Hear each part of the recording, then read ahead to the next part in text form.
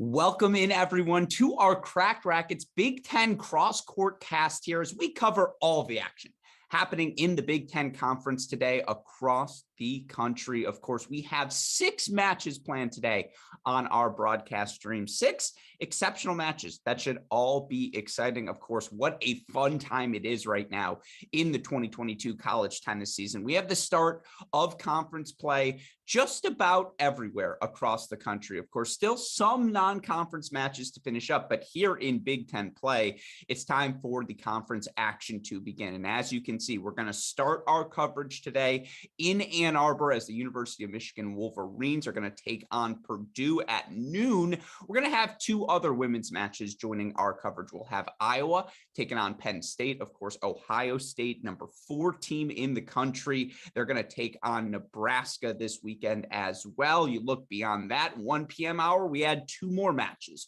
to our CrossCourt cast. Illinois taking on Wisconsin, Northwestern taking on Minnesota, and then hopefully we will head back to Ann Arbor at 2 p.m. Now, I do want to say now, if that match is played outdoors, unfortunately, we will not be able to cover it on our stream. No outdoor cameras in Ann Arbor. Believe me, I am as frustrated about that fact as any of you tuning in today. Now, the good news is that first match, Purdue taking on Michigan, is an indoor match in Ann Arbor, but the weather's pretty nice, and you can understand why these coaches would want to play outdoors. So again, hopefully we'll have Michigan Baylor for you at 2 p.m. Obviously, with the Wolverines knocking off Ohio State on Friday, Baylor, number 4, 5 team in the country, depending on what poll you look at, that match promises to be fascinating. But again, 6 matches for you on our Cracked Racquets Big Ten CrossCourt cast here today. With that, the first of 6 is ready to begin. So let's head to Ann Arbor and let's start off right on court number 1. Doubles action now officially underway.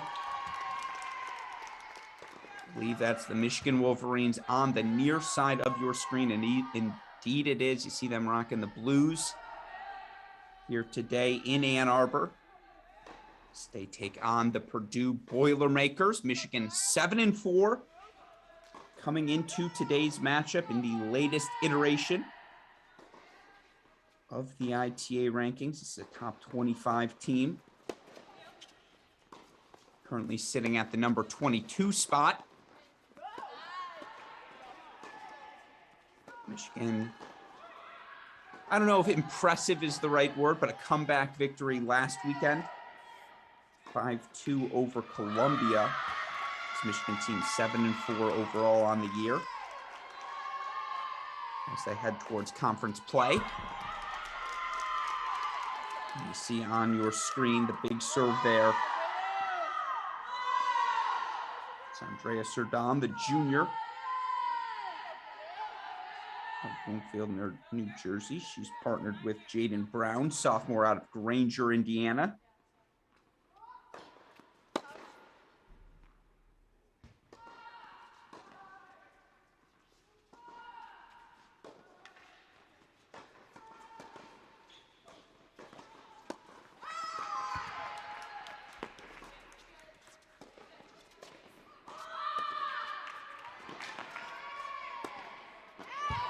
It's a really nice overhead combo there. Of course, here for Purdue, it's redshirt senior Natalia Wolf-Gasparin.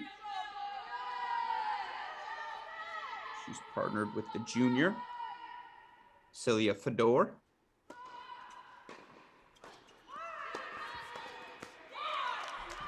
It's a nice poach put away volley there. Now 40-30 coming up here for Brown and Serdam. Duos 4-2 overall in dual match play, and doubles has been a sore spot for these Wolverines. Just 11-15 in dual match play this season in doubles. It's a strong 1-0 hold though for the Wolverines here on court number 1. Let's go over to court number 2 now. Purdue managed to hold in their first game. They're now returning on the near side of your screen.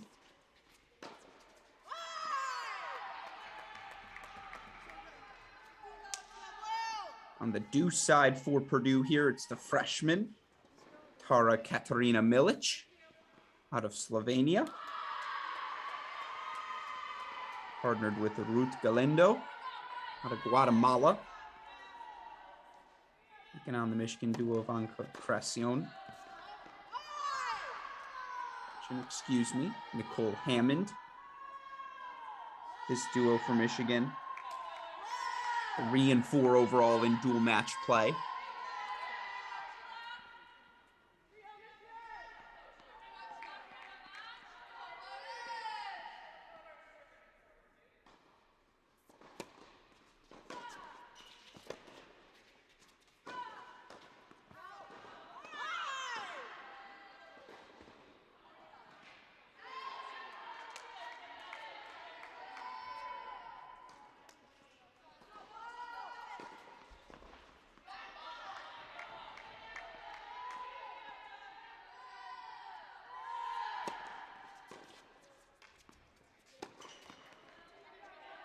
Ball goes into the net. This Purdue duo 1-0 overall on the year, but a new pairing here in the dual match season.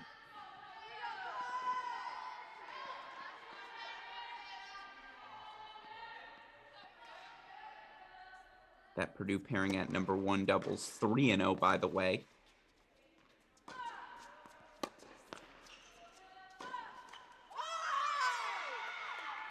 There's a hold for the Wolverines for 1-all here on court number 2. Fraction Hammond taking on Galindo and Milic. Let's go to court number 3.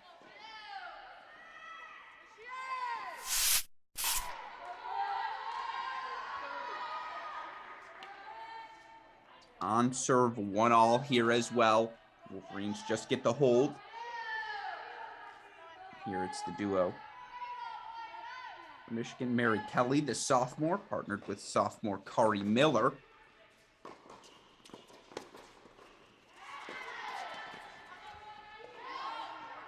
For Michigan. Meanwhile, here serving for Purdue. Freshman Carmen Gallardo Guevara. Partnered with Shira Shimizu. Gallardo, the freshman. Shimizu, the red shirt senior.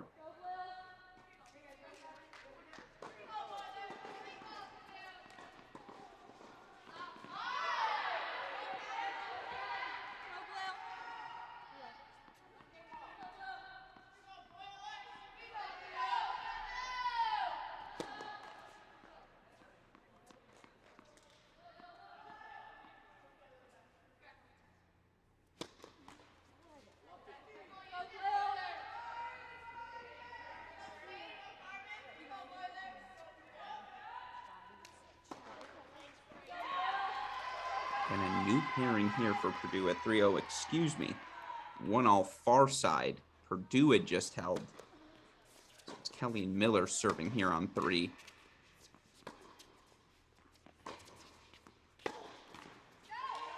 That's now love 30 here for the Boilermakers as they make a push.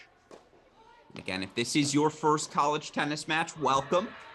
Take a fun one to start in, how these doubles points work. You see the 3 sets playing simultaneously. Whichever team can capture 2 out of these 3 sets will take a 1-0 lead into our 6 singles matches. All these sets played first to 6, tiebreaker at 6-all. No ad scoring, of course. That means the deuce point is a deciding point. Of course, the receivers will choose the side on those points.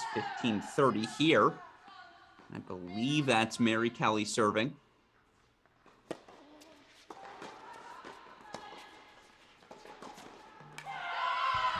Tough to tell on the far side of these cameras. You guys are seeing what I'm seeing here. May actually be Kelly on second glance, but you know, 3 break point chances here for Purdue, most importantly, as they look to build a lead on court number 3.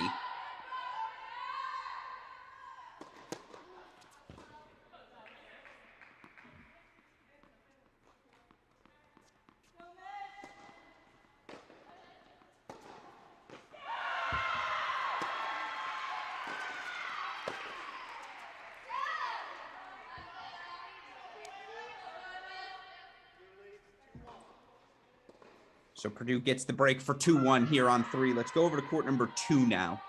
Game points for Galindo Milic. And in fact, I believe it was just fought off, actually. So it might be a deuce point here on 2 coming up.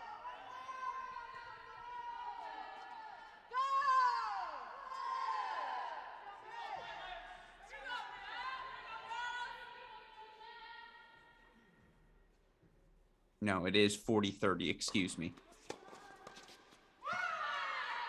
Either way, it's game Purdue here. They hold for 2-1 on 2. Let's go back to 1.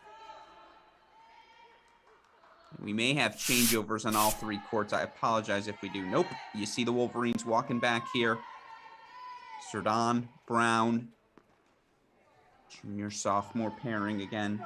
And Gasparin and Fodor. This duo 3-0. Overall on the season. When you look for this Purdue team, he played 7 different combinations here. Had some pretty good success, though. 37-22 overall in doubles play this dual match season. Again, you look for Purdue 9-4 at the start of conference play. Had some really good matches across the board. Very much in the NCAA tournament hunt. In fact, you look for this Purdue team. The 4 losses, 4-3 against a top 25 team in Washington, 4-3 against, in my opinion, a top 25 team in Iowa State, a 6-1 loss to very much an NCAA tournament team in Notre Dame, 6-1 loss at Tulsa, another tournament team. Good win for Purdue yesterday at Michigan State, 5-2.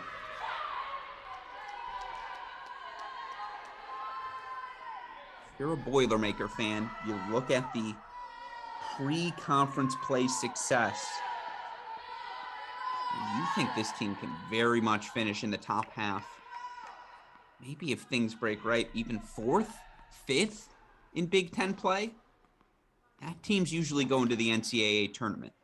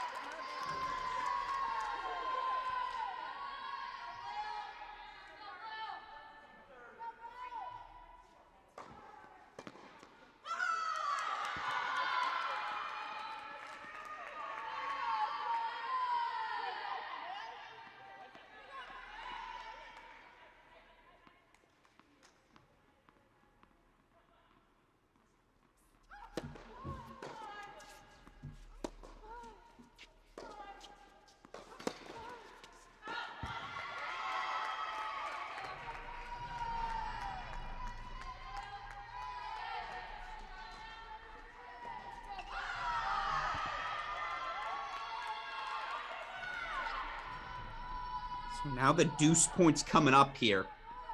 It's a break point chance for the Wolverines, game point chance for the Boilermakers.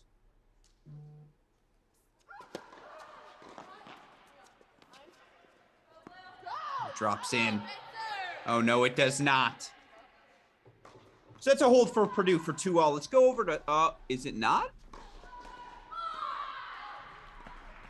I think I'm a point ahead there. That was 30-all, not 40-30. Excuse me, not deuce. Excuse me, my fault. So 40-30 here now for Purdue. Again, no scoreboards on the screen. Nothing we can do about that, unfortunately.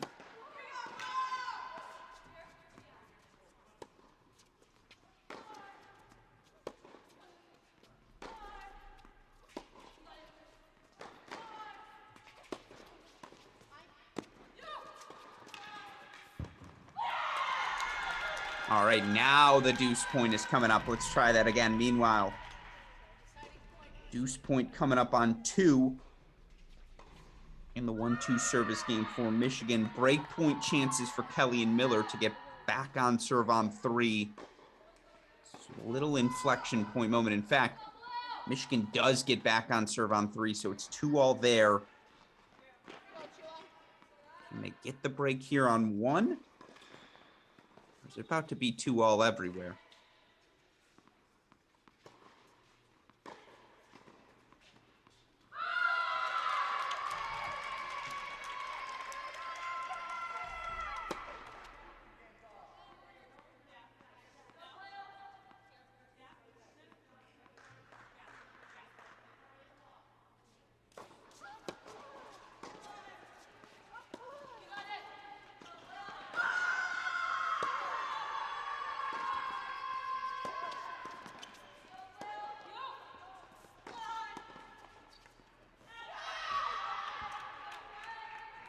That land good.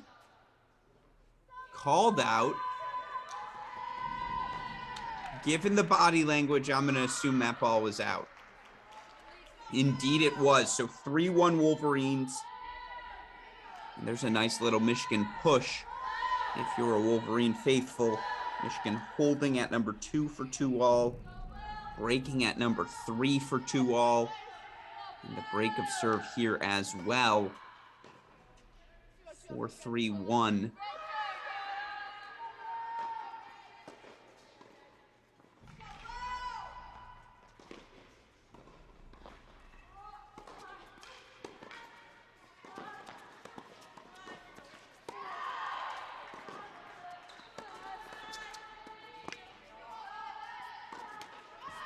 That's just good tennis.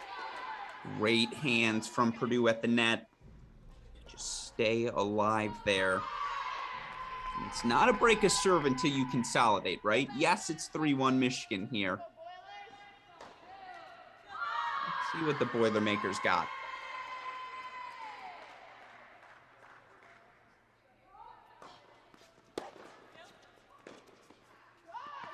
No, love 30. Maybe that disagreement on the call. Let's see if that raises the inspiration level, dare I say, of this Purdue team. Offset eye here. Yeah, that's the problem with the offset eye. That's a miscommunication.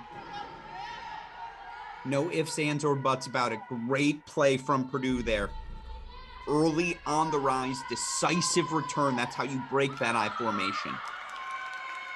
And so now 4 game points. Love 40 here to get us back on serve on 1.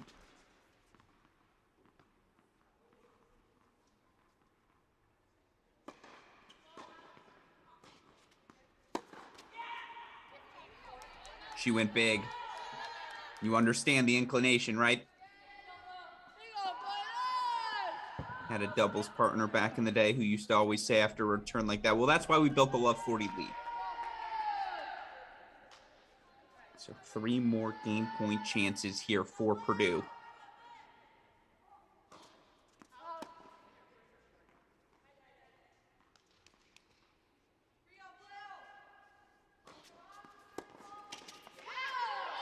No harm, no foul. Aggressive return at net player Jaden Brown draws the error. So we're back on serve 2-3 here. Let's go over to court number 2. It's our only court with action right now. Kelly and Miller did hold for 3-2 for the Wolverines on serve there. Meanwhile, 40-15 here. After that overhead put away. Game point chances for the Boilermakers. Take a 3-2 on serve lead. Again, this is Nicole Hammond, junior out of Centerville, Virginia, returning on the near side of your screen.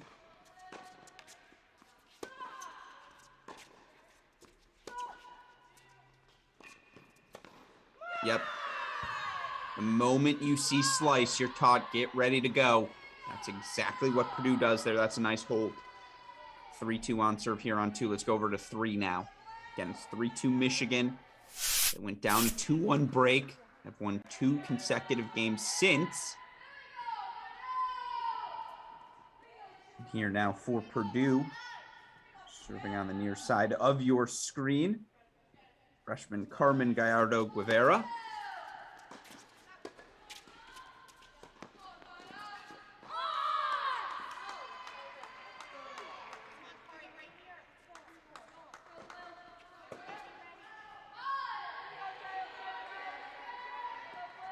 Looking for this Purdue team.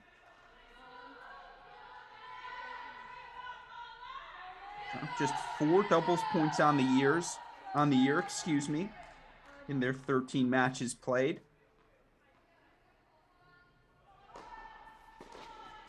Worth noting, they've dropped the doubles points in each of their 4 losses this season.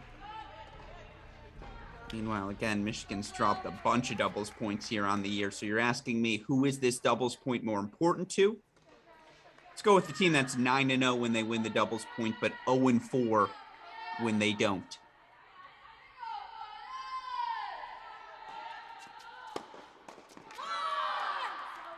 Big down the line return, and you hear the come on in your background.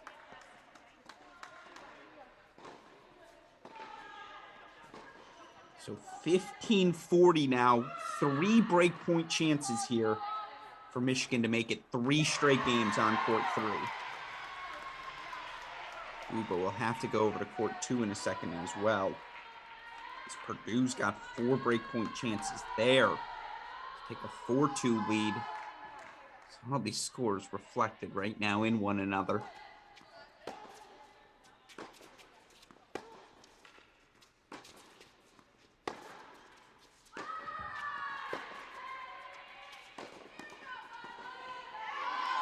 It's quite the forehand swing there for Gallardo. I love the way she got her momentum moving forward into the court there.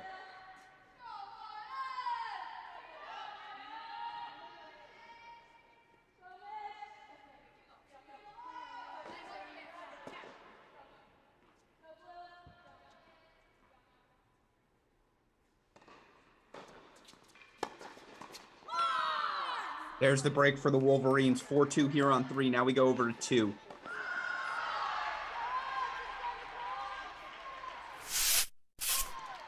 And actually, let's split screen if we can with court number 1. Because right now, break point chances here for Purdue on 2. Galindo Milic. 15-40 on the left side of your screen. Meanwhile, it's 40-30 Purdue on the right side for 3 as they look to hold for 3 all.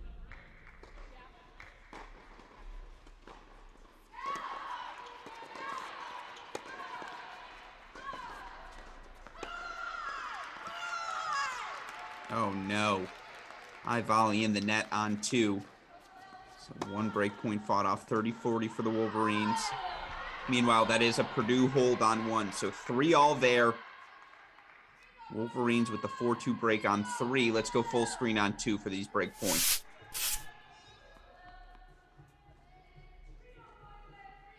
Looks like that's Hammond serving on the far side of your screen.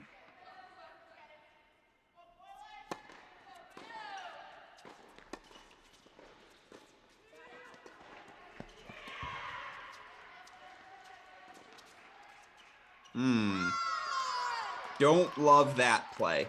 It's very easy to sit here, obviously, in the booth and be a Monday morning quarterback. You just feel like all the time in the world there. Why not take the overhead? If you're Katarina Milic there at the net. They're going to go to Milic here on the deuce point return. So it is the deuce point here.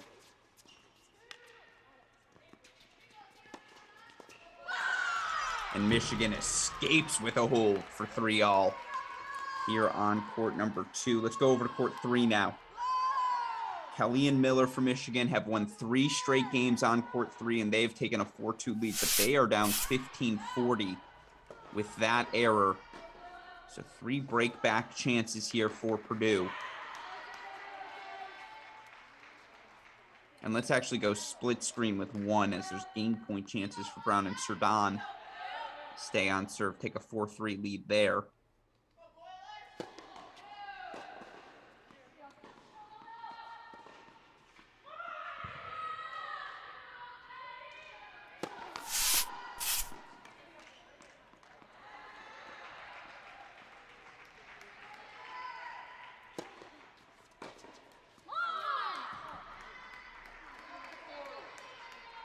Looks like that return went wide on 3, so now 30-40 there for Kelly Miller.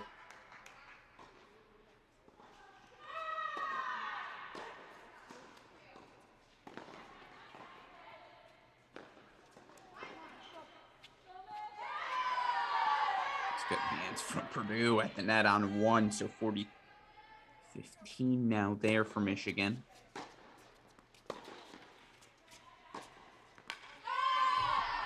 There's the break for the Boilermakers. We're back on serve, 3-4 on 3. Let's go full on 1. 40-15 point here. Sophomore Jaden Brown serving far side of your screen. Make it 40-30. You see this Purdue team completely willing to challenge these Wolverines down the line. Love the aggression they're playing with on that return of serve on each court. And when you see it across 3 courts, you think clearly that's something they're taught to do.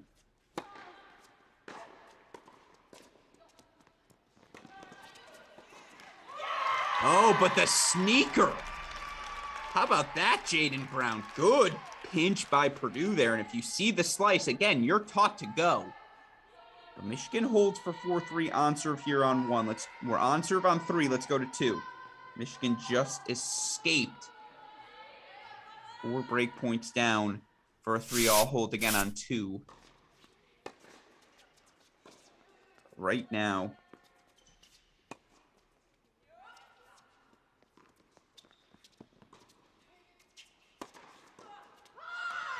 Good overhead. That was 40-15 Purdue. It's now 40-30. It's Ruth Galindo, sophomore, serving. Near side of your screen.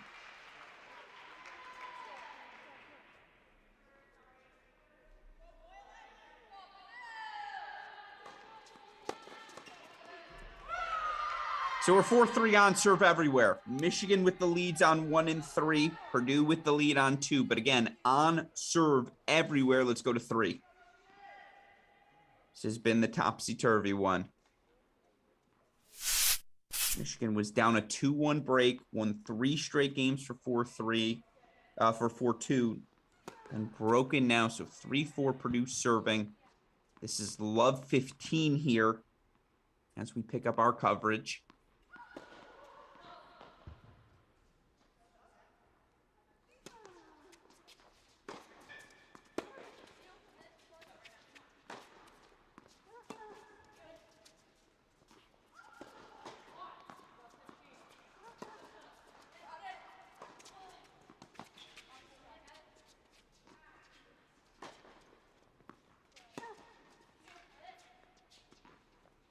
Oh, it's in. Stat. Oh, wow. Depth on those lobs, just outstanding. High forehand volley goes awry for the Boilermakers. So now it's Love 30 in this 4-3 Michigan leading game. Ooh.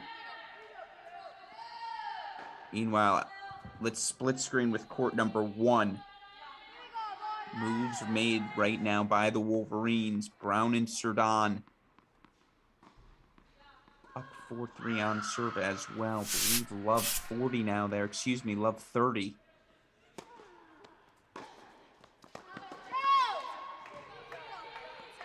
All right, Miller misses the return on 3, so 15-30 now.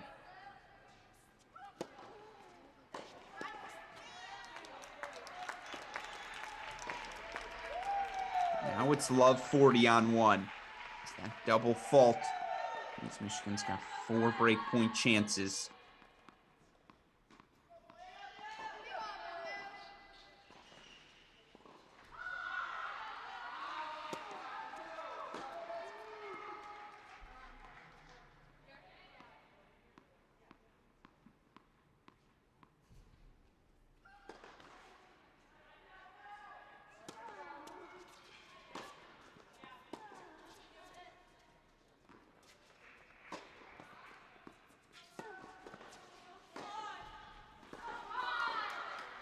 Make it 15-40. Break point chances for the Wolverines on 3. Meanwhile, the Wolverines will now serve for the set, up 5-3 on 1.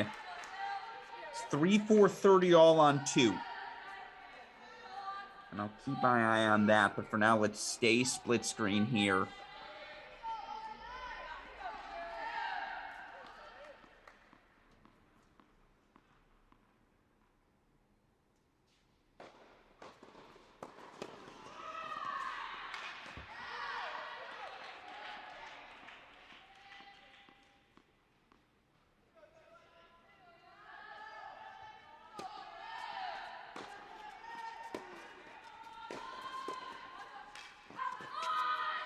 Miller and Kelly break for 5-3. So Michigan now serving for the doubles points simultaneously on courts 1 and 3. You see on the left side of your screen the Jaden Brown put away.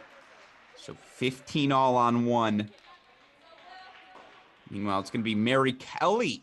Interesting. The sophomore served first. So she will serve for the match, up 5-3 on 3.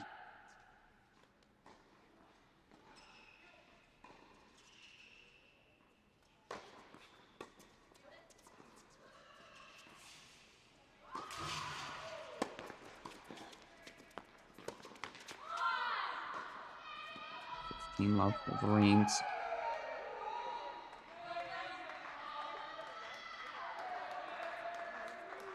Brown with the quick hand, so 30-15 now on 1.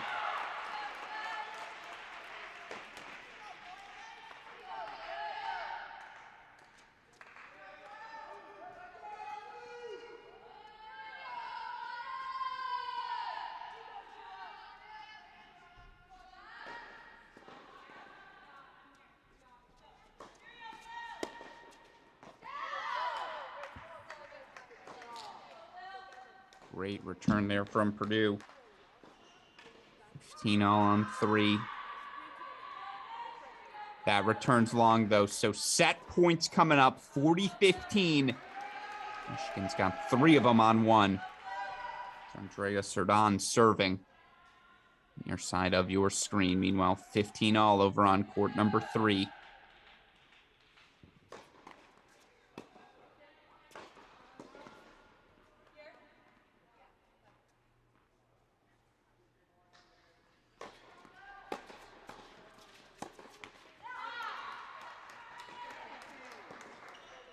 So that's the set for the Wolverines. 6-3 on 1. Let's go full on court 3 now, where it's 30-15 Michigan. Meanwhile, Michigan just held for 4 all on court number 2. Again, that won't matter if Mary Kelly can serve this out. She and Kari Miller, sophomore duo, 5-3, 30-15. 5-3, 40-15.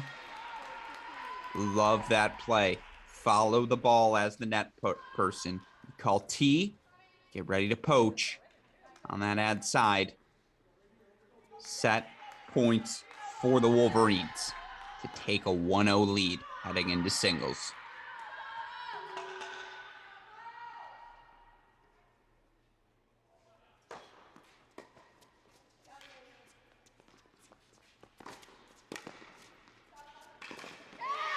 Oh, a little miscommunication there. Probably leave that ball for Kelly, right? Understand Kari Miller, the aggression she wanted to play with there. Just such hard. You want to hit a shot going backwards. You want the player moving forwards to hit that ball. Probably the latter.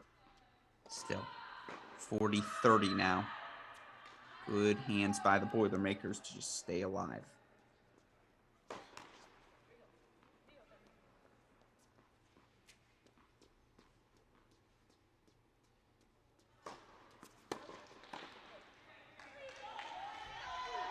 All right. Now we go to deuce.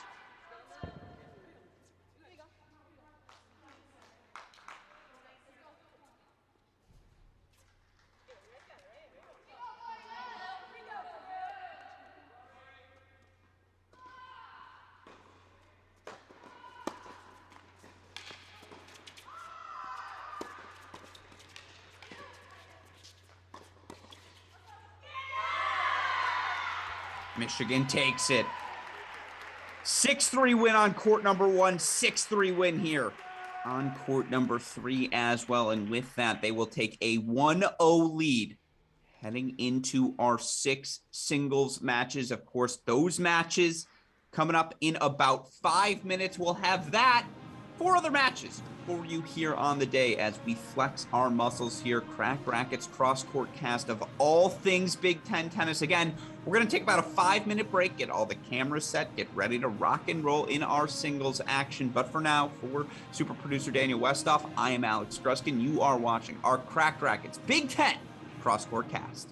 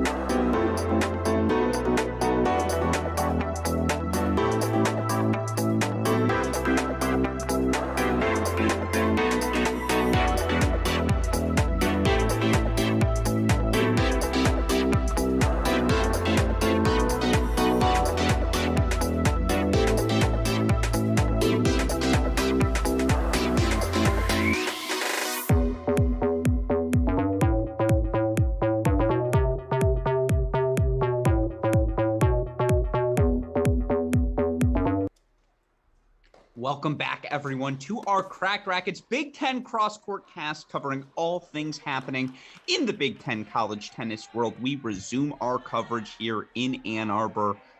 Michigan Wolverines 6-3 victories at the number 1 and 3 double spots to take a 1-0 lead heading into our 6 singles matches. I mentioned this during the doubles. Worth noting, this Purdue team 9-4 overall on the year, including an impressive victory yesterday in East Lansing over the Michigan State Spartans.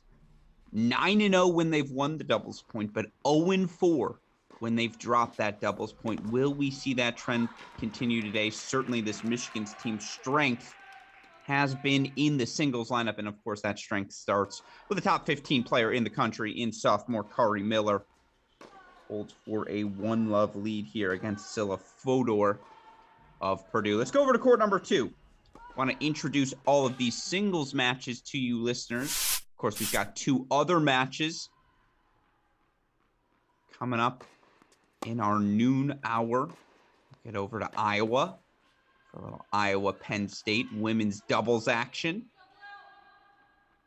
Of course, here right now on court number 2, it's Nicole Hammond. 40-15 lead here against Carmen Gallardo.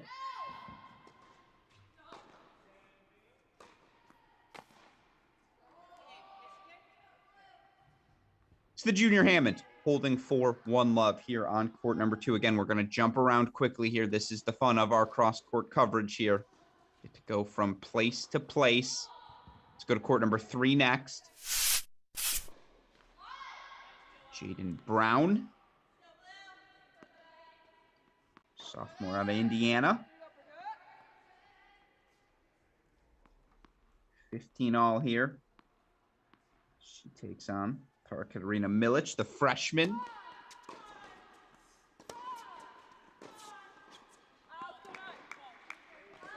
(30-15) now. Of course, singles has been the strength of this Wolverines lineup. 44-18. They've won 71% of their singles matches this season. Brown 9-2 overall in dual match play. That actually leads the team in victories. Although interesting to note the lineup switch. It's been primarily Jaden Brown at the number 2 single spot, where she's 6-1. Hammond 4-0 at the 3 spot, but a little bit of a flip-flop here for Coach Bernstein to start Big Ten play.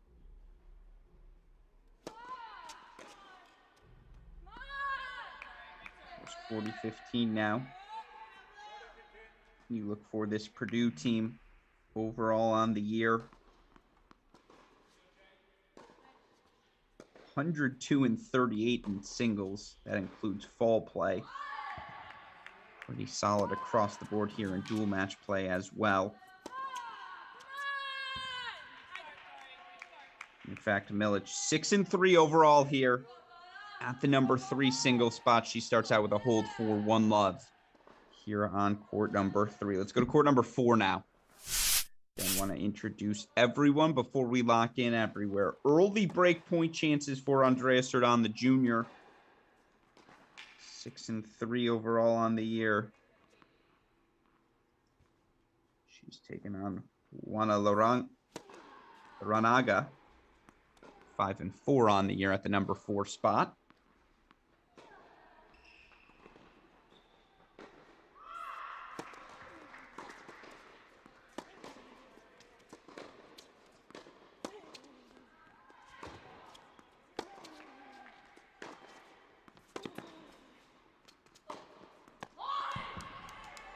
Excuse me, now it's 15-40. Strong clinched the Wolverines matchup last weekend against Columbia. Oh, no, that was the break. There we go. So 1-love lead now for Cerdan here on court number 4. Let's go to court number 5. Again, another lineup switch here for the Wolverines.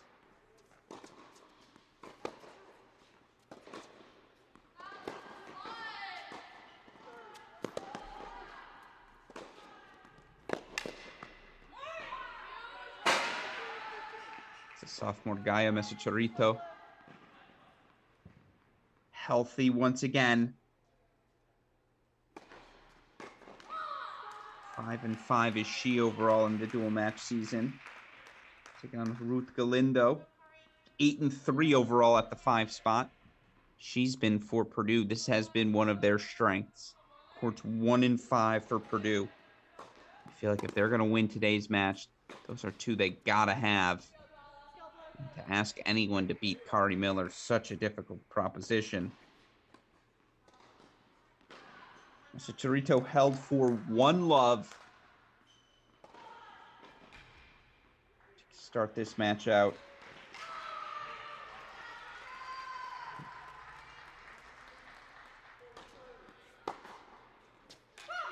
And with that, return now has 2 break point chances here early.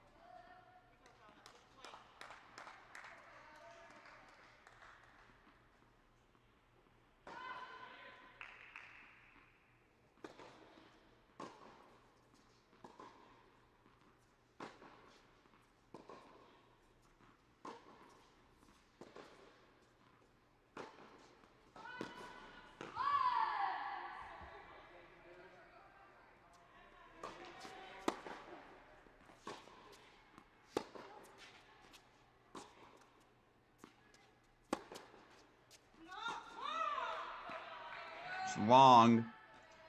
So there's a hold for Purdue here. 1-all on court number 5. Let's go to court number 6 now. Strong start for the Boilermakers. It's the redshirt senior, Sierra Shimizu. Already a 2-love lead here on Michigan freshman Julia Fliegner. Fliegner, though, 30-15 lead. Excuse me, 40-love lead now, 40-15.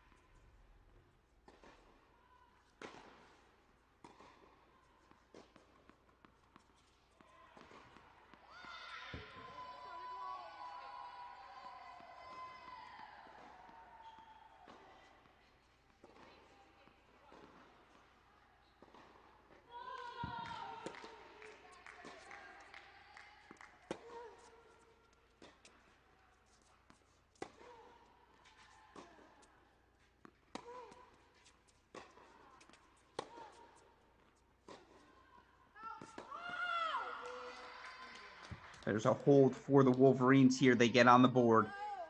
It's 2-1 now. And Purdue with the early break lead. And again, coming up, we've got Iowa, Penn State, Nebraska, Ohio State. We'll get there, folks, I promise. For now, let's go back to court number 1. Scylla Fodor, junior out of Boca Raton, Florida, has been so good for her Boilermakers this season. 10-1 overall. She's got an early 2-1 break lead here. Number 12 player in the country in Michigan's Kari Miller.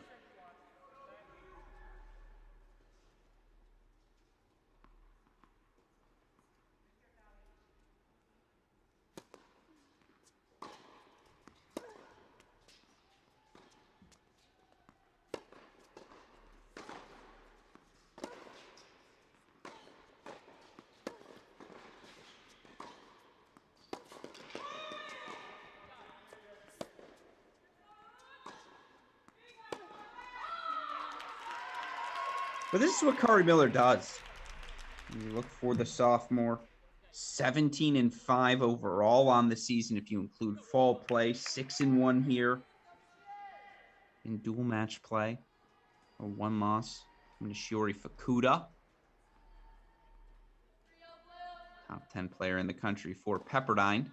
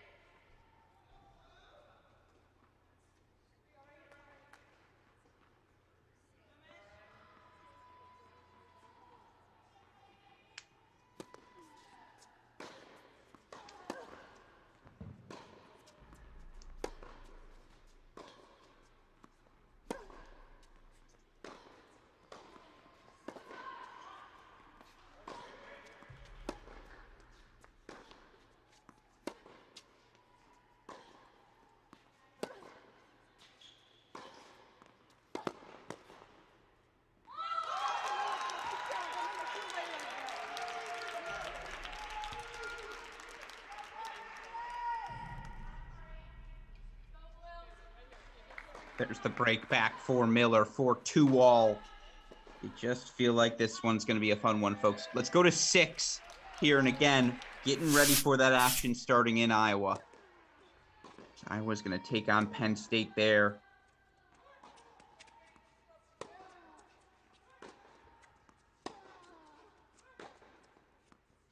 Here's break point chances back for Julia Fliegner to get us back on serve for 2-all. It looks like she manages to do it. So 2-all here on court number 6. Meanwhile, super producer Daniel Westhoff, it's time. Very early in first sets here. Iowa, Penn State breaking the huddles. Let's head over to that other conference matchup happening here in the country. Again, we've got two other matches going on right now. We are getting prepared to head over to Iowa. Excuse me, 2 minutes till start time there. So we'll hold here for another 2. And with that in mind, can we go to court number 2? It's the only significant lead right now, and it belongs to Nicole Hammond. 3-1 lead for Hammond right now. 40 Love as well to consolidate, making a 4-1 lead here for the Wolverines.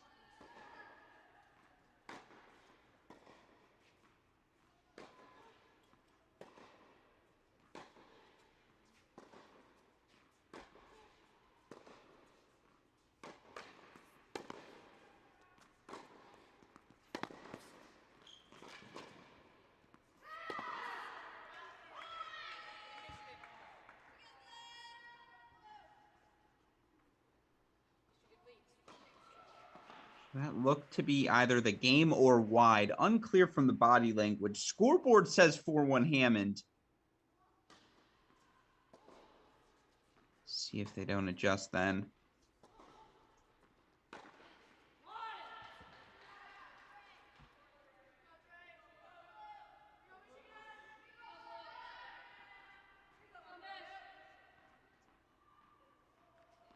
So we see here again.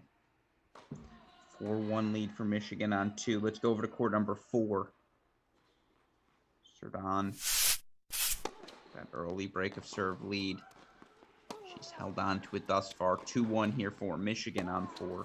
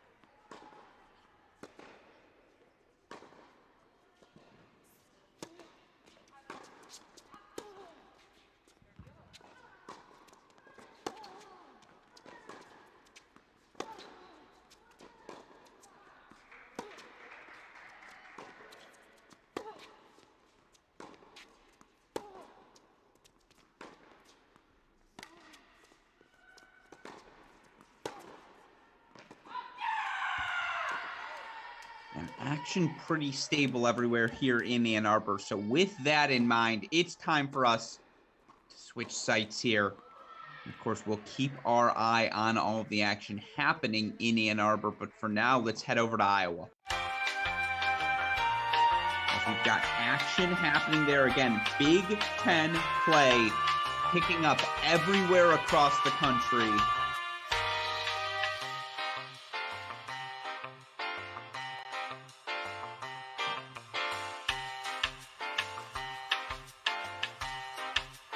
As we see here right now, 4-8 Iowa Hawkeyes, 0-1 in conference play. They dropped their first one 6-1 against Ohio State earlier this weekend, but now they've got a critical match on their hands. If they are going to make any sort of turnaround here, the push for the NCAA tournament, of course, made that much more difficult.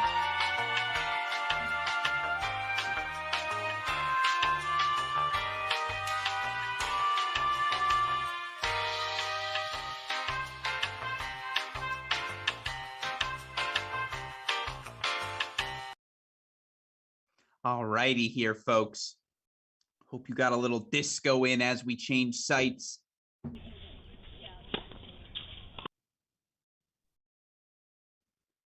Here we go. This is a critical match with NCAA implications for both teams. You look right now on the rankings. Penn State, number 70 in the country, 6-8 overall. They have played a brutally difficult schedule, though, folks.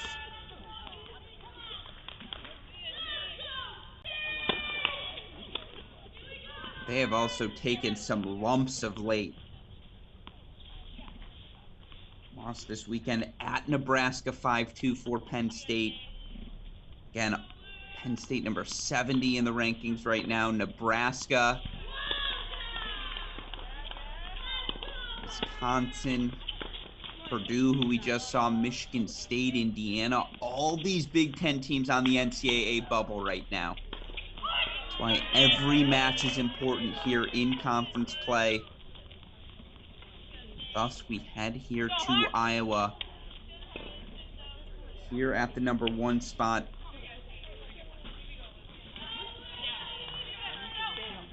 It's tough to tell who for Penn State. No names on court.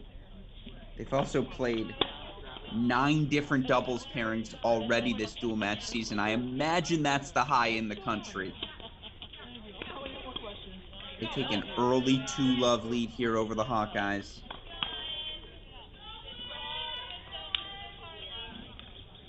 For what it's worth, this Penn State team 6-5 overall at the number 1 doubles position this season.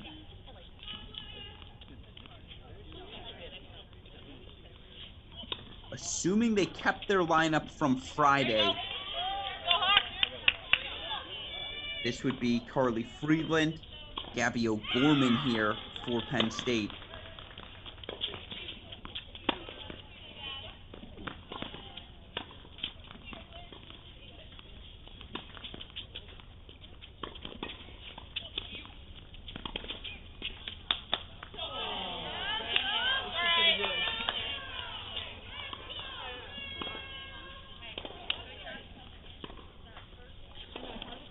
Assuming Iowa kept their lineup the same in yesterday's match against Ohio State.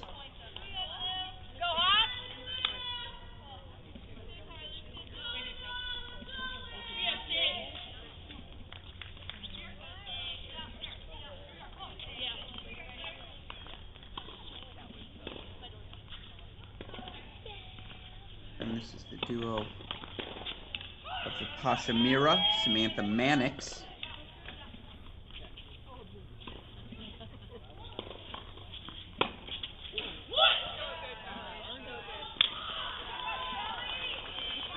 Mannix and Mira, 5-4 overall on the season, but 1-2 at the 1 spot.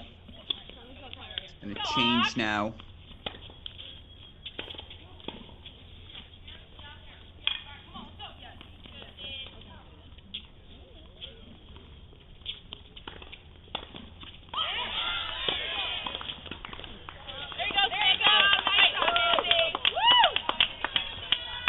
See, again, Penn State off to a roaring start here at the #1 double spot.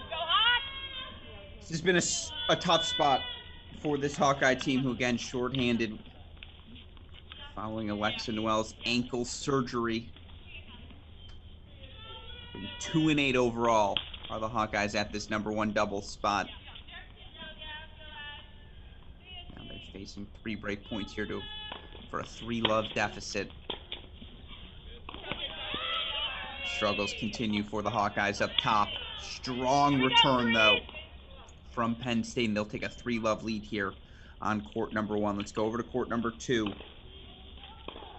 I do apologize again. No names on our scoreboards here. I'm going to assume that the pairing's staying the same this weekend. And right now, Penn State with a 3-love lead here. It looks like on court #2. Again, court #2. No 2. Duh. That's my fault. Not sure what's going on the camera stream there. Super producer Daniel Westoff going to look into it. Let's go to court 3. Court 3 then. There you go. Right now here at the #3 double spot, it's a 2-1 lead for Penn State. And again, you assume if everything's staying the same here, that #2 doubles matchup.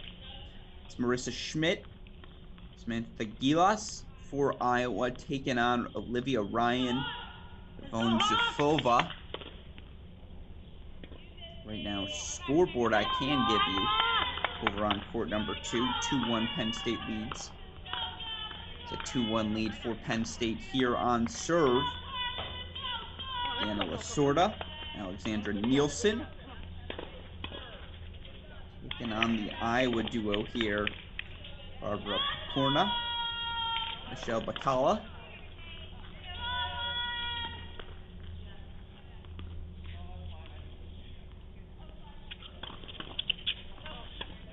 Use it, come on. Use it, come on. Meanwhile, again, another match that started on over at noon here in Big Ten play. Actually started at 11. Apologize for that. Ohio State, #4 team in the country. The loss earlier this week at Georgia. No shame in that. Buckeyes up 1-0 on Nebraska. Taking 3 first sets in singles as well. We thought we'd have cameras there. Looks like there's no outdoor cameras right now. That match being played outside in Nebraska. Again, as we shift from indoors to outdoors, we imagine more cameras will become available throughout the course of the season, but we do apologize for that fact. Don't think we're going to have the Buckeyes here today.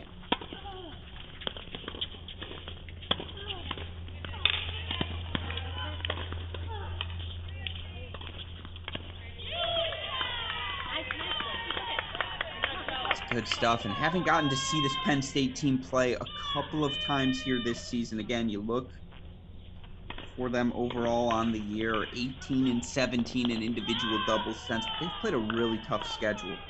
Losses to #2 NC State, national indoor qualifying team in Old Dominion.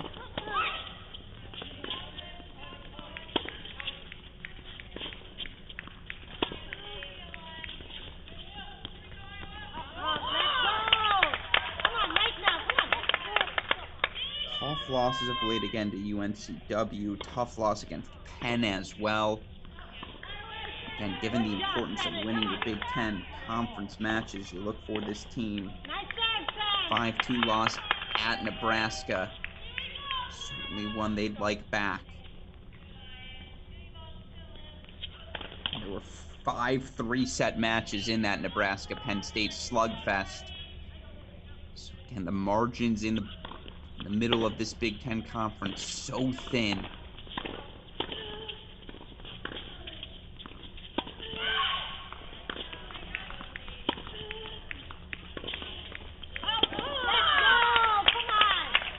Ball sails long off racket of Penn State, so now 40-30 game point chances here. And again, not sure what's going on. If anyone here in Iowa City is watching, no play site camera right now on court #2. I believe that's court 11. If you can get that play site camera turned on, let us know.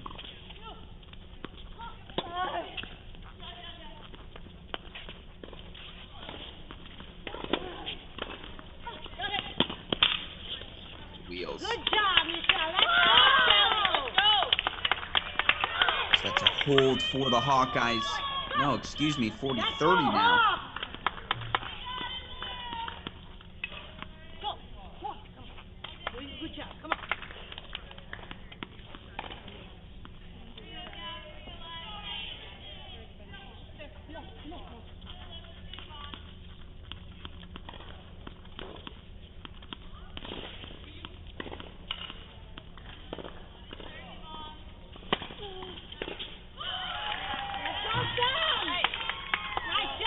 Come on. Let's go, Iowa! Come on! Nice serve, Let's go, Bobo. Show me down. All right, 2-all here. I think our scoreboard's off. Oh, there we go. 15 love now. It is indeed, yeah. The Hawkeyes, I was going to say they weren't serving last game. Something was off. It's the serving moniker, so they got the break back for 2-all here at 1. Meanwhile, Penn State still 4-1 up on 1. We're on serve, 2-all on 2. There you go. That's the way to do it. Come on. Good job, Sam. Come on, Marisa.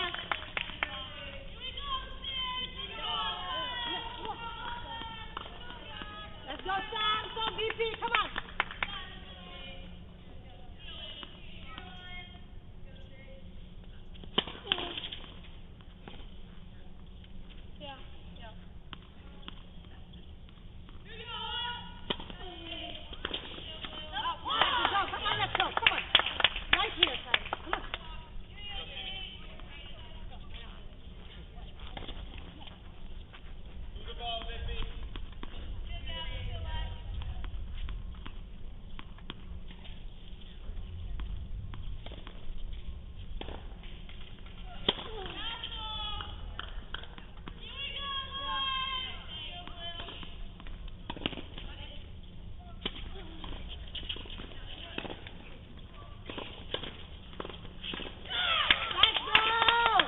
Iowa holds 3-2 on serve here on 3. Let's go back to 1.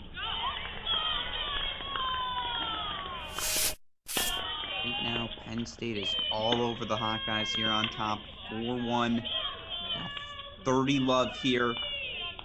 Meanwhile, Penn State does have break points at number 2 doubles. 2-all 30-40 there, and they get the break for 3-2 on 2. So Penn State is now in control of this doubles point. Meanwhile, again, the other scores we're monitoring right now in Big Ten play. Ohio State up 1-0 on Nebraska. Ditto for Michigan.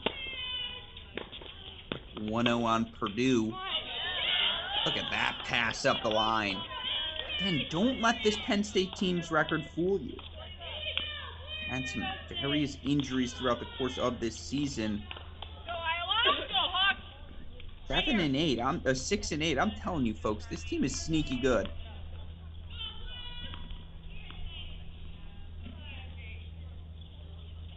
Have some success here in Big Ten play. They hold for 5-1 here at the number 1 double spot. Let's go split screen here in 3. I want to show you all the action happening.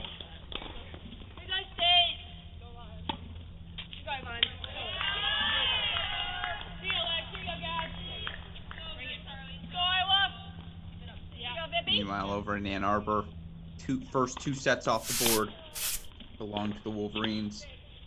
They look in a commanding position right now over Purdue.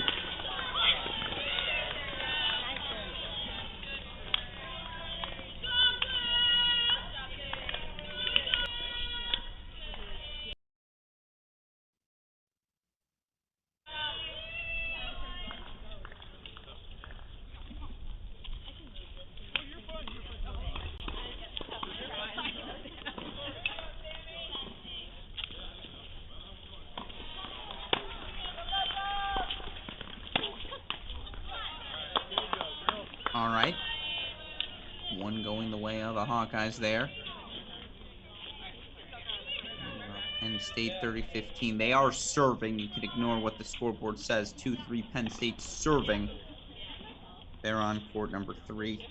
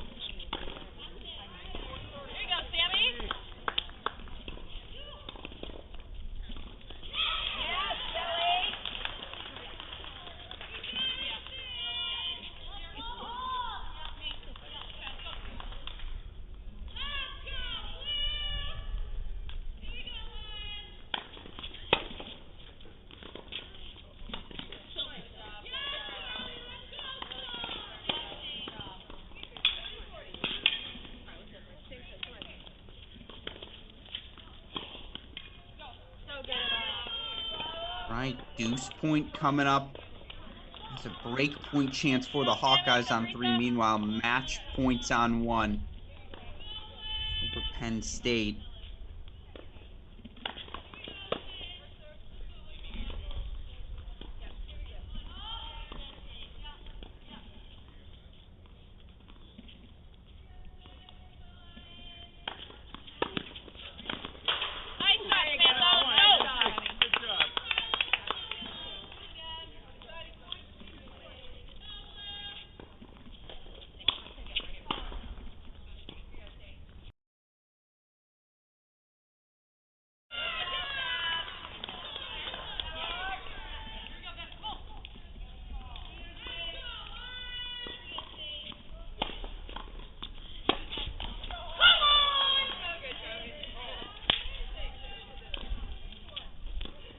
Penn State with the 6-1 win on court 1. Meanwhile, Penn State holds on the deuce point for 3 all on 3. Let's go full screen there. And again, right now, other matches happening across the country. Ohio State takes doubles in 4 first sets against Nebraska. They look to be in a commanding position there. Meanwhile, University of Michigan Wolverines doubles in 3 first sets in the bag. Right now, it's 6-8 Penn State taking on 4-8 Iowa. And both of these teams looking to right the ship. They're going to have strong conference seasons if they want to be in NCAA contention. Says Penn State is serving. It's false. On the far side of your screen is Iowa serving, and I believe that's the duo for the Hawkeyes. Barbara Picorna, Michelle Bacala.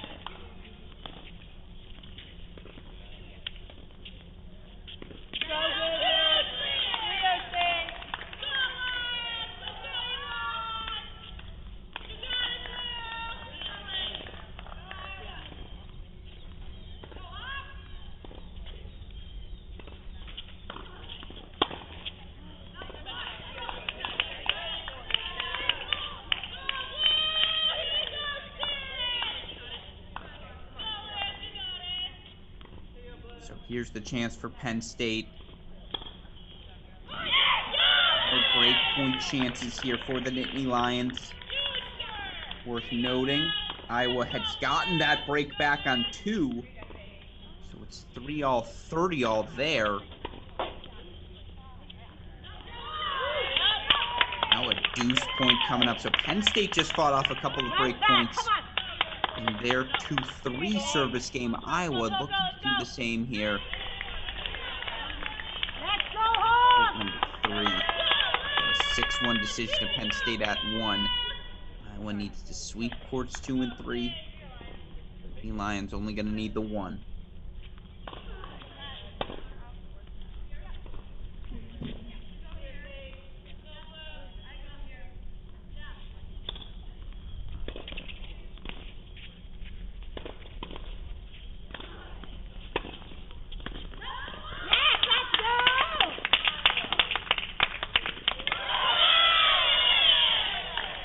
There we see it, and again, we're going to stick here for now. Unfortunately, no court 2 for us in Iowa. Right now, though, look here for the Hawkeyes. Certainly feel like they're going to need this doubles point today. So you got to protect your home courts, right? Got to win those home matches. 4-3 they hold here. On court number 3. Meanwhile, Penn State up 4-3 on court number 2. And excuse me, serving marker was wrong there as well. So we're on serve on courts 2 and 3, 4-3 on both sides. Super producer Daniel Westoff. Let's try and go split screen here between the action, of course, happening in Iowa. But let's go to our other match happening right now as well in Ann Arbor, Michigan, making a strong push to sweep all 6 first sets right now. And when you're ready to go split screen between sides, let's go court number 4 at Michigan as Andrea Serdan, 5-3, 30 love. Just looking to make it 4 first sets. Meanwhile, Nicole Hammond already 6-2, 4-1 up.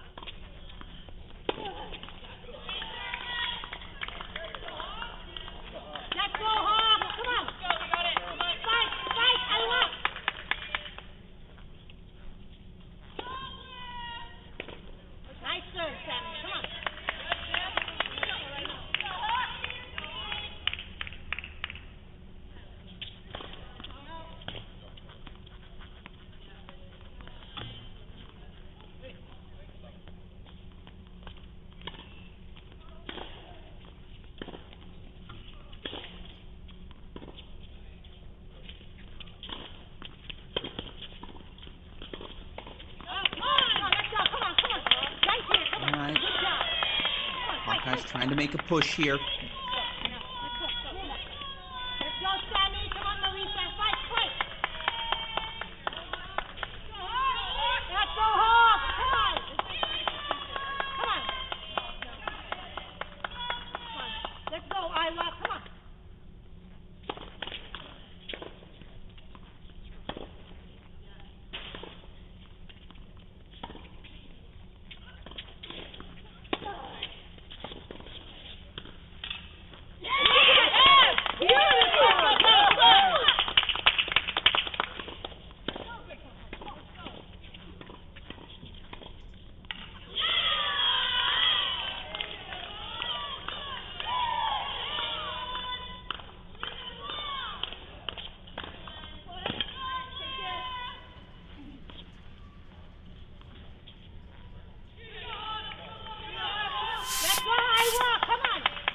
Go split screen here.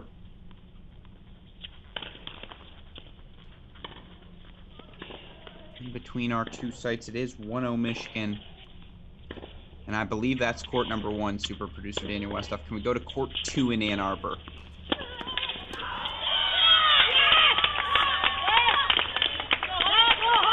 button, by the way. Break point chances for the Hawkeyes. And court number 3. Here we go. Court number 2. Why are we here? Because it's 6-2-5-1 Nicole Hammond. 1 game away from making it 2-0 Wolverines.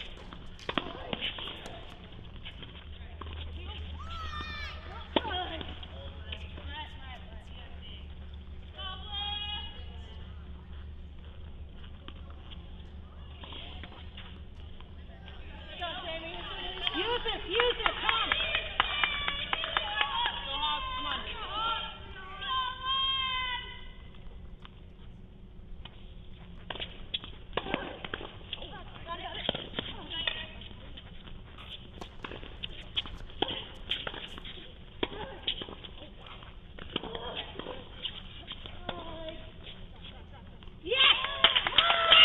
Oh, it's in.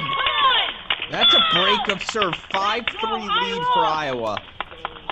On court number 3.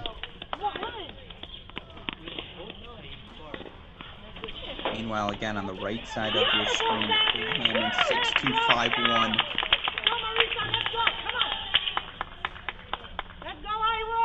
Massive lead for the Wolverines, serving for the match on the far side of that screen.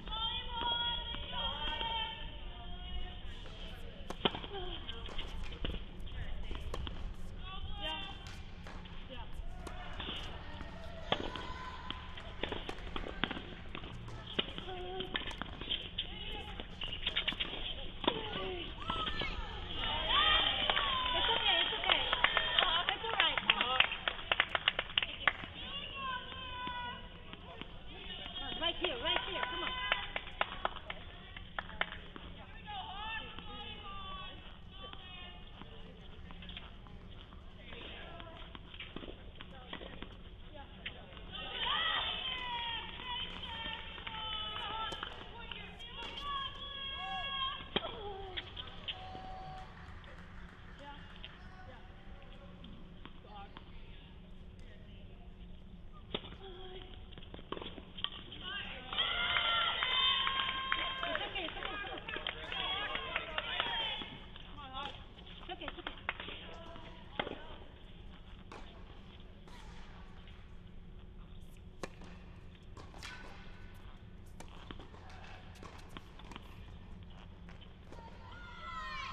That's so good from Nicole Hammond. I believe has now earned herself 3 match points. So 6-2-5-1, 40-15 on court number 2. Well, again, Michigan closing in on a sweep of all 6 first sets today against the Boilermakers. Now Iowa serving for that set on court number 3, facing some difficulty. And it may not matter with Penn State up 5-3, 30 all on court 2. Penn State serving for the doubles point on court 2. We apologize. Camera's getting up. They're working on it. That's the match, though, for Nicole Hammond. So it's 2-love Michigan on court number, in that matchup on the right side of your screen. Let's go over to court number 3 in Ann Arbor now. Set points coming up for Jaden Brown. Credit to Nicole Hammond, who finishes her match before 2 of her teammates finish first sets. But again, in that Michigan-Purdue matchup here, court 3.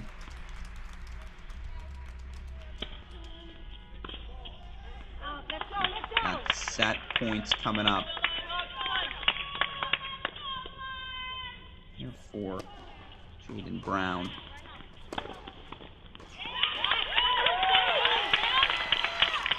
And that's a first set for Brown. 7-6 Michigan there. Let's go over to court 6 now. Court 6 in Ann Arbor. Final first set, Julia Fliegner is down 2-love now, 6-5, 40-15.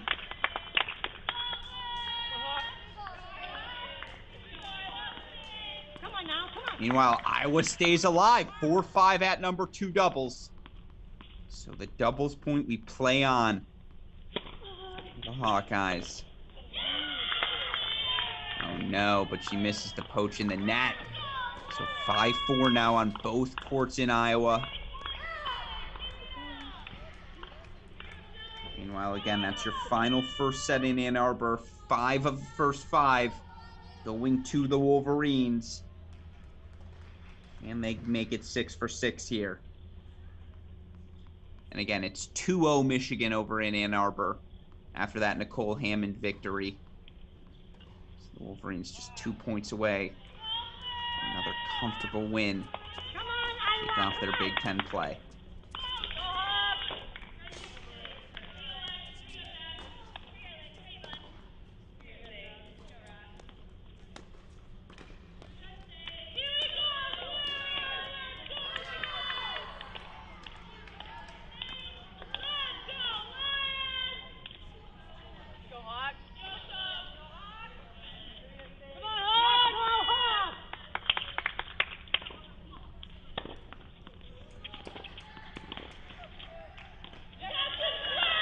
Now it is a deuce point coming up on 6. Deuce point, set point.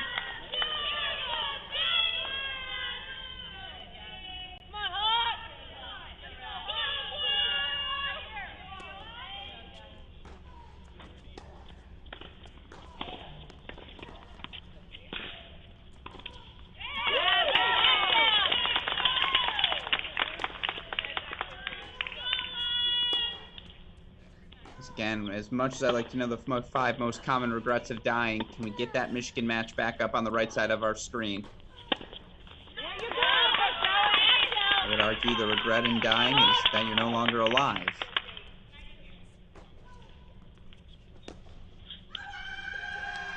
And there's a Julia Fliegner roar, the freshman, 7-5 first set. Let's go to court 1 now in Ann Arbor.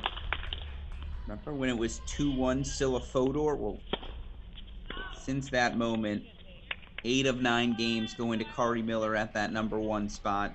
And in fact, it's 6-3 love there. Let's go to court number 5 in Ann Arbor. Gaia Mesachirito looking to take a 6-1, 4-1 lead.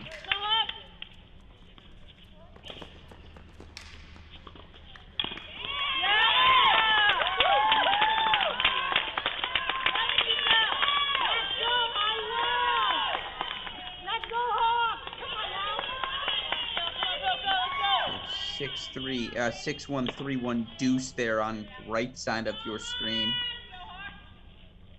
Meanwhile, Hawkeyes 40-15 up on court 2. Looks like they're going to hold for 5 all. Looks like Penn State, misses that one in the net, so now 30 all.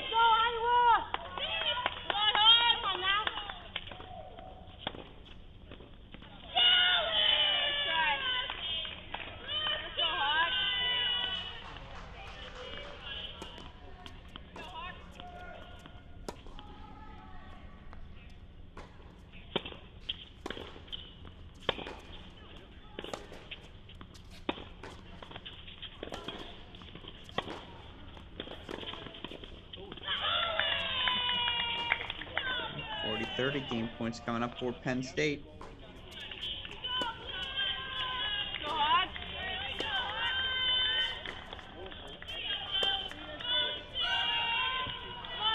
Mesachirito. Michigan closing in. Let's go to court number 1 there in Ann Arbor. Again, Kari Miller, 6-3 love up against a 10-1 junior Scylla Fodor. Superstar sophomore for Michigan continuing to impress. Meanwhile, game point chances for Penn State. Extend the set on 3. Oh, but now a deuce point set point coming up.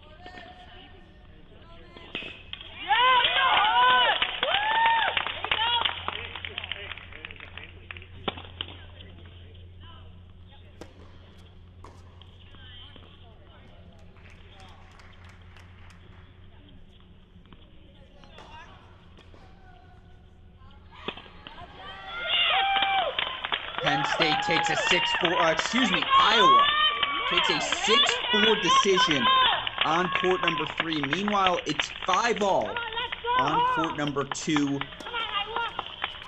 Super producer Daniel Westoff, you tell me, do we think we're going to get a number 2 doubles or not? If not, we'll go full screen Michigan. In the meantime, we'll keep that court 3 there.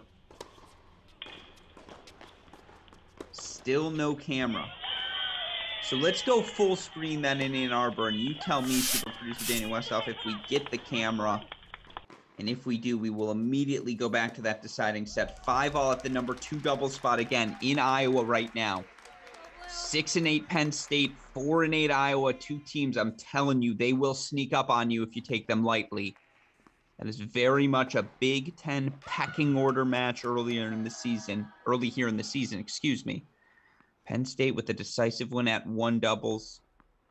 Iowa takes it at 3, so it comes down to number 2 doubles where it's 5-all. Meanwhile, here in Ann Arbor, Wolverines looking very much like the front runner we all expected them to be here entering Big Ten play.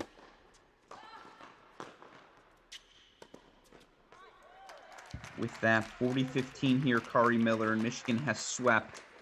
Again, the 2 lovely, they take doubles. They get a 2-1 win from Nicole Hammond at the 2 spot, the junior rewarding Coach Bernstein's decision to move her up in the lineup. And Michigan's taken all 6 first sets. They've opened up massive break deficits in 2 of the 5 remaining courts as well. Here it's 6-3-3 love. Gaia Mesachirito 6-1-4-1 up. In fact, can we go split screen here, courts 1 and 5?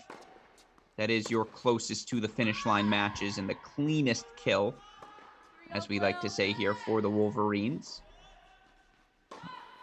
And you look for this Purdue team, the stat I keep turning back to. 9-4 overall on the year. 9-0 when they win the doubles point. 0-4 when they drop it.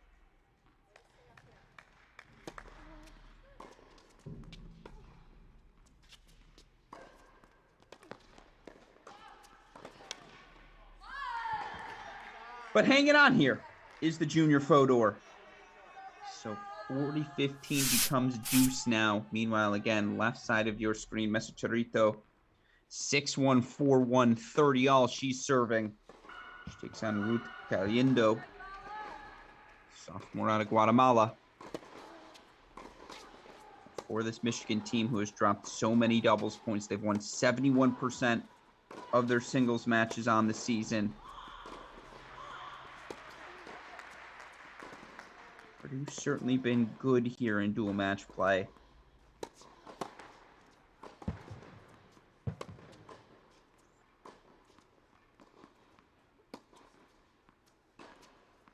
(38-20) overall on the year. They're winning about 2/3 of their singles matches, but edge Wolverines. Yep, and Miller holds 4-6-3 for love.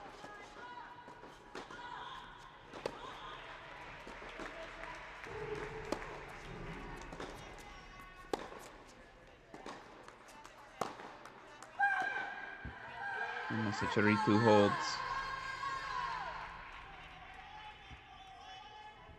Or 6-1-5-1. So Michigan 3 games away now here in Ann Arbor. Meanwhile, again, no camera. Otherwise, we would still be in Iowa City, I promise. And super producer Daniel Westoff will inform me if we do have such a camera. We're seriously hoping they turn it on. 6-5 Penn State holds there.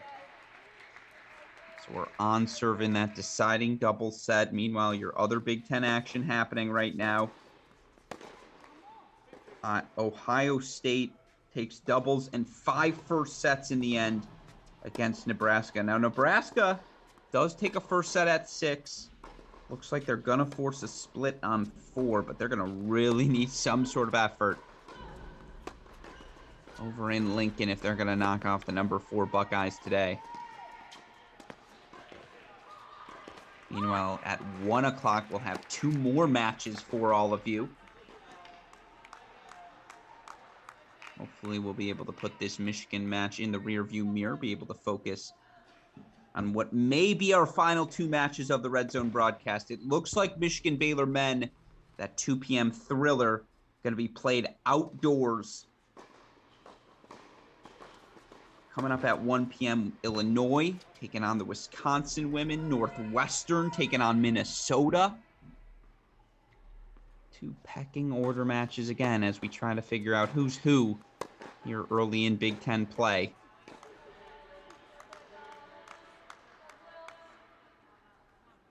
How about that ball from Mesochorito, though?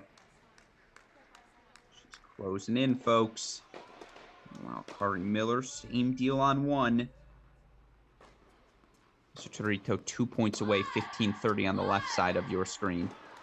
Meanwhile, 15-30, Kari Miller up in her 6-4, 6-3, 4-1 return game.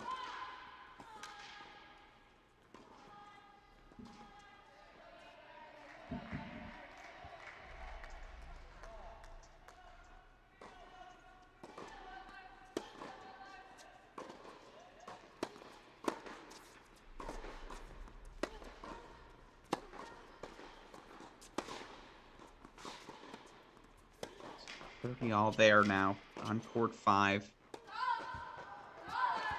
Oh, that backhand goes long from Kari Miller, so 30 all there now as well.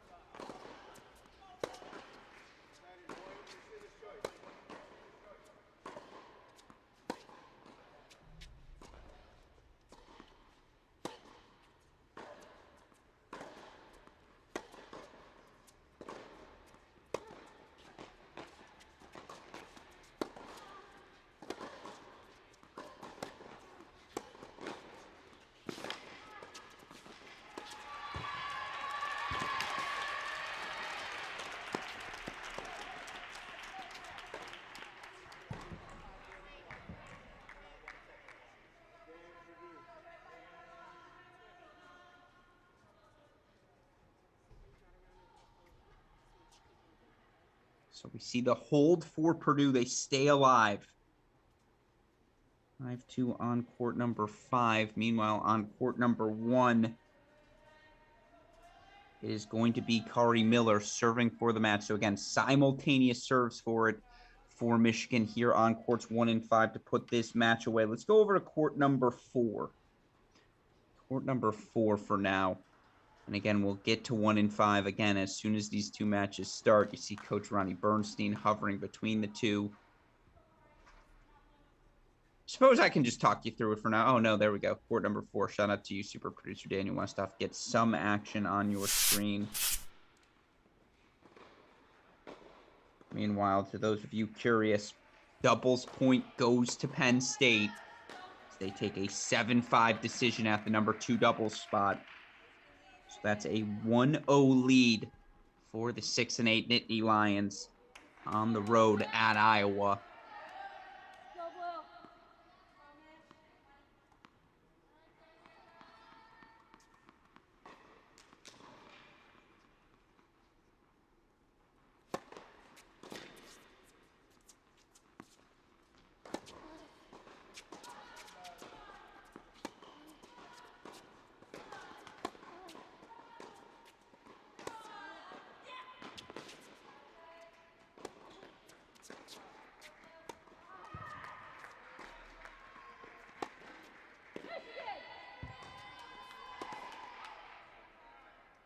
So I do think we have action underway. Let's go back to court number 1 and let's split screen it with court 5.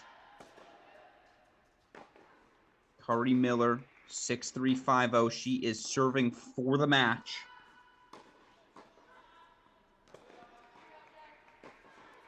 And that's on court number 1. We'll split screen it with court 5 here as Gaia Chorito also serving for the match.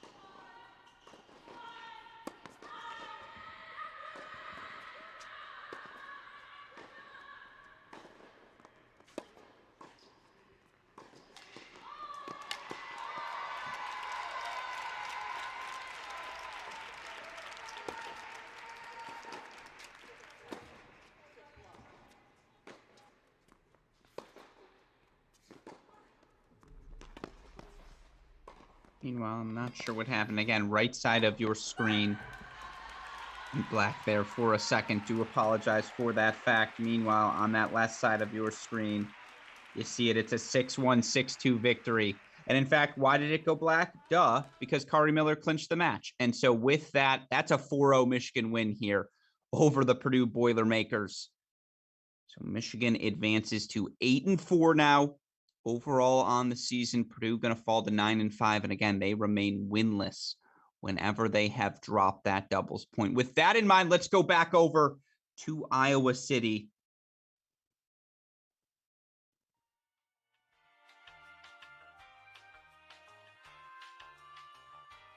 As we see again, matchup beginning. Iowa taking on Penn State. We'll have 5 courts of coverage for all of you on this match. Unfortunately, again, no court 11 camera. They're continuing to work on that in Iowa, so we apologize to whichever player is playing on that court. But Penn State, a back and forth doubles point goes their way. Of course, the Nittany Lions trying to bounce back after a 5-2 loss at Nebraska earlier this weekend. So Iowa going to need to take 4 of these singles matches. Penn State just going to need 3. And it is 1-0 Penn State as they took that doubles point. As we see here, wait for the action to unfold. We've also got 2 matches coming up at 1 p.m. Illinois going to take on Wisconsin. Northwestern taking on Minnesota.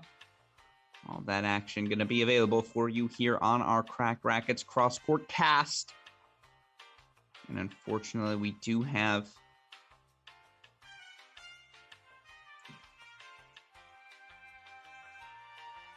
confirmation that Baylor-Michigan match is going to be played outdoors. No cameras in Ann Arbor.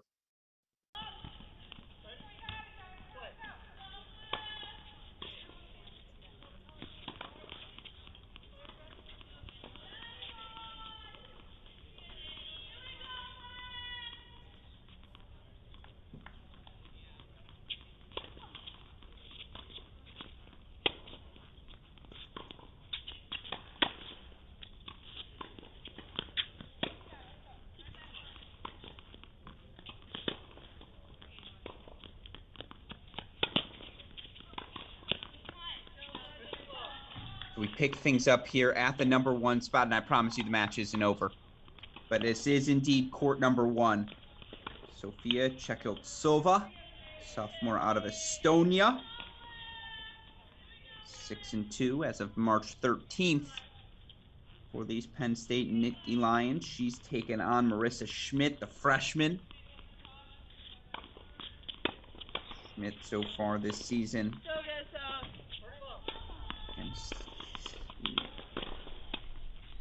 6-4 going into her matchup against Ohio State. Speaking of which, the Buckeyes now 2-0 lead. Things getting complicated for them against the Nebraska women. Again, here on court 1, it's the freshman Schmidt for Iowa, far side of your screen, taking on the sophomore Chekiltsova.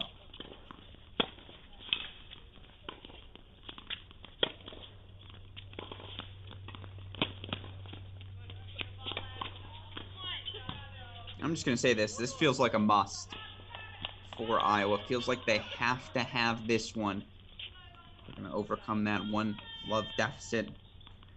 They're dropping doubles.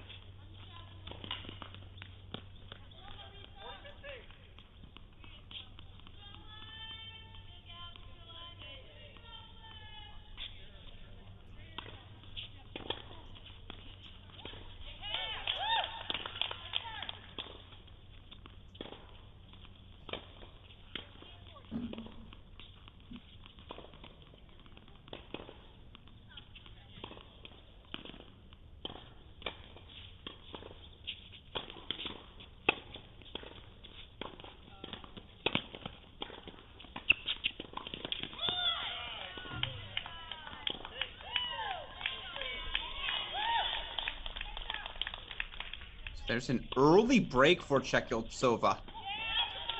Sophomore continuing her successful campaign. 1-love lead here on court number 1. Again, we're going to red zone around here. It is not 7-0 Chekiltsova. It is 1-0. So let's go to court number 2. And again, going to make sure all of our court assignments here are correct early on. We apologize as we try to work things out. This is indeed court number 2. We see the players going to their sides now. Samantha Mannix, the senior. Solid year thus far for her.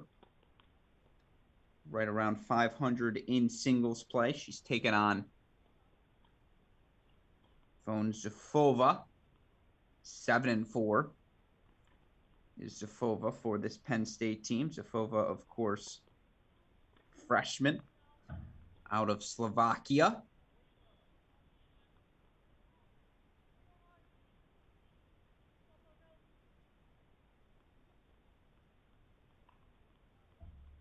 And again, we have a couple matches kicking off in the next few minutes. Northwestern, Minnesota, Illinois, Wisconsin.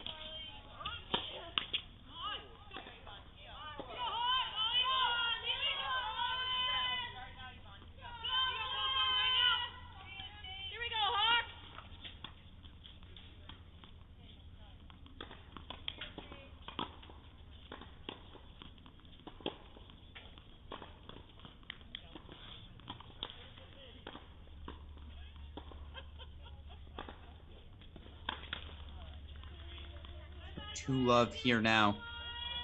Mannix with the early break. Let's go to court number 4 if we can. No court 3 as expected. That court 11, unfortunately, camera's just malfunctioning, so I don't think we're going to have access to it here today. But let's go over to court number 4 now. And here on, here on court 4. 1-love early lead for Barbara Pakorna, freshman out of the Czech Republic. 6-2 overall in singles play. She coming into the weekend for the Hawkeyes.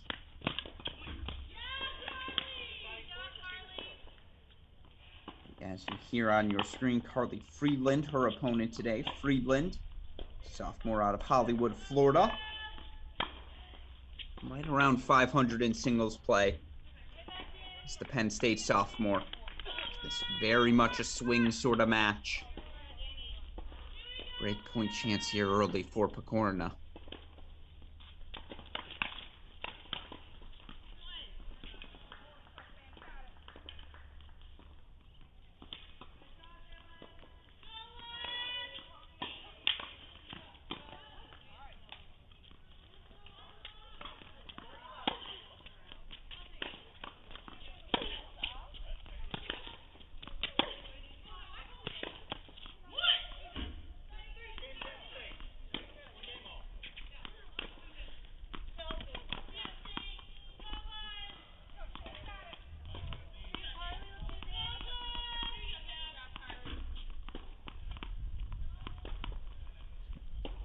Then holds for 1-all here on 4. Again, I want to introduce everyone before we lock in anywhere. So let's go to court number 5.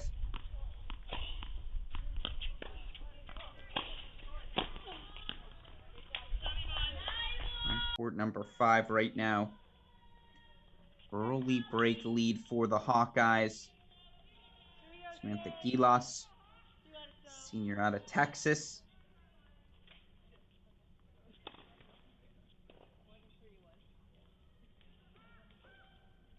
4-5 was she coming into the weekend.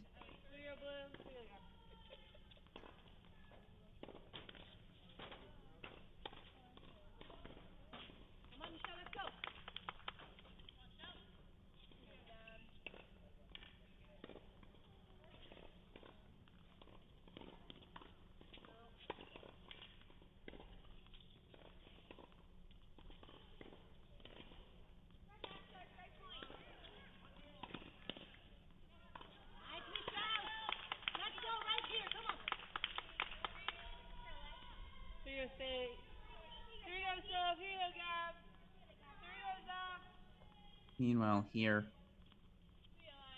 and for Penn State, they've got a couple of Nielsen sisters.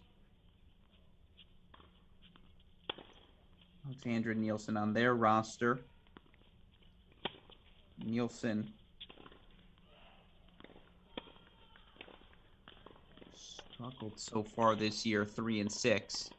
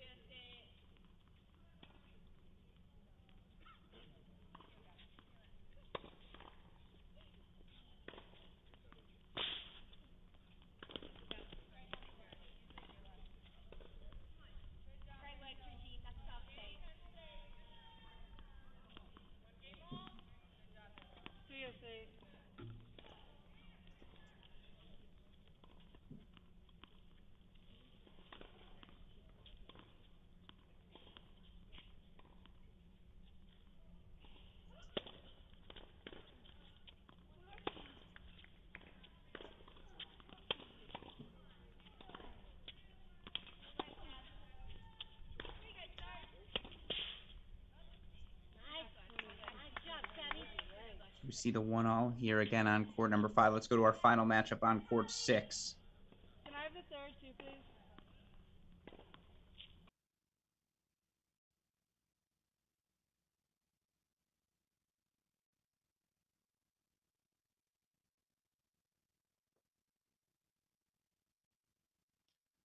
Again, here on court number 6, strong start again for the Hawkeyes. They've come out swinging here in singles with Pasha Mira, sophomore out of Canada. 4-6 coming into the weekend. Taking on Danielle Alamo. Alamo, the sophomore out of Tampa, Florida for Penn State.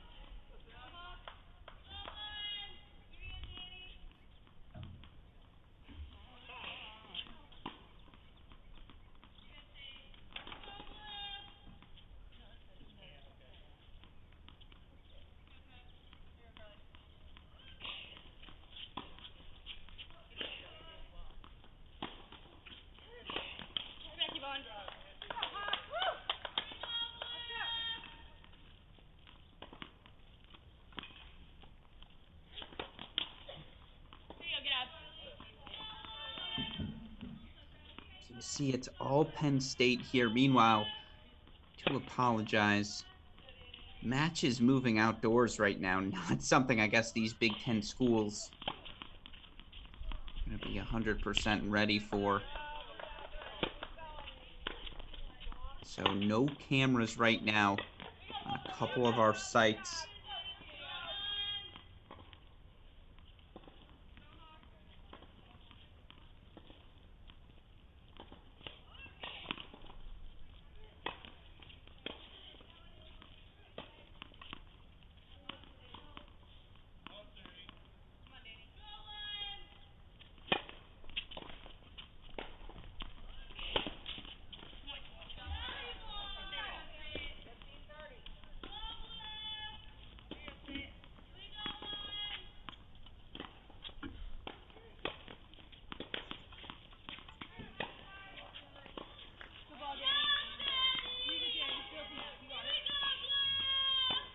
It is all the Pasha Mira here. What a strong start. For the sophomore. Of course, this Iowa team last season, one victory essentially away from the NCAA tournament. Were the last team out. In my opinion, really should have gotten in. Particularly given, again, they played an exclusive Big Ten schedule. Massive, obviously, loss for this program. With no Alexa Noel here this season, out with ankle injury. And surgery on that. Of course, she'll be transferring next season as well. She lost, what, one match? 2 matches in her first 2 seasons at Iowa. Everyone's going to have to step up for Coach Schmidt, Coach Leitner. I will say, 2 of the kindest people you will meet in college tennis, this Iowa coaching staff. And they've got to be happy with the start here of Pasha Mira, who earns a 5-love lead here on court number 6. In commanding position now early on. Let's go over to court number 1. On serve there, but Chekoltsova, more break point chances. Oh, excuse me. I actually think the serving moniker is there again, court number 1. Yeah, serving moniker is just wrong. Chekoltsova's up 2-1, 40. Love that early break she got in the first game. Good memory, Alex. Now consolidates still. Oh, excuse me. Incorrect.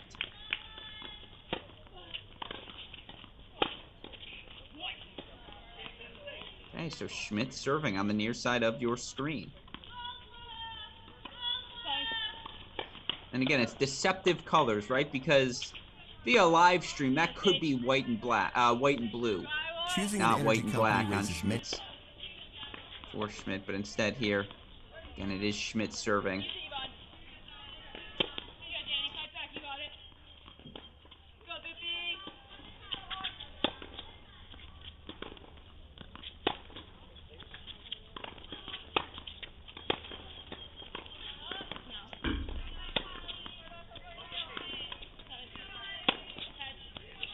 Get up, Bippy.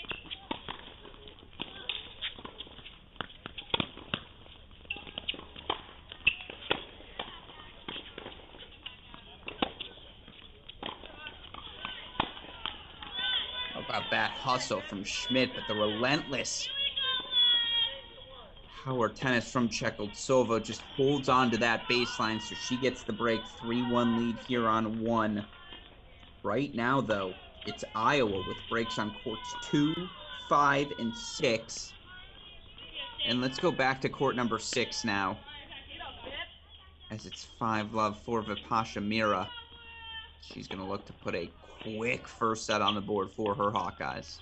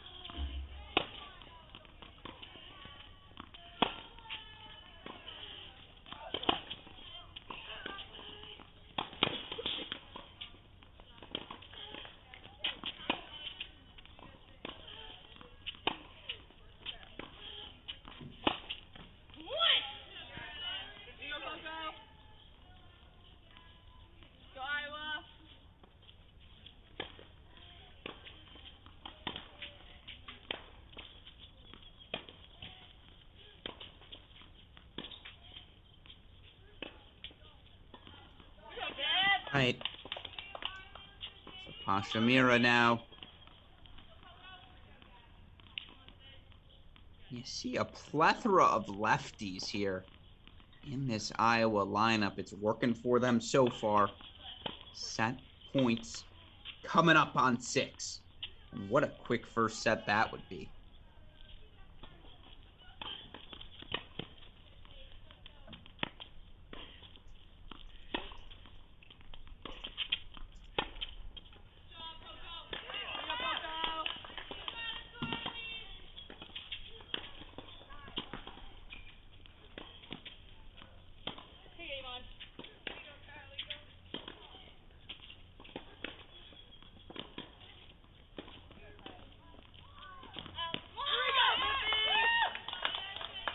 Pasha Mira puts Iowa on the board. First set here. 6-love on court number 6. Let's go back now. Again, it's early everywhere. Let's go to court number 1, see if Chekoltsova can consolidate that break on Schmidt. Meanwhile, good news if you're a Penn State fan. Zafova gets the break back on 2. Gabriel Gorman is taking a break lead on 3. It's better late than never.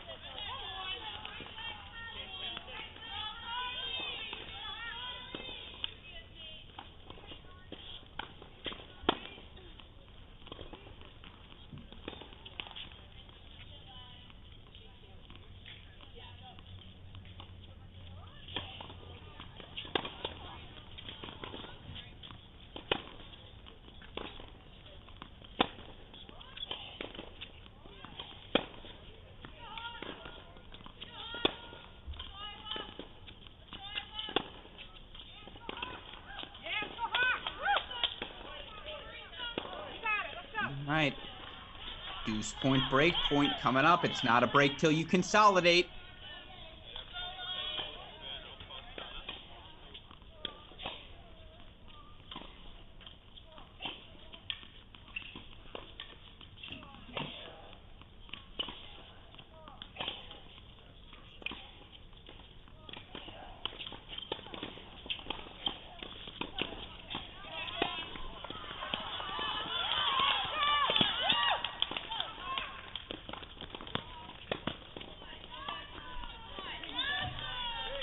All right. So that's the hold, excuse me, from Chekhovtsova. So she maintains a 4-1 lead here for Penn State on court number 1. I believe so. Sometimes I'm afraid my eyes play tricks on me. No, yeah, 4-1 here on court number 1. Let's go over to court number 2. Safova taking on Mannix, but if we can, let's also go split screen here. And let's go across sites. Actually, you know what? We're not even going to go split screen. We're just going to change sites. It's early first sets everywhere here. We've introduced all of these courts for you. Again, the only first set in the bag is a 6-love first set for Vipasha Mira. This looked dominant for Iowa on court number 6. But we're going to head over to Northwestern now. And as we do that, I will take this opportunity to point out some of the matches we were keeping an eye on earlier today. Ohio State. 4-1 victory over Nebraska. They get wins at the numbers 1, 2, and 4 singles position. That's Boulay, Contos, and Coley Allen. Big win for Vivian Sandberg of Nebraska at the number 6 spot. But 4-1 Ohio State was a 4-0 win for Michigan. Unfortunately, that Illinois-Wisconsin match we were talking about, they're going to play it outdoors. I suppose that's actually fortunate for the players involved.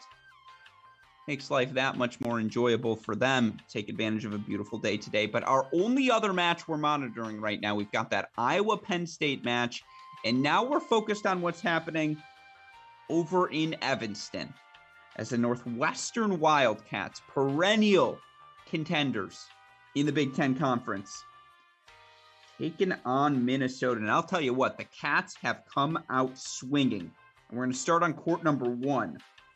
And here is some excellent news if you're a Northwestern Wildcats fan.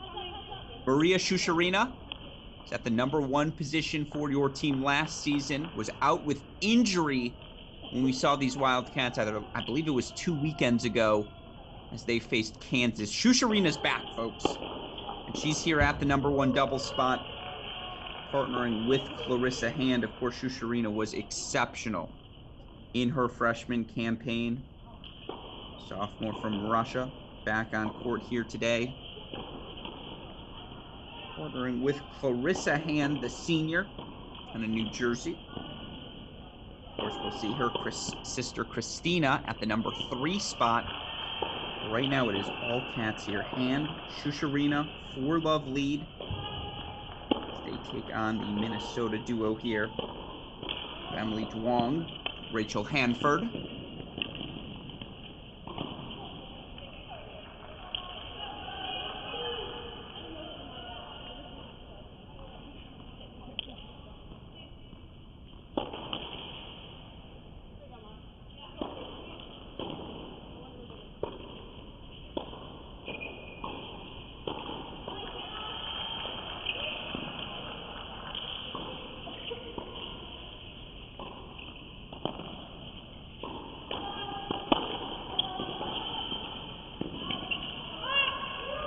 Shusharina's back. Really good stuff here. Again, so exciting as a freshman to see her compete. This team, respectfully, just not the same without her presence in the lineup. Allows everyone to move down a spot. Just allows them to flex their depth that much better.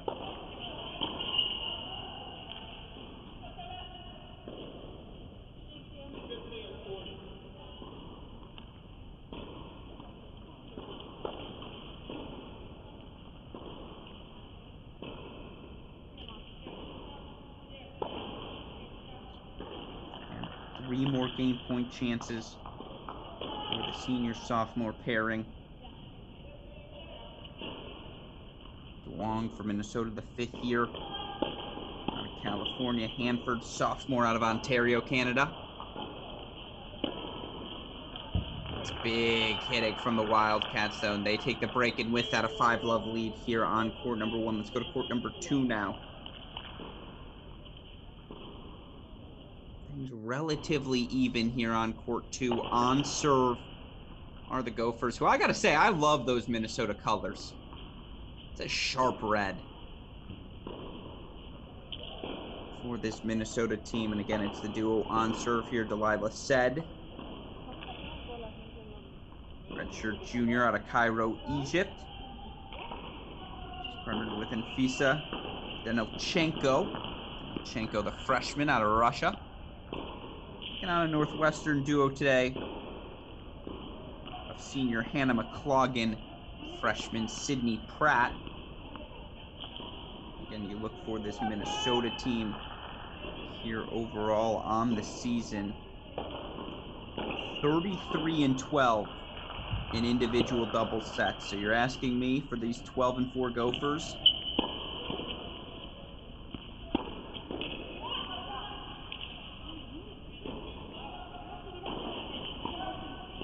I feel like if they're going to come here, pull off this upset of Northwestern, they gotta have the doubles point.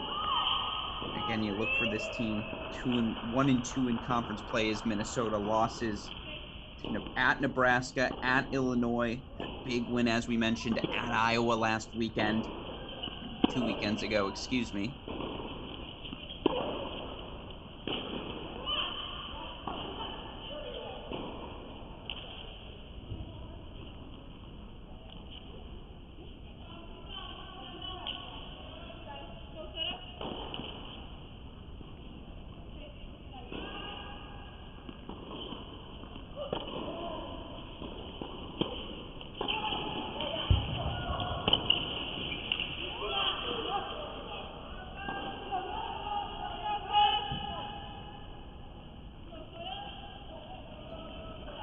In the meantime, let's go over to court number 3. And it's actually split screen with courts 1 and 3 now if we can. The reason why we go quickly to 3 and we split screen, it's 5-love right now for the Wildcats on both courts. So again, things just getting started here. Brianna Crowley, Christina Han. Crowley, a junior, Battleground, Indiana. And also the junior, Morristown, New Jersey. Again, it's a split screen here, courts 1 and 3. It's Northwestern, Minnesota on both courts. I actually think we have court 3 on both courts right now. There we go. Court number 1 there, you see. Let's close them in. It's their first game. Just don't want to get blanked, right?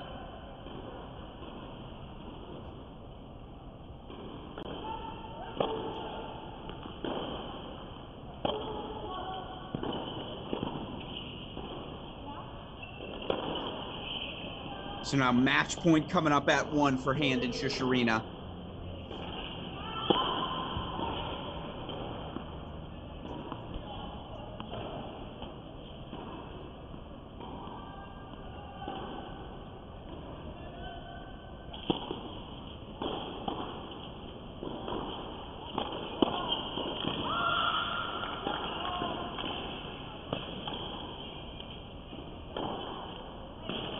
Boy, oh boy, will they be happy to have the sophomore Maria Shusharina back. That's a dominant 6-love set from the Wildcats on 1. So let's go full screen on 3. Serving here for Minnesota. Lucy Liu. No, not that one. Freshman out of Broomfield, Colorado. Partnered with Maria Rizzolo. Freshman out of Palm Beach Gardens, Florida. Ooh. Bunny goes into the net there for Rizzolo. Still 40-15. And again, not 1-0 Minnesota if we can. I apologize. Still 0-0. Doubles point here.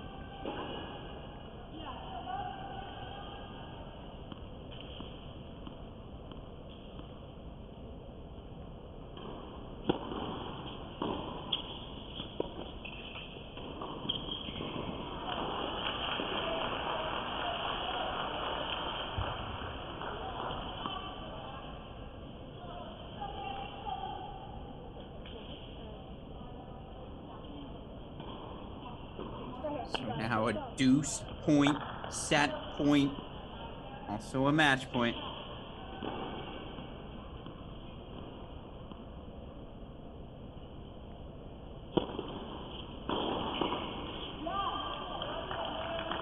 Let's play on.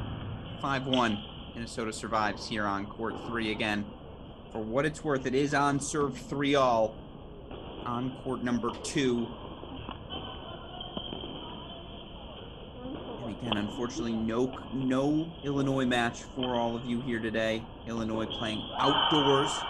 Little cameras set there in the outdoors, getting ready as they refurbish everything for NCAAs this spring.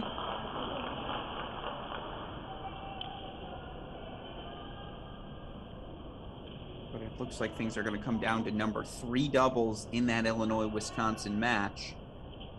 So I'll keep you updated with score lines.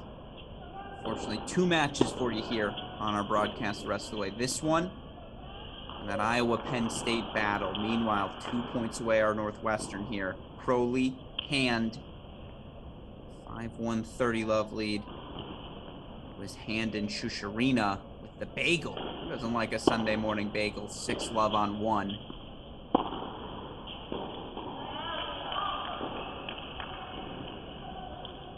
Make it 30-15 there. And again, this is an all-freshman duo for Minnesota.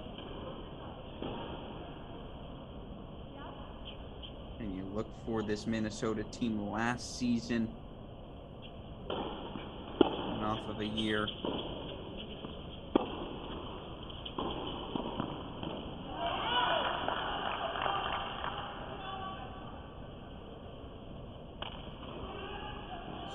Group. Again, in Big Ten play only, goes 6-13. A big push at the Big Ten tournament.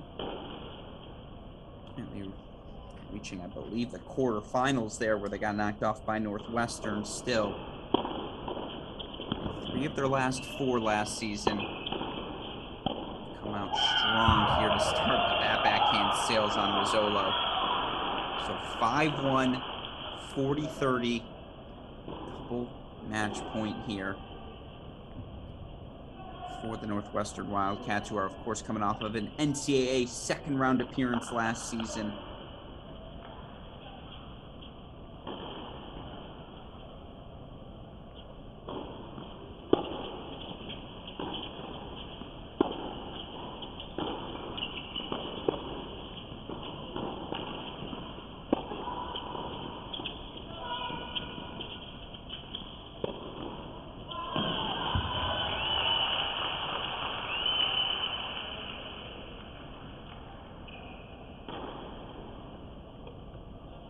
There it is. Doubles point goes to Northwestern. That's a decisive win for the Wildcats. 6-love on court 1, 6-1 here on court number 3. Let's go back to Iowa now. First set wrapped up on a couple of courts there in that Penn State-Iowa battle.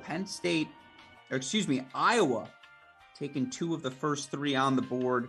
6-2 set from Mannix at 2, 6-love set from Mira at 6. Mira's actually up 6-love, 3-love right now at that number 6 spot. Chekoltsova earned a 6-1 set for Penn State, but we're going to start out on court number 3, and we're going to split screen that with courts 3 and 4 right away. Except for we don't have court 3, so I apologize. We're going to go to court 4 right away. Carly Friedland, sophomore out of Hollywood, Florida, has got a 5-3 love 40 lead on freshman Barbara Pokorna. So again, let's go right to court number 4. It's 1-0 Penn State. They took that doubles point lead.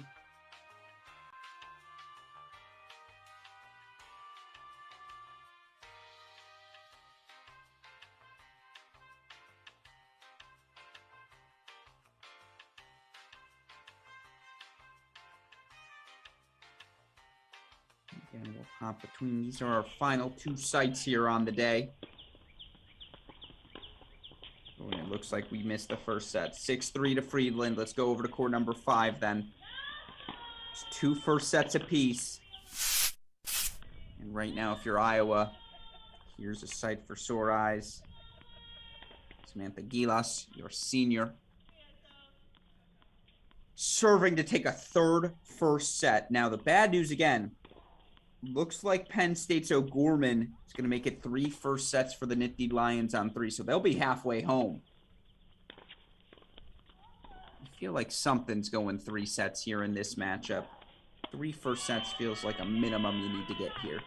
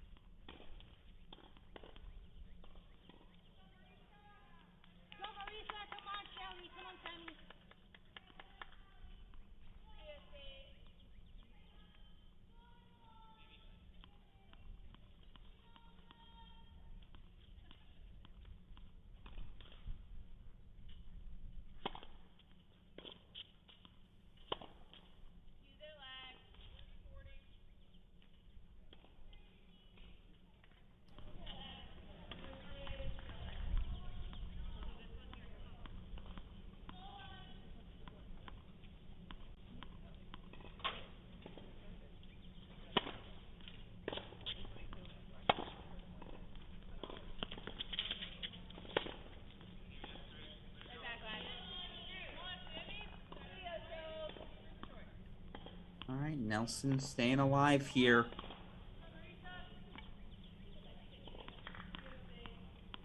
Meanwhile, O'Gorman did take that first set on 3, so it's 3 first sets to Penn State. Deuce point coming up here to make it 3 first sets apiece.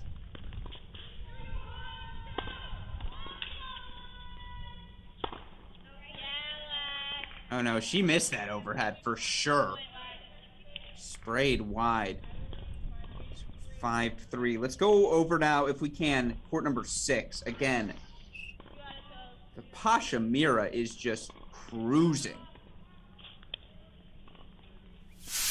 On court number 6. 6-love, 4-love. That error there, but now 30-15.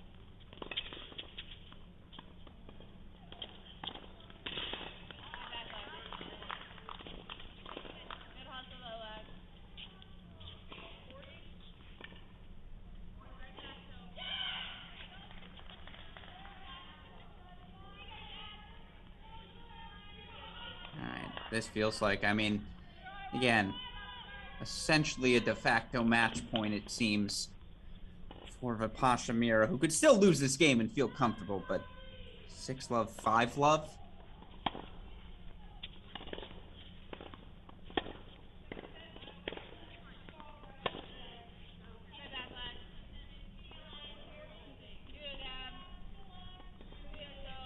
Ooh, okay. I won't lie, not the loss not the miss I was expecting there.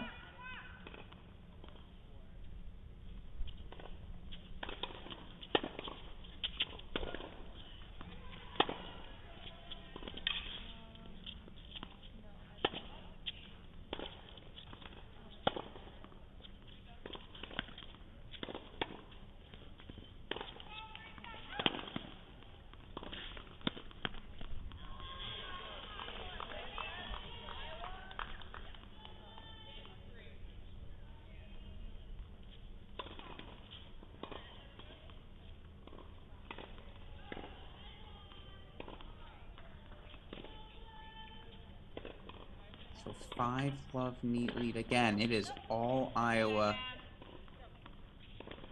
here on court number 6.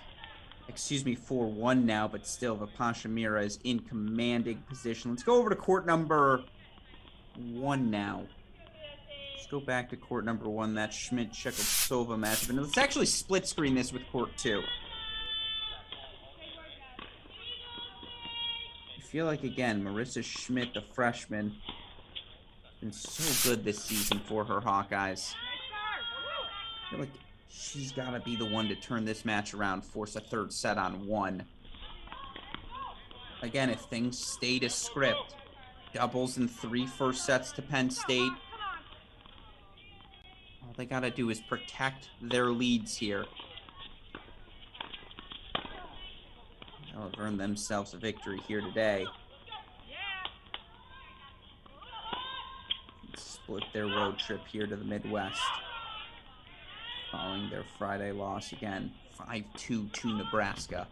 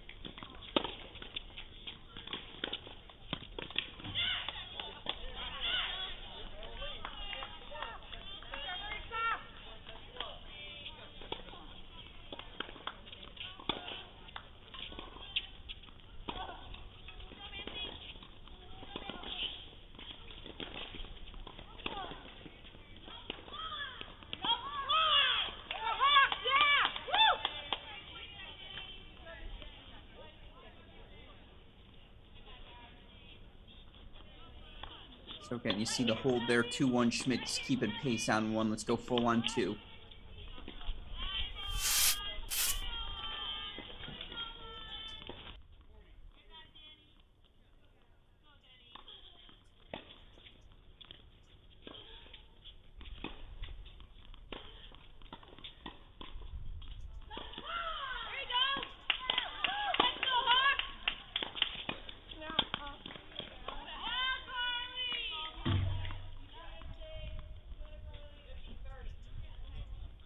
Let's go back to 6. Again, don't want to miss the ending of that match, actually. Again, Vipasha. Looking at court number 6. Again, Vipasha Mira cruising towards the finish line here.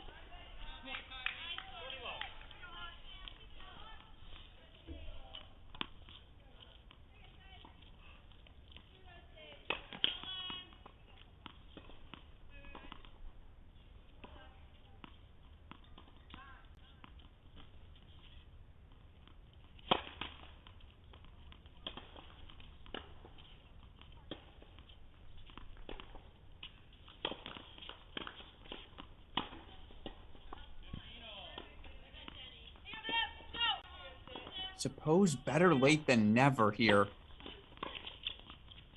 If you're Penn State.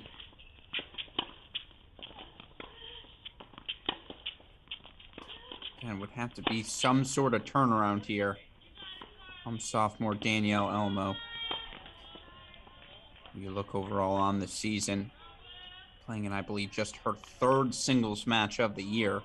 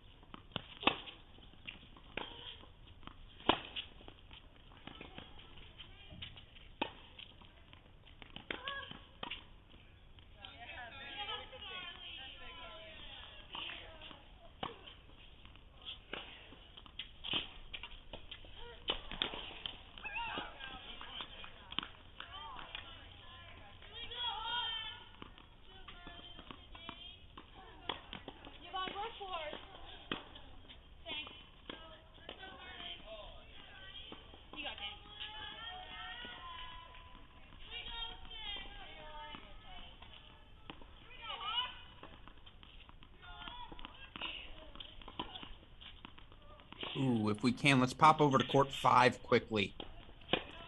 Big early deuce point here. Gilas and Nielsen. Get back to here on court 6, of course, in a second. Though Alamo is making her push. No ifs, ands, or buts about it. But again, can we go to court 5? Court 5 right now.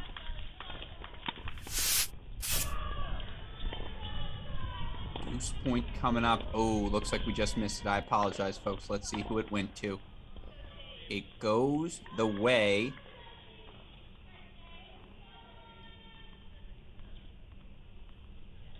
Come on now. So it goes the way of Gilas. So again, Penn State or Iowa gonna need to consolidate all of their leads. Let's go over to court 2 now.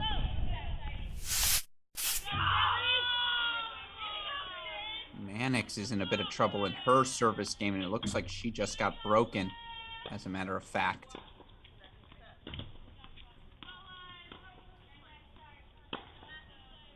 Indeed, she did. So Safova now. 3-1 lead here. Oh, no. Yeah, 3-1 lead here.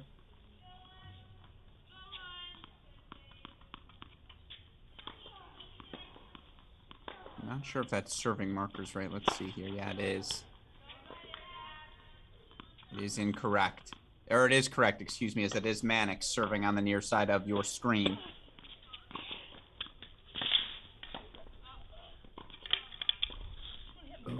Yeah, the splits there never going to feel good. Safova makes a push. Meanwhile, Elmo did hold for 3-4. And we're going to pop over to 1 now. Quickly to 1.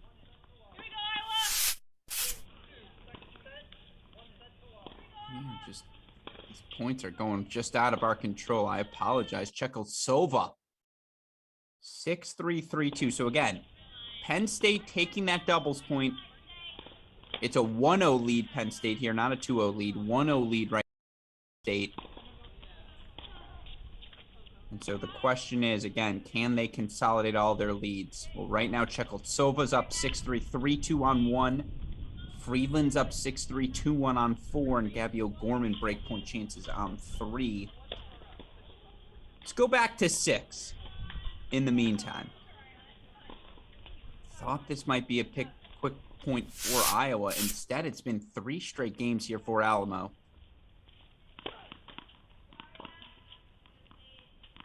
Asha, Mira, sophomores had so much success here for Iowa. I'm going to serve this one out. Still has the opportunity to do just that.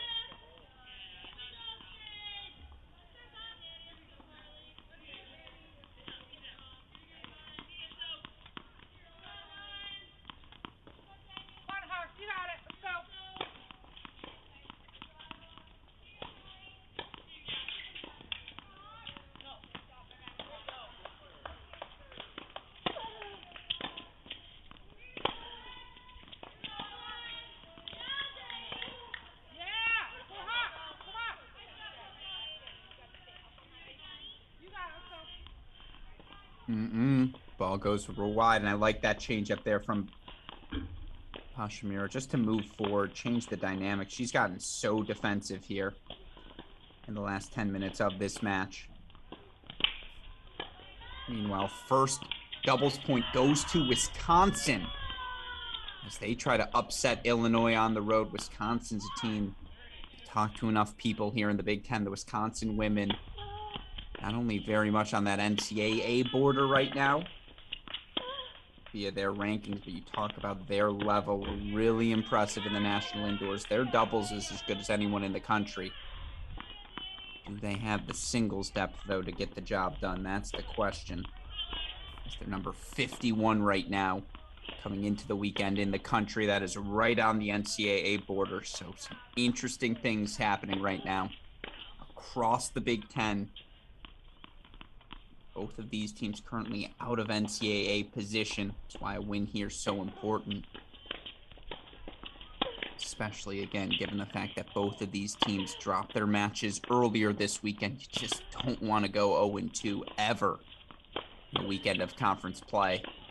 Especially if you're Iowa and you had 2 home matches. Uh-oh. All of the sudden, Danielle Alamo has come roaring back. She's got game points to make it 4 consecutive games here and tie things at 4 in this second set. What a turnaround for the Nittany Lions.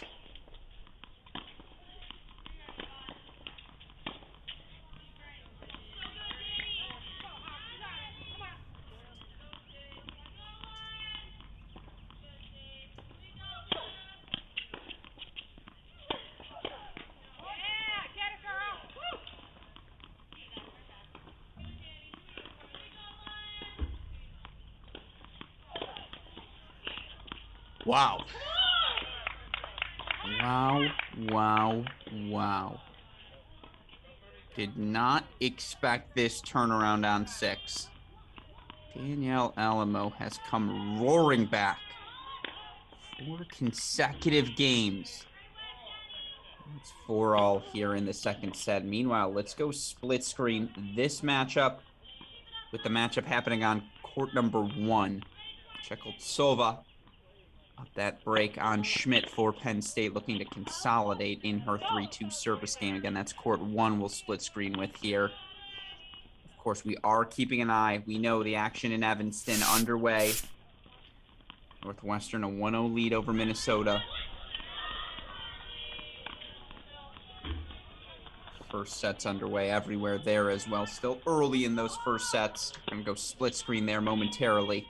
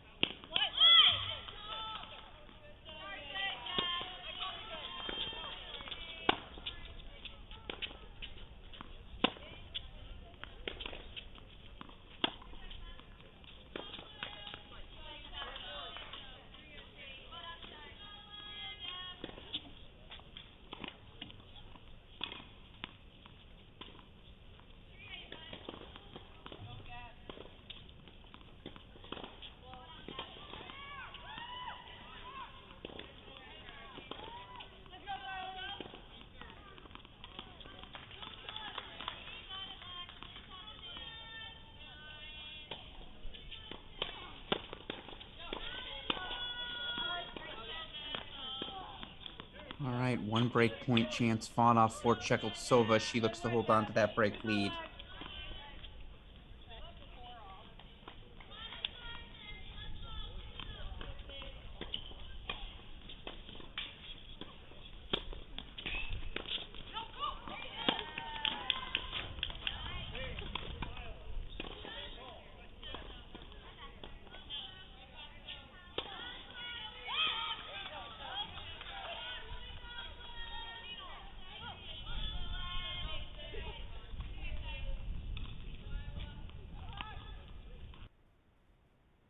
All righty, we're back on serve on 1. So let's go full court on 6. And when you are ready, super producer Daniel Westoff, we're going to go full court on 6.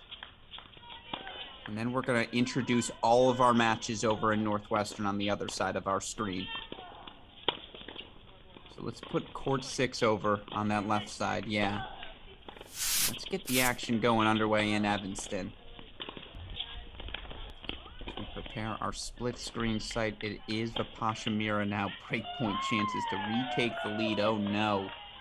That ball into the net. So 4-all deuce. Is she going to be trailing here in this second set? Seemed unbelievable. Just 10, 15 minutes ago. But what a turnaround here from sophomore Danielle Alamo.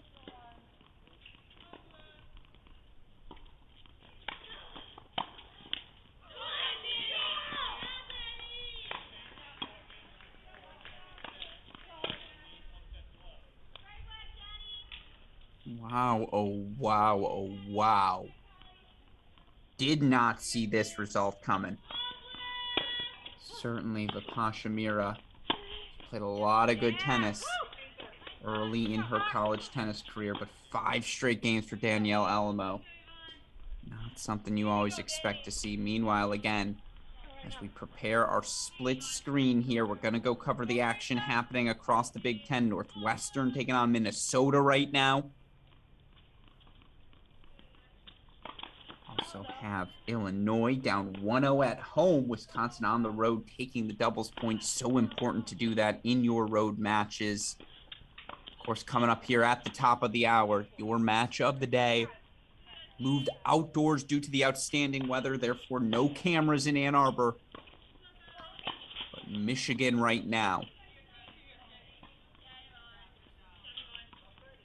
Taking on Baylor. Top 10 sort of matchup, folks, in men's college tennis happening in Ann Arbor. Can the Pashamira now all of a sudden stay alive here in this second set? That's the question we're asking now, folks. What a turnaround. And now we have our split screen action there. Again, it's 1-0 Northwestern over in Evanston. That scoreboard incorrect on your screen there at the number 1 spot in Evanston. It's Clarissa Hand.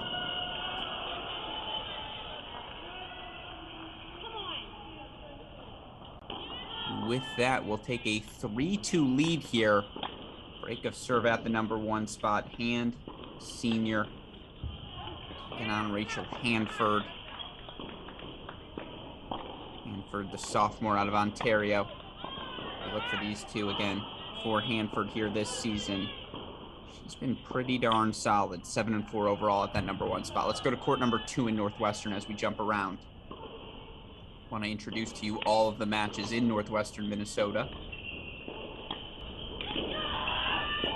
Again, what a pleasant sight for Wildcat fans. Sophomore Maria Shusharita, healthy once again.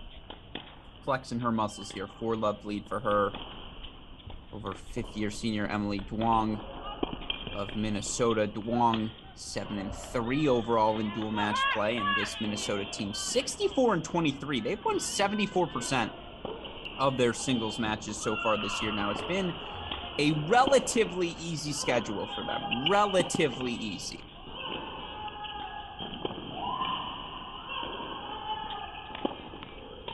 Their biggest matches, again, perhaps most pressingly for the Minnesota, most reflective of their level. 1-2 here to start Big Ten play. Losses at Illinois, Nebraska, win over Iowa.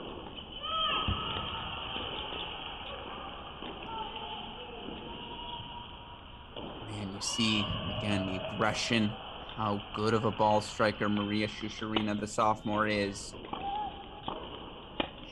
Raced off to a 4-love lead. It is all Cats in Evanston. Of course, for this Northwestern team, 6-4 overall in the year.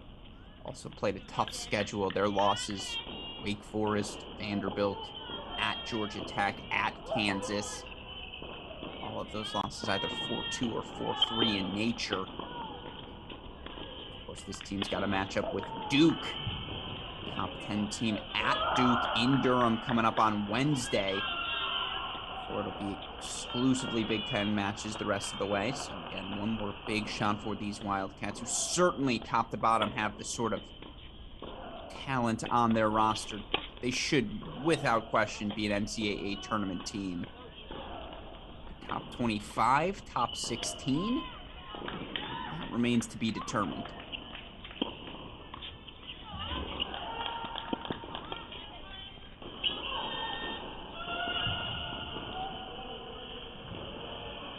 Meanwhile, again, Penn State is closing in. 6-3, 4-3 Chekhovsova on 1. 6-2, 4-1 O'Gorman on 3. Down a break, though, on court number 4, so maybe not closing in. Interesting. That match feels like it's got a third act to it over in Iowa.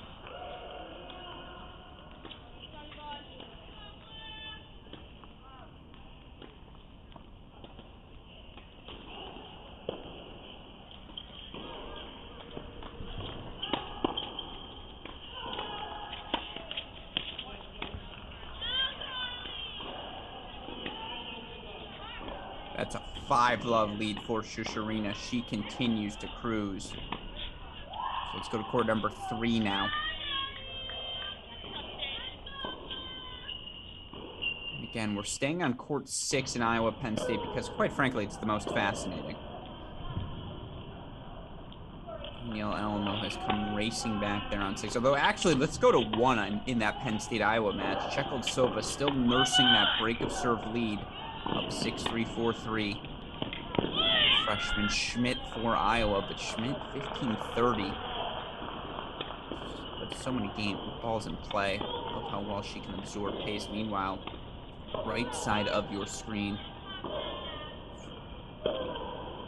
Sydney Pratt, superstar freshman, 3-2 lead for her. She takes on Vasya Karvuni. Karvuni, the junior, out of Athens, Greece.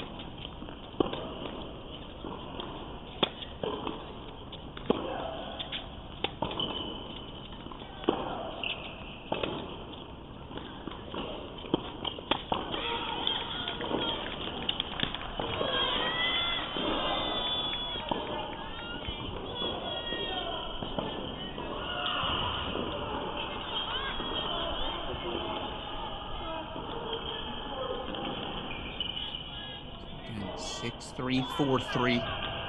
Left side of your screen, Chekhovsova game points to continue to consolidate her break lead.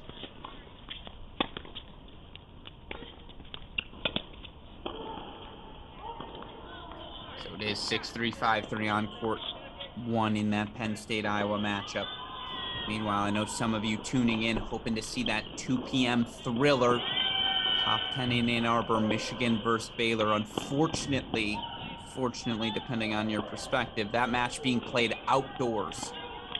What does that mean? It means no cameras in Ann Arbor. So unfortunately, no Michigan Baylor on our stream today. Believe me, no one is more upset than I am.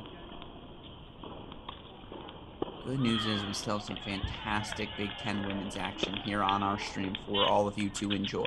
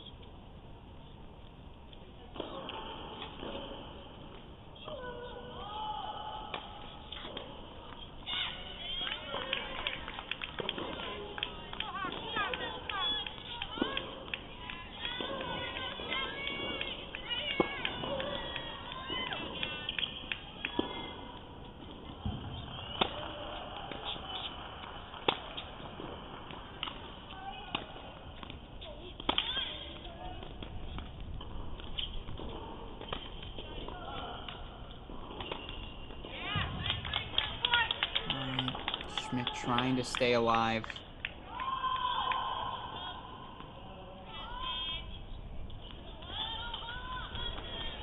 Meanwhile, things are about to happen pretty quickly over in Iowa. So we see 3-2 there on court number 3. Can we go full screen Iowa Penn State? Super producer Daniel West up. There's a couple of things that are about to happen simultaneously that I don't want us to miss.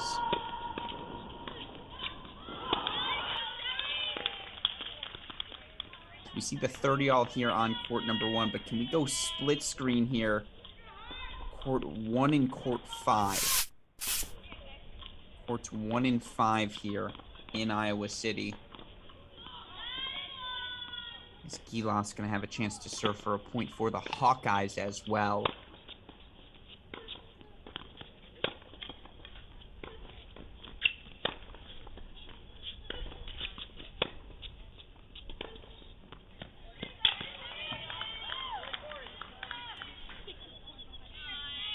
So match point coming up here at the number 1 spot. 2 of them for Chekoltsova.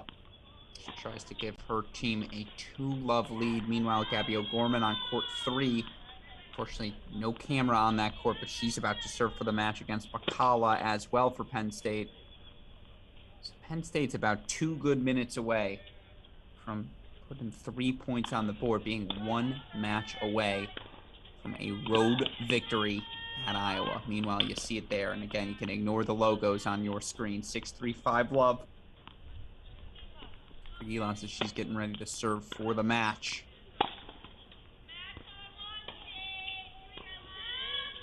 And there it is. Game, set, match. Chekoltsova. 6-3, 6-3 at the number 1 spot. So let's go. Stay on 5. Can we make court 1, court 6? Yeah, it's 2-love. 2-love Penn State. 2-love Penn State.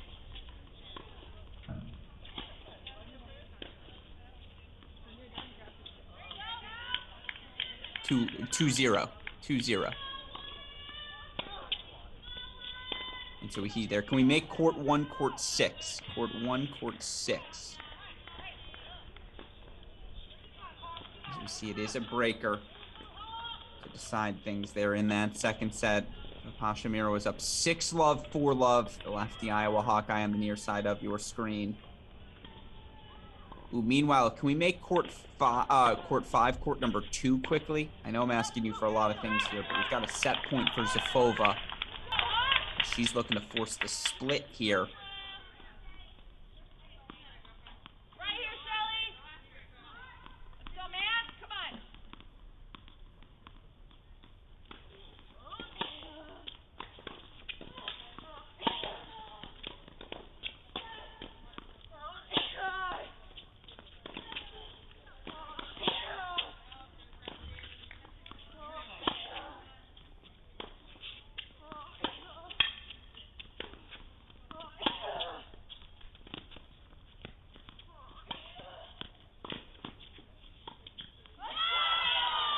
We go 3 on court number 2. Now let's make that 5 again. All right, next one, babe. Next one. Come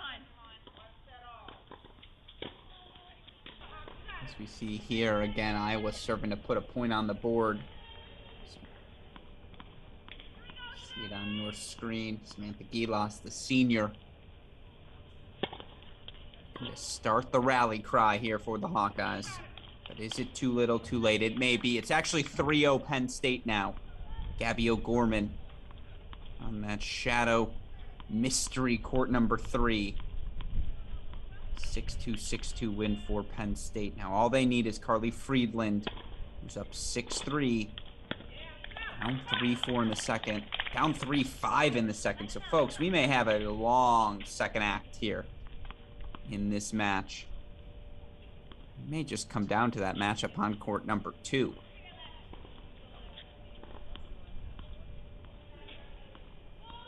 Get some matches off the board pretty quickly here.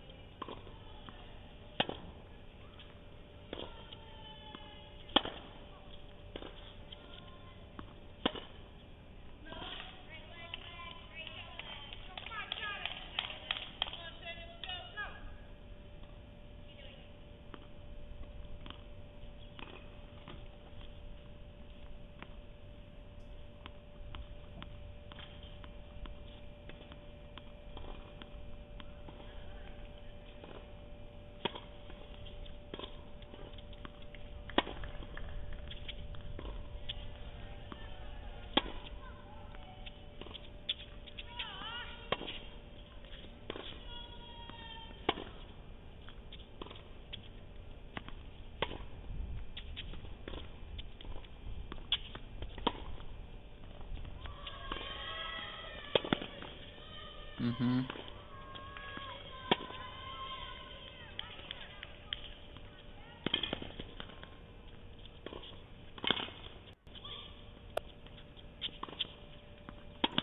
Hits the backhand volley and retreats to the baseline. Oh, no. Oh, no. What a point from the senior Samantha Gilas, but Alex Nielsen staying alive.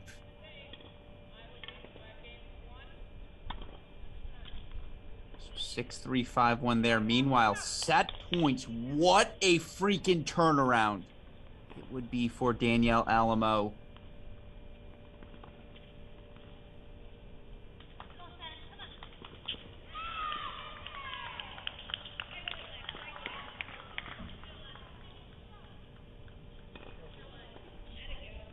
Oh, one set point fought off.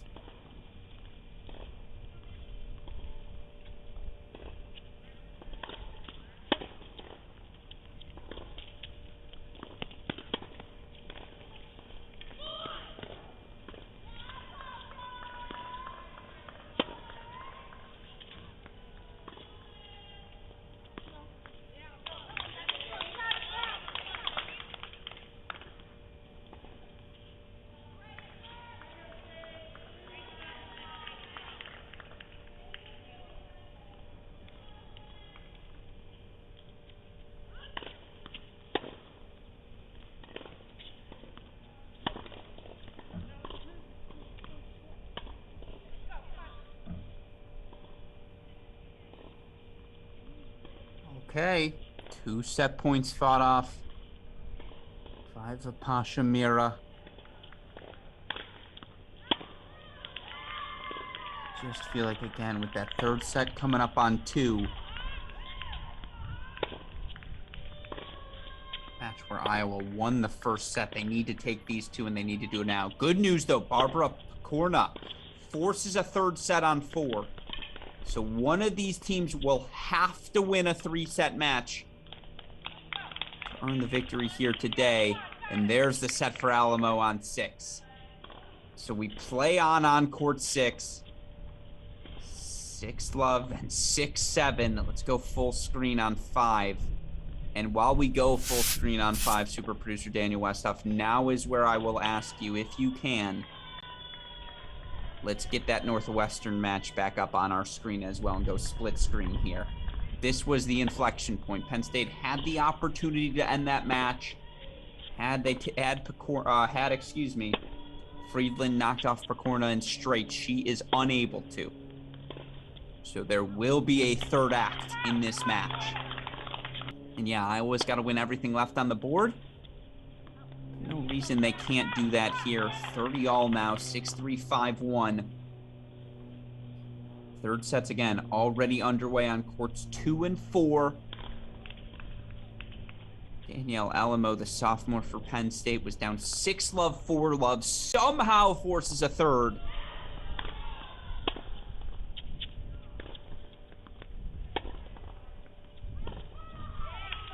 But now match point here for Gilas. And actually, if she takes this match point, super producer Daniel Westhoff, we're just going to go full screen Northwestern. We'll check back in on these third sets just getting underway in a little bit, as everything's very early here on courts 2, 4, and 6. This is a match point 30-40. Ignore that scoreboard. And that's the match. Senior Samantha Gilas delivering the goods for her team. 6-3, 6-1, 3-1. Penn State leads now 3-1 with 3 third sets on the board. Third sets officially underway now on courts 2, 4, and 6. Now, Penn State took the second sets on courts 2 and 6, and thus they have the momentum on those courts. It was freshman Barbara Pakorna earning a second set on court number 4 to extend the match there. So it comes down to the busters, folks. Third sets, courts 2, courts 4, court 6. We will get back to this match in a little bit. Now we head over to Evanston, where, folks, Northwestern Wildcats are looking awfully good. 2 first sets to the goods. Maria Shusharina, who when we last checked in was cruising. 4-love lead over Emily Duong. She takes a 6-1 first set. Meanwhile, Christina Hand at 6 singles takes a 6-1 first set. Let's go over to court number 5 to start things out if we can, super producer Daniel Westhoff. And actually, right away, we're going to need some split screen out of you.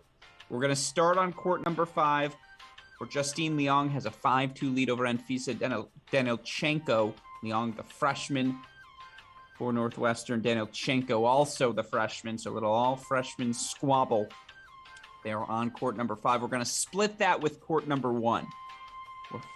Senior Clarissa Hand's got a 5-4 lead on sophomore Rachel Hanford. So again, 5-4. Oh, Leong. Okay, so the freshman Leong. Oh, no, excuse me. This is court number 4. If we can, court number 5.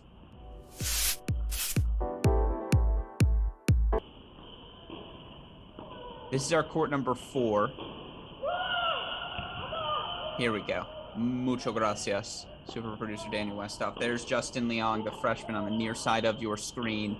He's played all over the lineup for her Wildcats here this year. She's serving for a 3rd first set here, up 5-2. Meanwhile, again, if we can, let's split screen with 1, where Clarissa Hand's got a 5-4 lead on Rachel Hanford for Northwestern. Northwestern already 2 first sets in the bag. Would love to make it 4. You take doubles in 4 first sets, it just becomes that much more difficult to lose the match.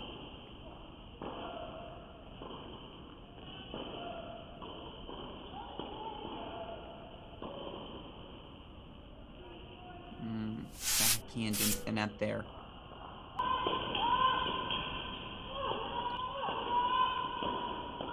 Again, you can ignore those scoreboards for now. 5-2 Leong, 15-30 on that left side of your screen. You see it here. And serving for the set, but down break point chances here.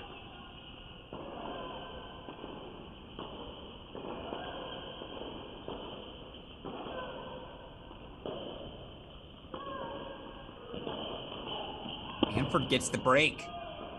Should we play on 5-all on court number 1? Meanwhile, can we make court 1 court 4?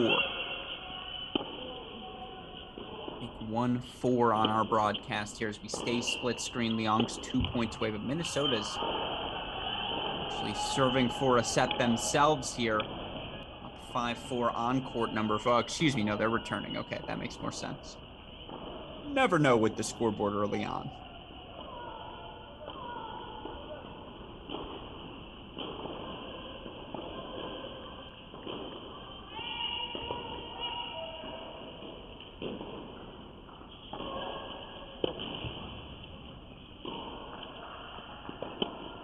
It's interesting to see now here for the Wildcats. Emma Lazic, 5th-year transfer from Duke, is playing behind Justine Leong. Just 2 weeks ago when this team competed in Kansas, she now up to the number 4 spot in a little flip with Leong.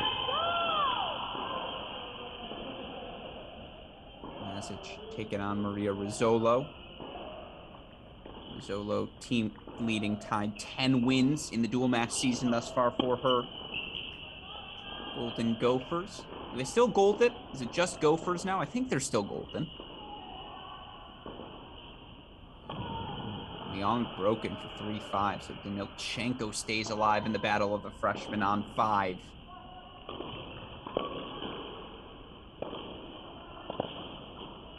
Again, this Northwestern Wildcats team, do not underrate this group. Yes, as of right now, not where they're accustomed to being in the rankings.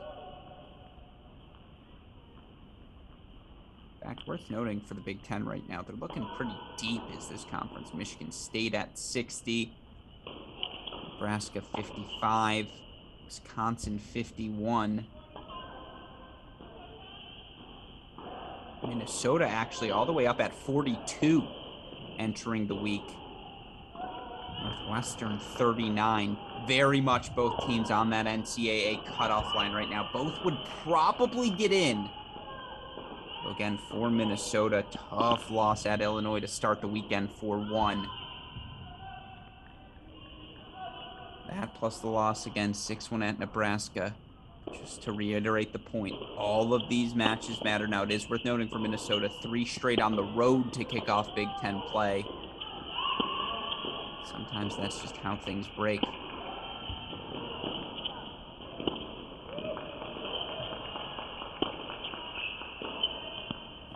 But a set point coming up for the Gophers on 4.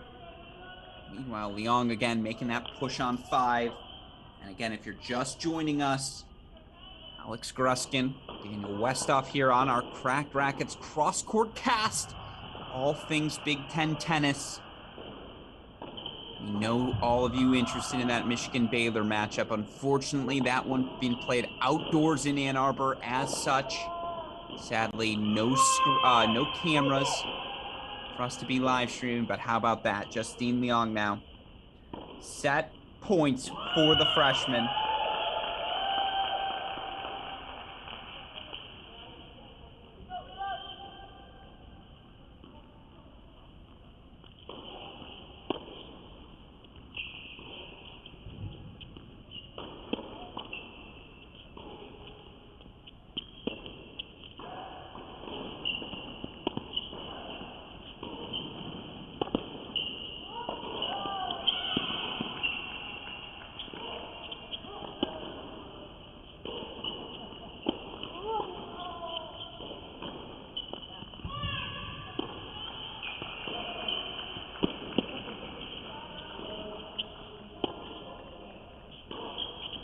There we go again. 6-3 now on court 5. Let's go full on 4. And there you see it.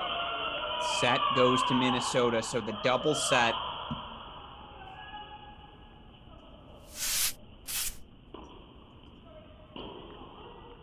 Goes the way a split here. Minnesota gets on the board. Northwestern Wildcats still in a commanding position. With that in mind, let's go to our final first set still in play, court 3. Oh, excuse me, court 1 still in play as well, but let's go to 3 now. And we see the deuce point break, I believe, for Sydney Pratt. So the Northwestern freshman's going to serve for it here on 3. Let's go to court number 1 now. Court number 1. 6'5". You see the senior, Clarissa Hand, number 87 in the country. Serving to stay alive here in set number 1. Again, 3 first sets going the way of the Wildcats. 1 for Minnesota here. Northwestern is already halfway home. But as we saw in that Penn State-Iowa match, the broader the pathway, the more likely you are to get the job done.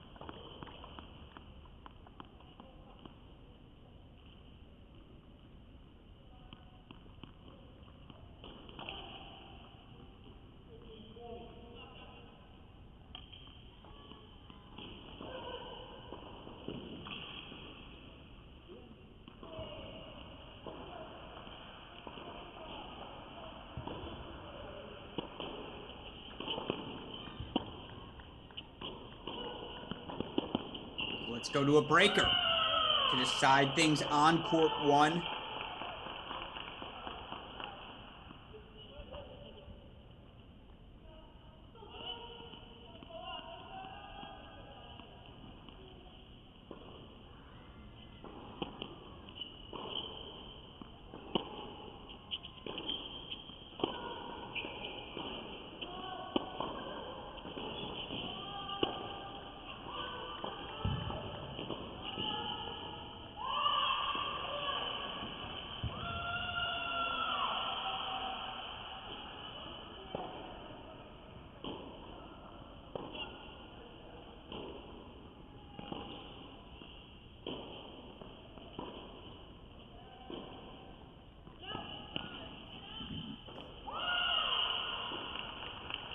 I always love hearing the commands in the background, right? Knowing the energy in the building. Ooh, can we split screen this with court 3? So let's split screen this with 3. Again, Sydney Pratt is also serving for that first set.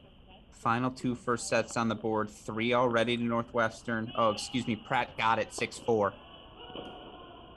So it is 4 first sets to Northwestern, looking to make it 5 here.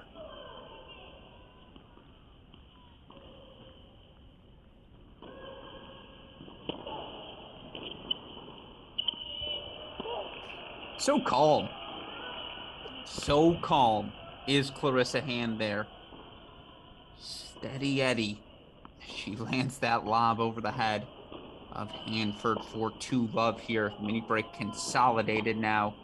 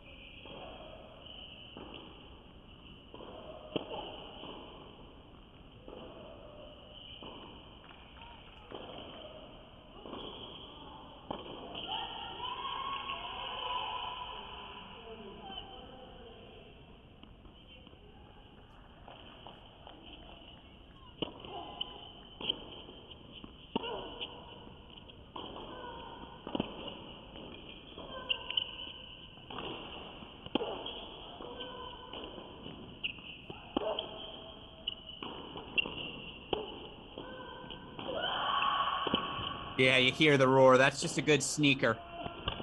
Not much Clarissa Hand can do there, right? You have to get back on the court, try and cover the center. All of your momentum. You are sprinting back onto the court when you've been yanked that wide. That's just an efficient little behind the player down the line pass there from Hanford. I really like that combination. Feels like if you can get as good as Clarissa Hand's hands are, no pun intended, if you can get her stretched into the outer thirds of the court, challenge her laterally, that's the move here for Hanford to get over the hump here and just, again, try and start the rallying cry, I suppose, for these Gophers.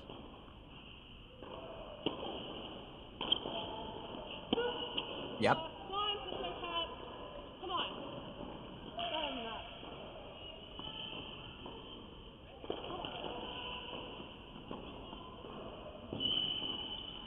Absolutely adore that point from Hanford. That's just money from Clarissa Hand. If she's going to hit the on-the-run, down-the-line forehand like that, you're just going to lose. Like, I don't know what else to tell you if you're Rachel Hanford. I thought she played a brilliant point. I love the loop across court to open up the angle.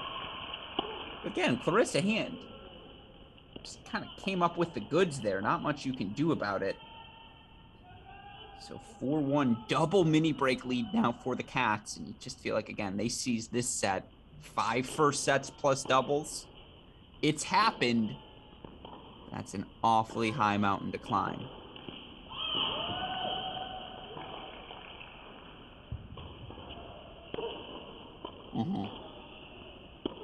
I agree. I thought that one sailed on her.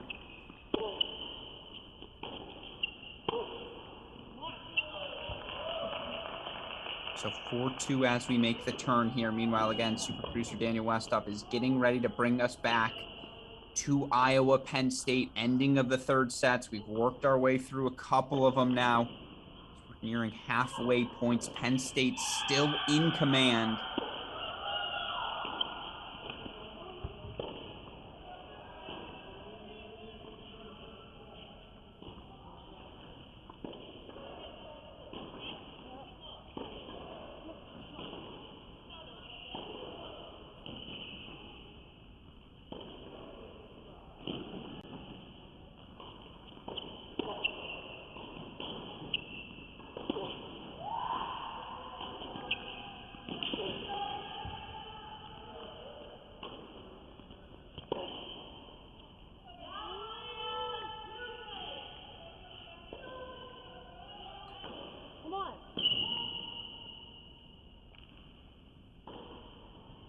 That's just money from hand. Again, that's really good execution.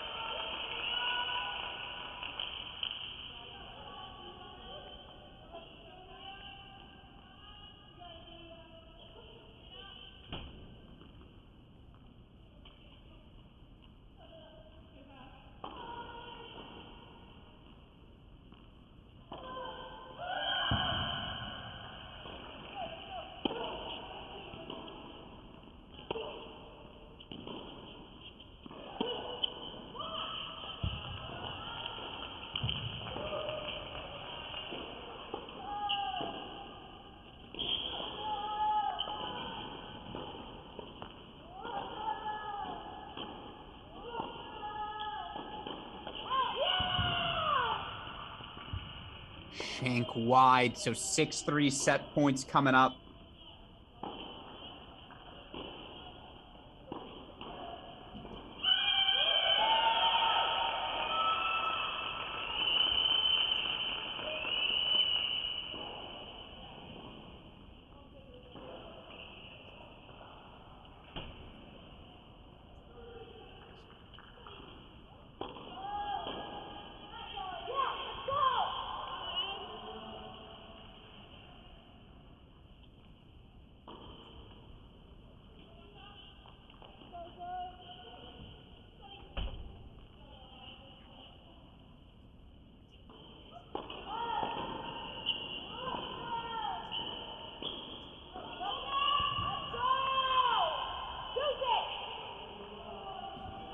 All right, that's one fought off.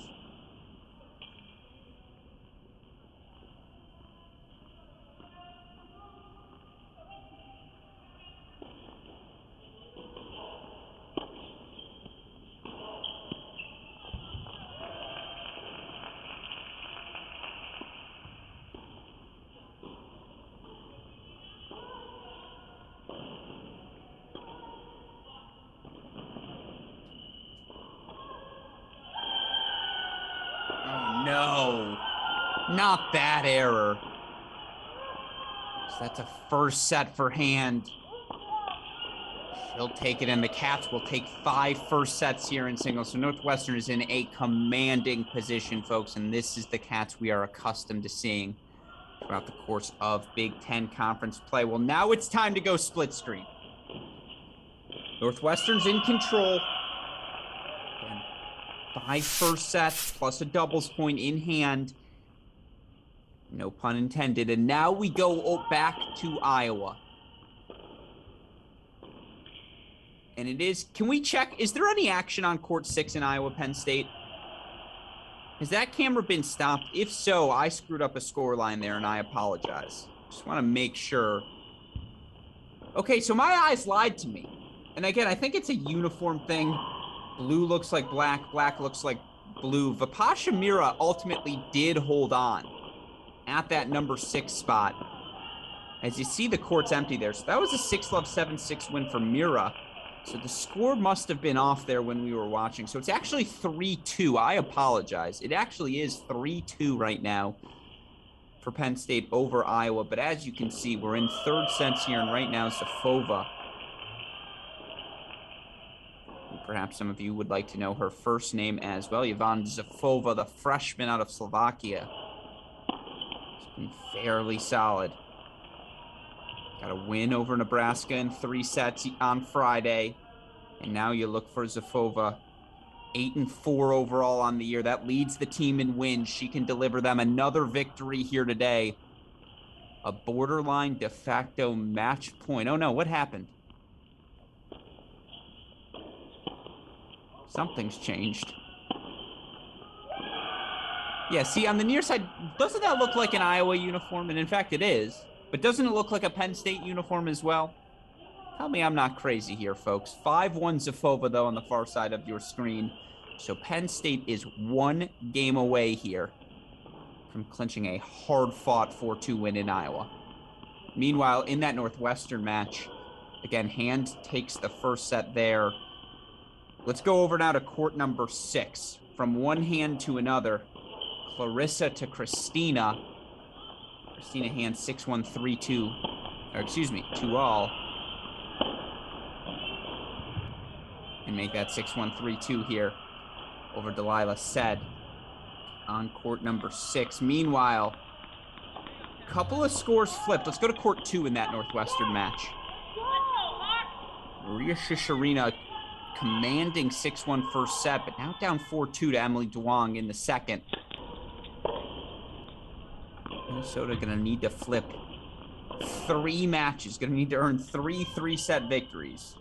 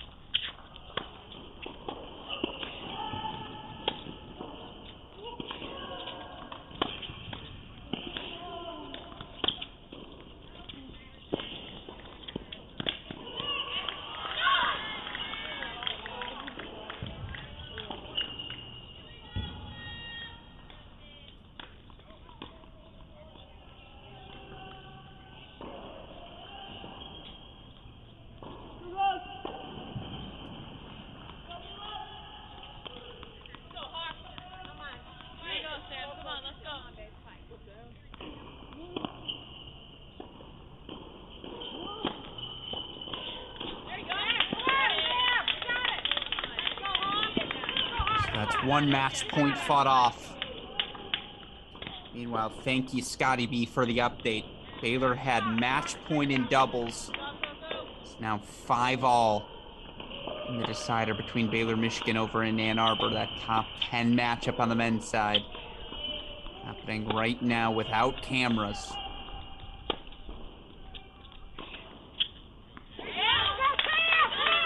That's 2 fought off. Long way to go. We've seen some funky stuff here today. Why not? Again, it's Zafova.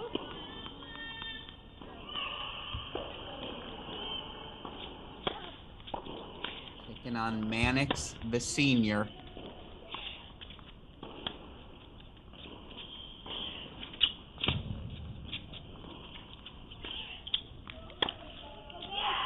Nope, that backhand sails. Penn State, 4-2 winners on the road at Iowa. In the end, it's Yvonne Zafova delivering the goods. And with that, Penn State 1 step closer to 500, 1 step closer, still many steps to go towards that NCAA tournament. That's a 4-2 win for the Nittany Lions in Iowa City. Meanwhile, you see on court number 2, just had a hold there. Maria Shishirina 3-4 here in this second set. Right now, Northwestern taking the doubles point and 5 first sets in singles over these Minnesota Gophers. And again, you look in the latest iteration of the ITA rankings as we head over, by the way, let's go to court number 6, excuse me, court number 6. But you look in the latest iteration of these ITA computer rankings, both of these teams just under the cutoff line. Northwestern, number 39 in the country. Minnesota, number 42. Minnesota's 12-4 overall, 4-1 loss earlier this weekend to Illinois. Meanwhile, you look for these Northwestern Wildcats, 6-4 overall, including a 4-3 win yesterday against Wisconsin. I'm telling you, these Wisconsin Badgers are the team to watch out for.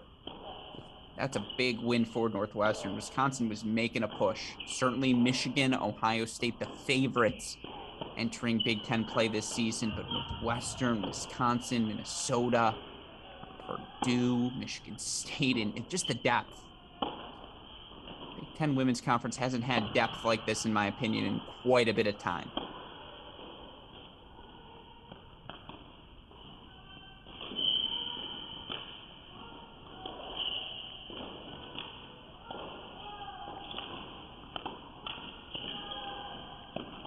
What a point.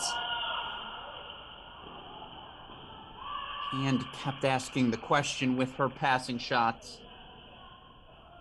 Simply put, that is too good from Delilah, excuse me. Redshirt junior out of Egypt.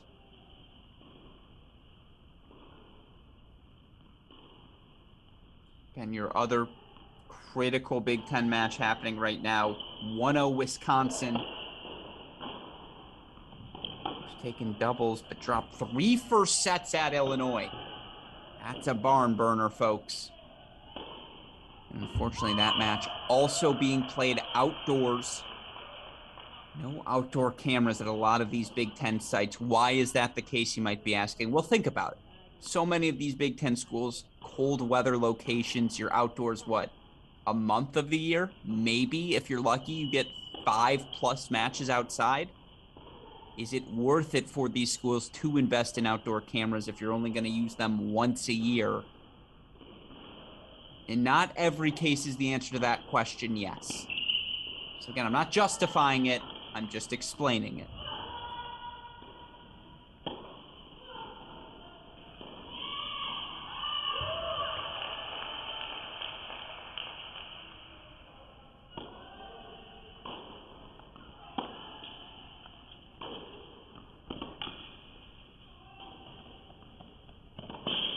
Oh, what a get.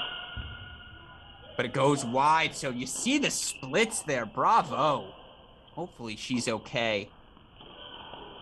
Love the energy. Love the hustle. But ultimately, it's 3-all now. Here on court number 6. And, you know, again, as we look here across the board, pretty good pushback here from Minnesota. Keeping things close just about everywhere. Let's keep this match on our screen, but can we split screen this again with court number 2? Maria Shishirina was down 4-2. 3-4 down. 40 love chances to make it 4-all.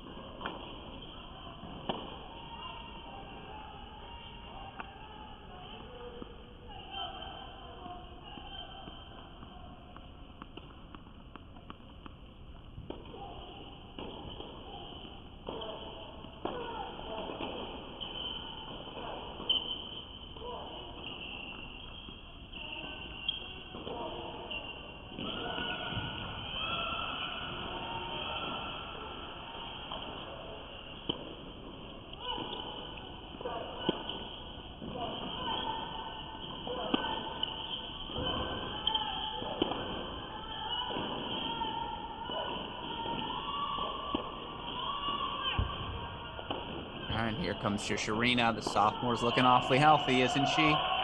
Meanwhile, the continued aggression of Christina Hand, even when she's made a couple of errors, she will not be deterred.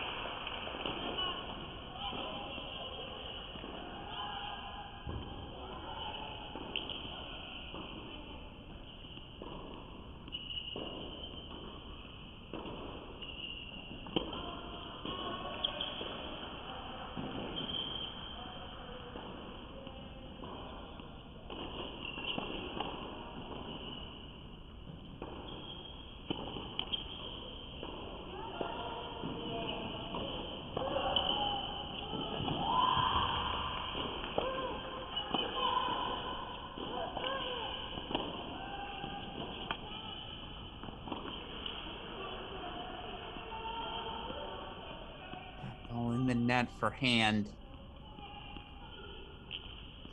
40-30 now on court 6, 30 all now. Here on 2.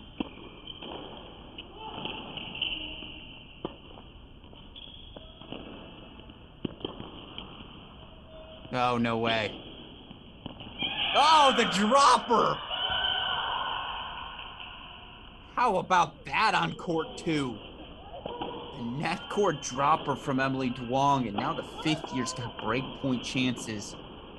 Potentially serve for the set on court 2. What a turnaround that would be. Meanwhile, deuce point coming up for Christina Hand. She tries to retake that break a serve lead. Northwestern's in control.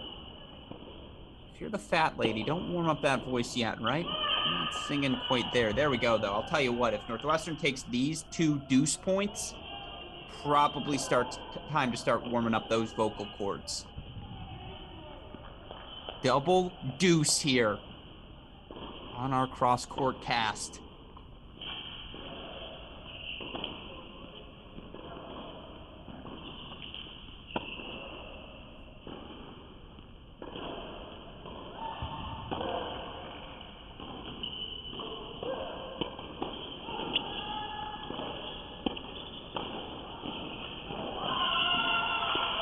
There's a break.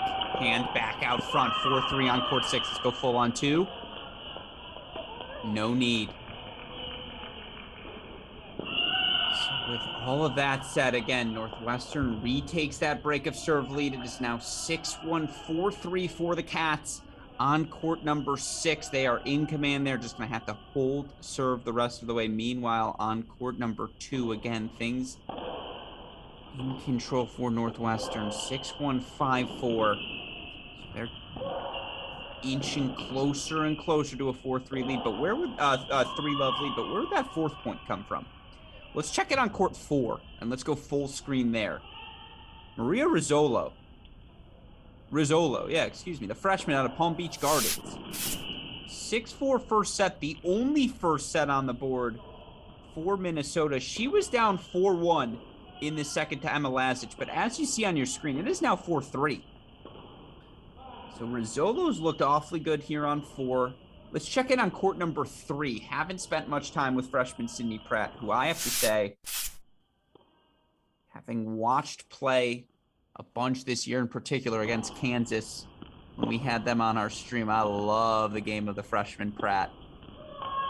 That's why 6-4, 3-love here. She is cruising. Such a complete skill set on the freshman. I said it before. Michigan, by the way, taking the doubles point over the Baylor Bears. That's good for Big Ten Nation everywhere. 1-0 lead for the Wolverines. But it's freshman Sydney Pratt. And bear with me, folks. Go watch Annette Kontaveit, top 5 WTA professional singles player, play, and tell me you don't see shades of similarities between her and Pratt, particularly on that forehand wing.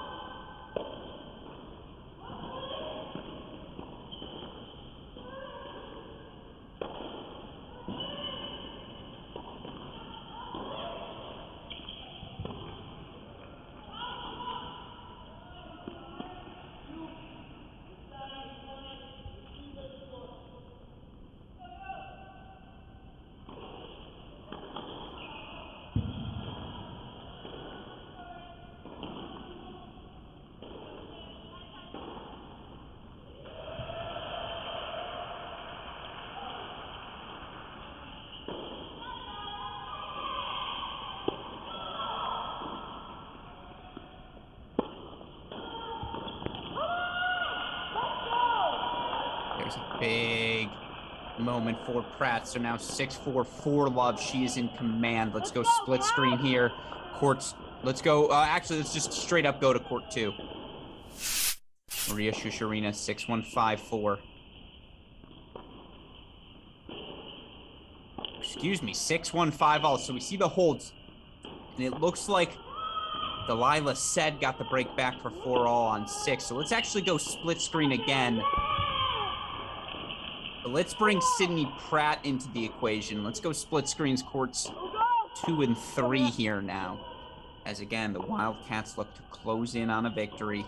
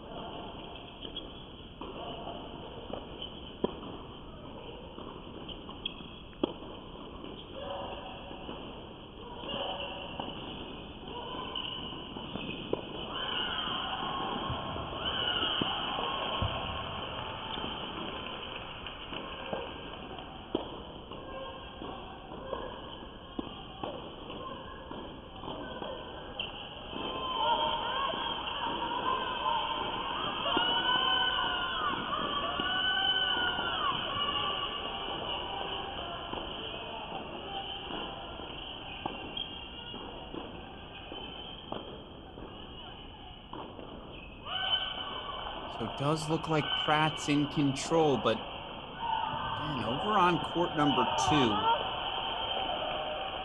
all of the credit in the world to Duong.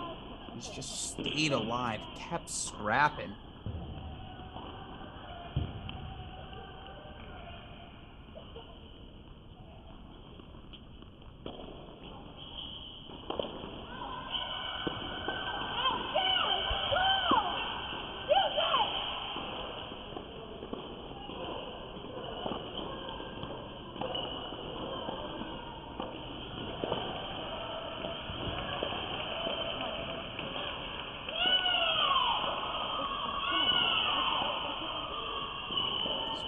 Points coming up on 2. What a turnaround that would be for Duong.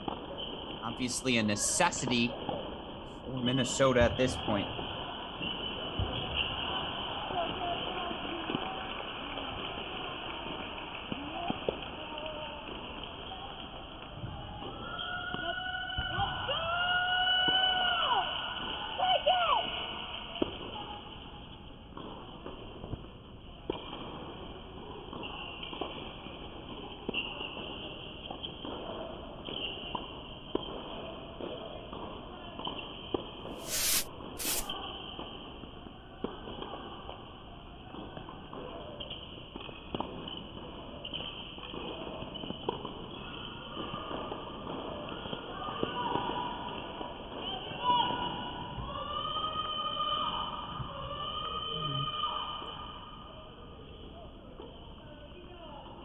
.40-30 here for Sydney Pratt. Again, freshman, you see on the near side of your screen, it is 1-0 Minnesota. Alex Gruskin here. Our final match on our Big Ten cross-court cast. Northwestern took a comfortable doubles point. 6-love at the number 1 spot, 6-1 at 3. They took 5 first sets here in singles as well.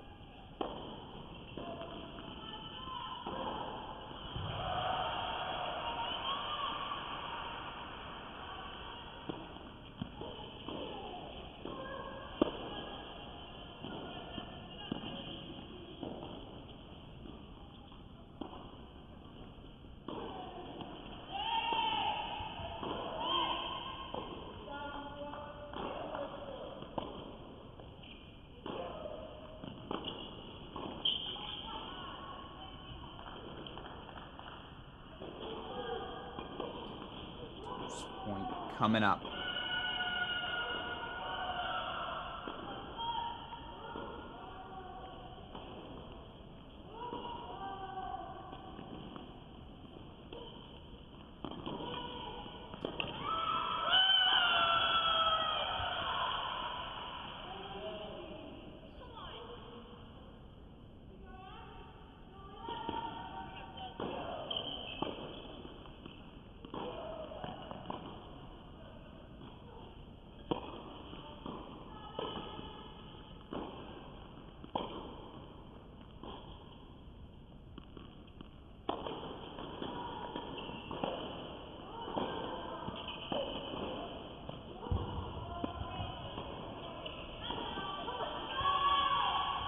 Pratt holds for 6 love, 5 love.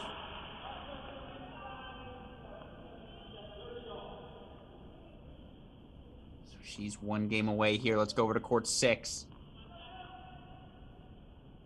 Again, a lot happening at once here, folks. And we're going to split this with court number 2 if we can.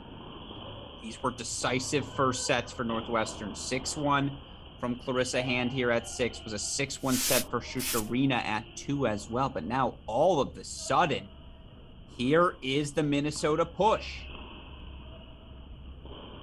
They're going to send this match to a 3rd act. Let's find out.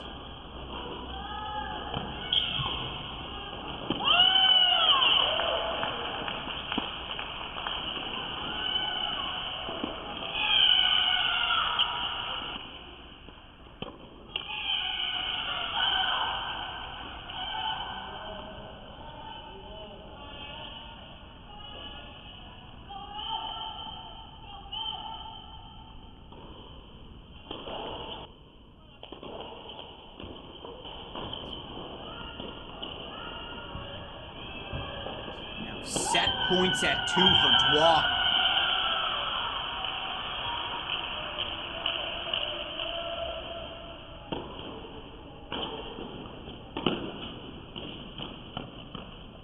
Oh, man.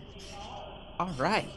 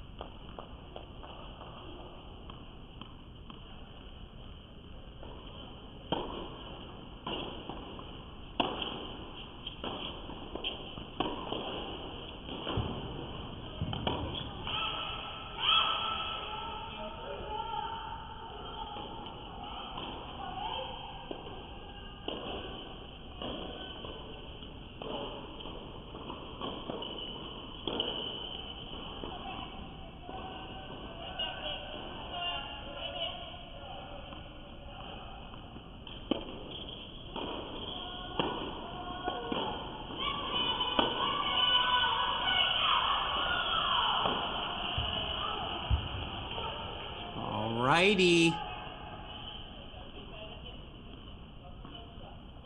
Set points now for the Cats. On court number 6, they take that second set 7-5 on 2, so let's go full on 6 now. What a turnaround this would be. We've got 3rd set, and can we go split screen with 3? I don't want to miss out on that Sydney Pratt clinch.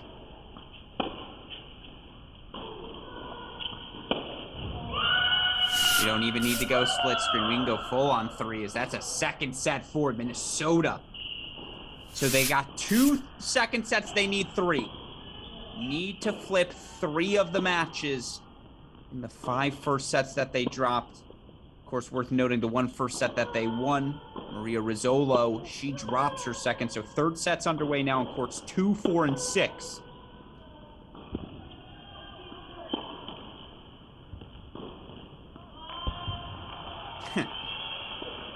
It's target practice after that net court, and you see the apology from Pratt.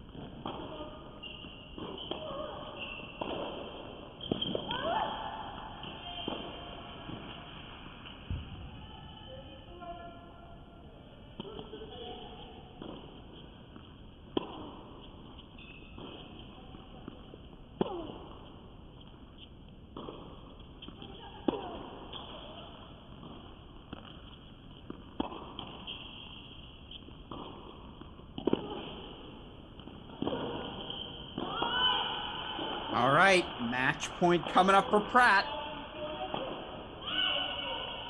Can she make these two love?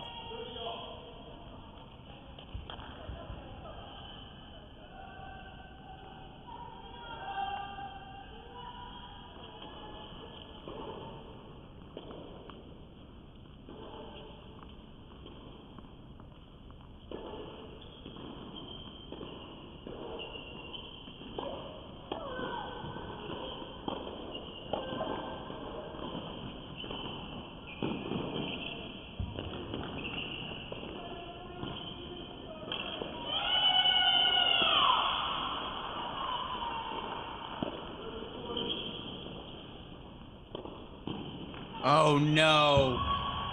Not the way you want it to end, but Sydney Pratt, the freshman, continues her winning ways here. It's 2-0 Northwestern. She takes a 6-4, 6-love lead here. Now let's go over to court number 5. Is it going to be the freshman today? Delivering the goods for the Northwestern Wildcats on court 5, Justine Leong. It was in a back and forth first set. She's now got breakpoint chances, plural here, in her all-freshman battle against Anfisa Danilchenko.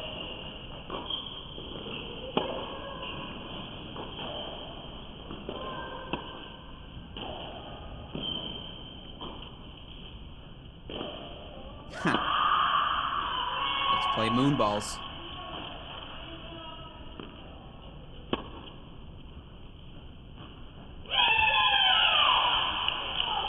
That one goes long. So Leong will serve forward up 6-3, 5-3. Can we quickly check in on court number 1? I just want a scoreboard update. It's literally a brief flash, and then we'll go back to 5. Okay, so 7-6-3 all there. That's your only match still in a second set outside of Leong. Again, courts 2, 4, and 6 going to the third. Let's go back to court 5 now. Justine Leong, 6-3, 5-3 up.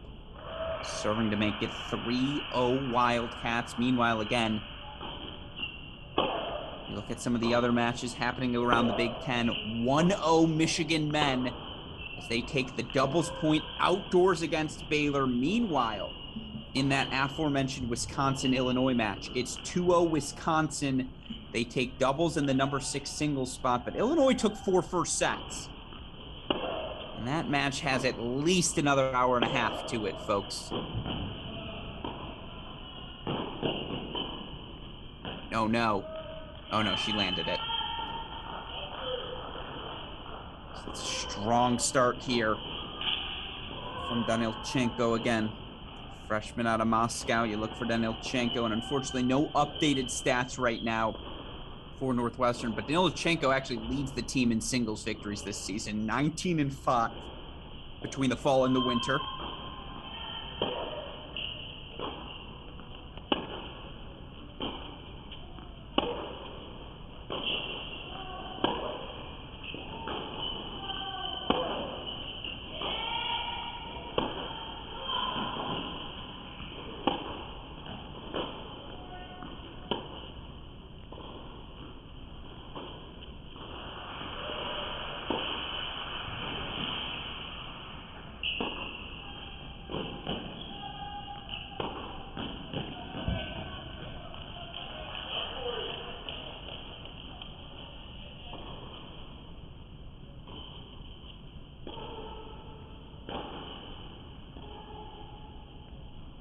Sure, breakpoint chances. Be weird if anything in this match went normally.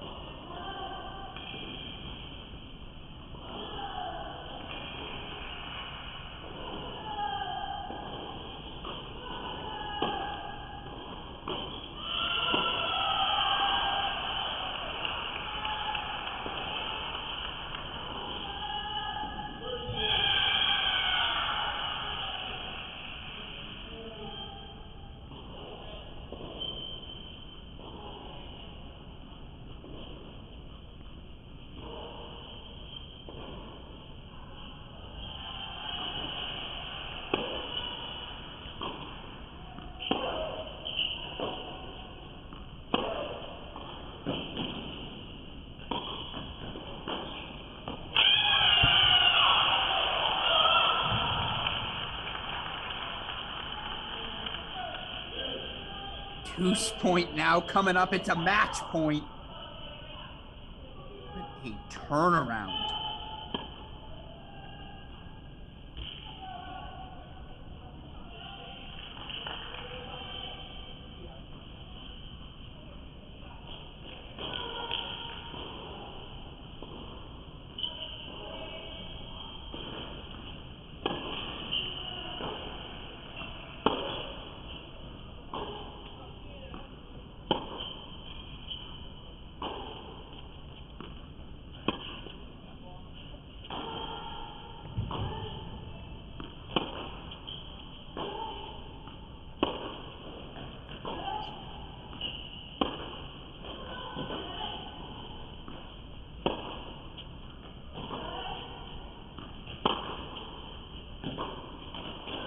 Nope. Let's play on.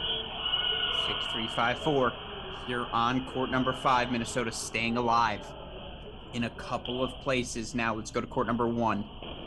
And our final second sets. Oh, wow. Now a breakdown is hand here on 1.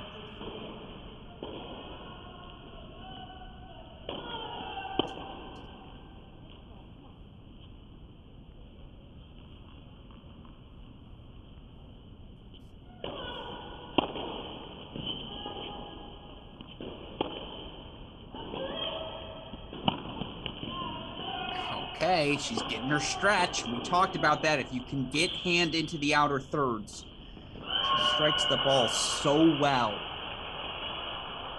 Not the most fluid of movers. Have to get her stretched, otherwise you're done. That's exactly what Hanford's done here.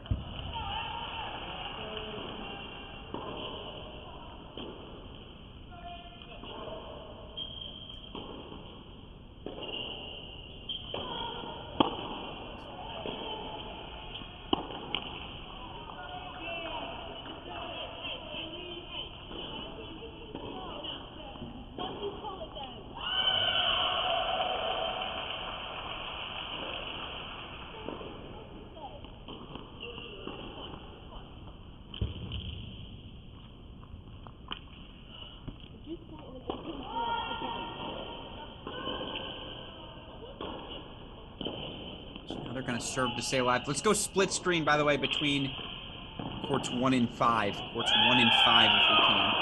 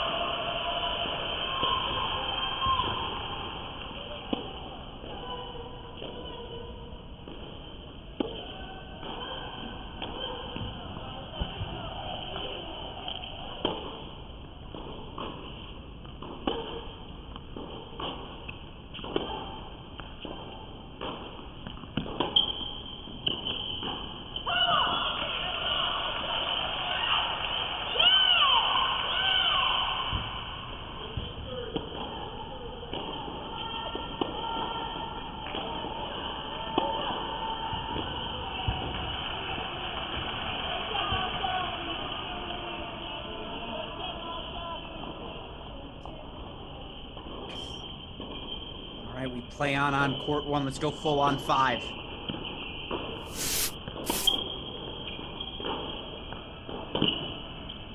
There are a lot of good matches happening right now across the country. This is one of them.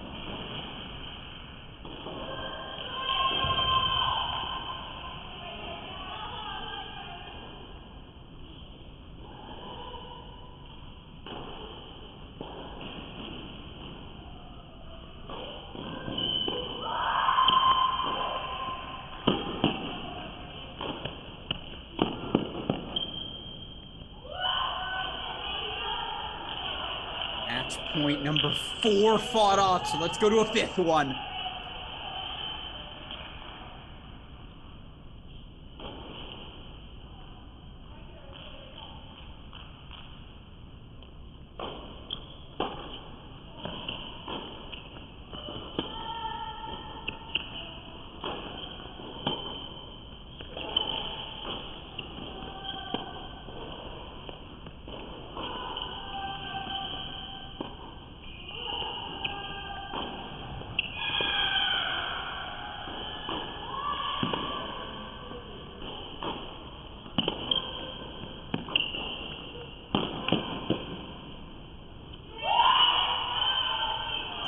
All we play on. Oh my goodness, is Minnesota scrapping. Meanwhile, let's go full on court 1. Can they make it 3 3-set matches here? Excuse me, can they make it 4 3-set matches here?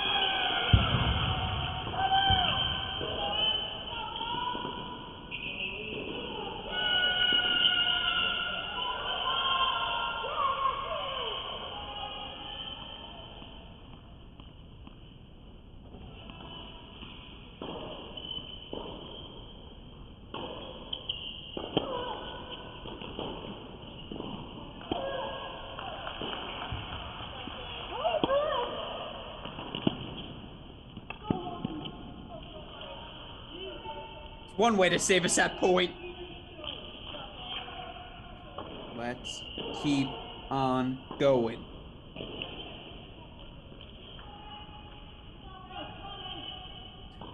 Deuce point, set point coming up.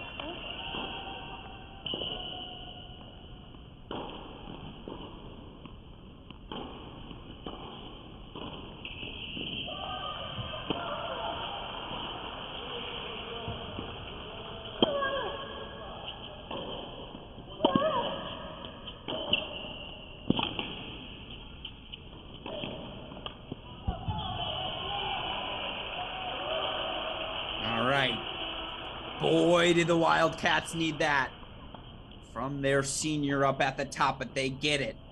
Hand breaks for 7-6-5 all. Let's go split screens.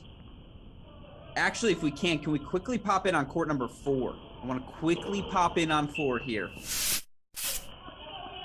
As you look right now, this is a big moment here for the Cats. Emma Lazic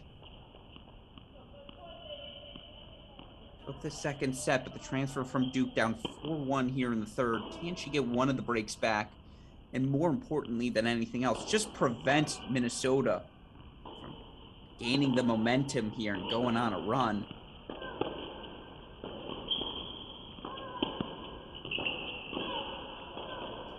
Meanwhile, again, it is 3-1 Wisconsin over Illinois over in Champaign.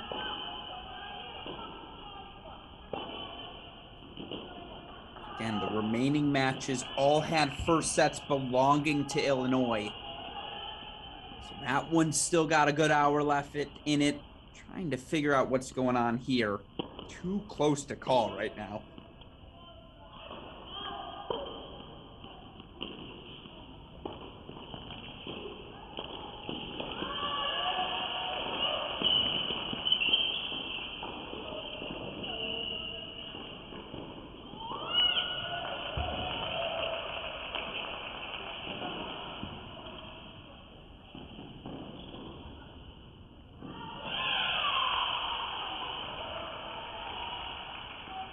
Alrighty. So again, where's the rally gonna come from?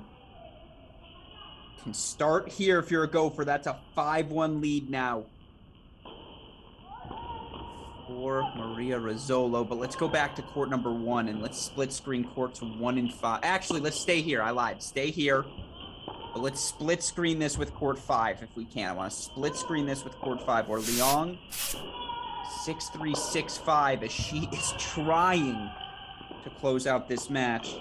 Has had multiple match points already.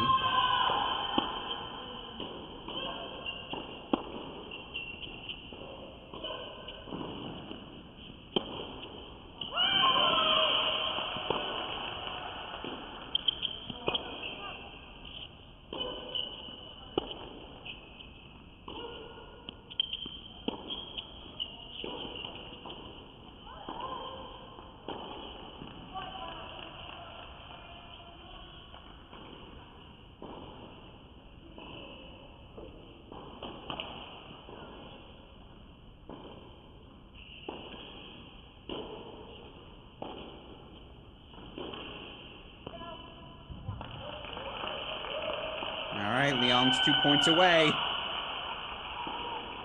But we've been here before, folks.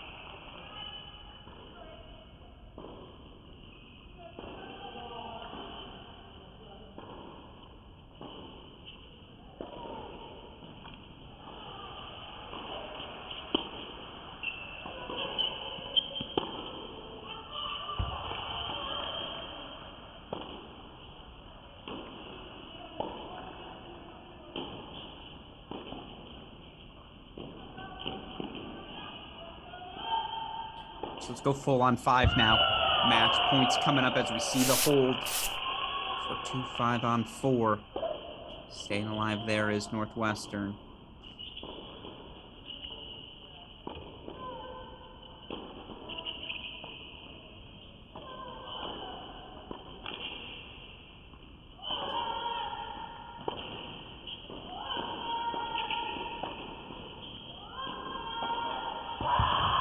Whew.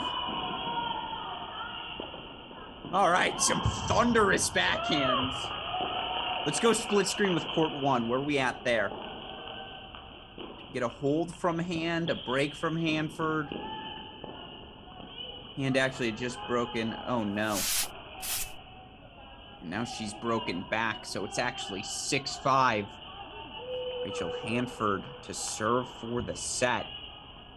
To send us to that 4th third set match here in Northwestern. Let's go full again on 5 for this match point.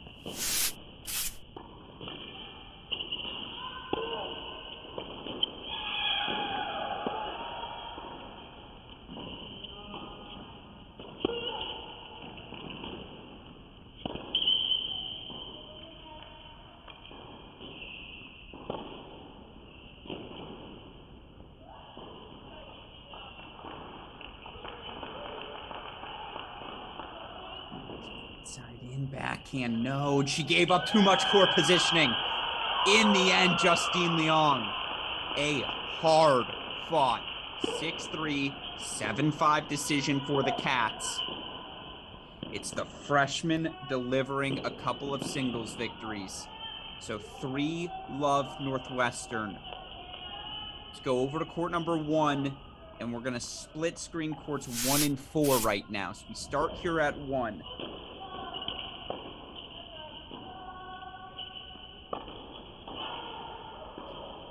Now, Hand's going to have to break again to stay alive in the set.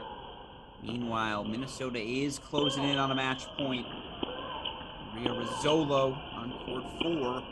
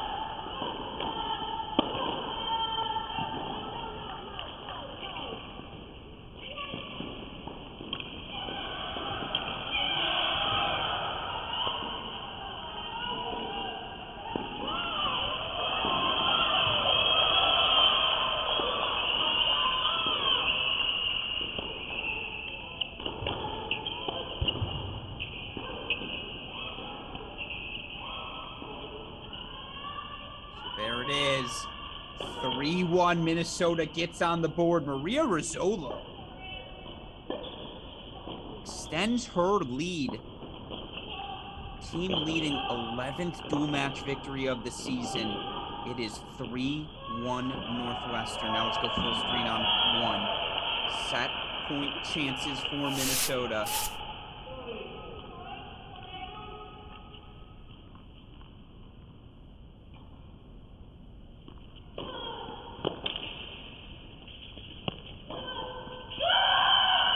Play on. 7-5. We go to our 4th third set match. So Minnesota needed to flip at least 3 matches to 3 sets. They're able to flip all of them.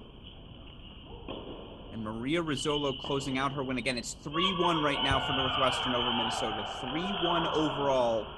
We're going the distance here on 1. Let's go over to court 6 now. From one hand to another. I'm going to keep working that pun. Here's the good news if you're the Cats. Christina Hand has come out swinging here to start the 3rd set in the on court 6. And again, apologies for repeating myself. It is 3-1. Northwestern now leads.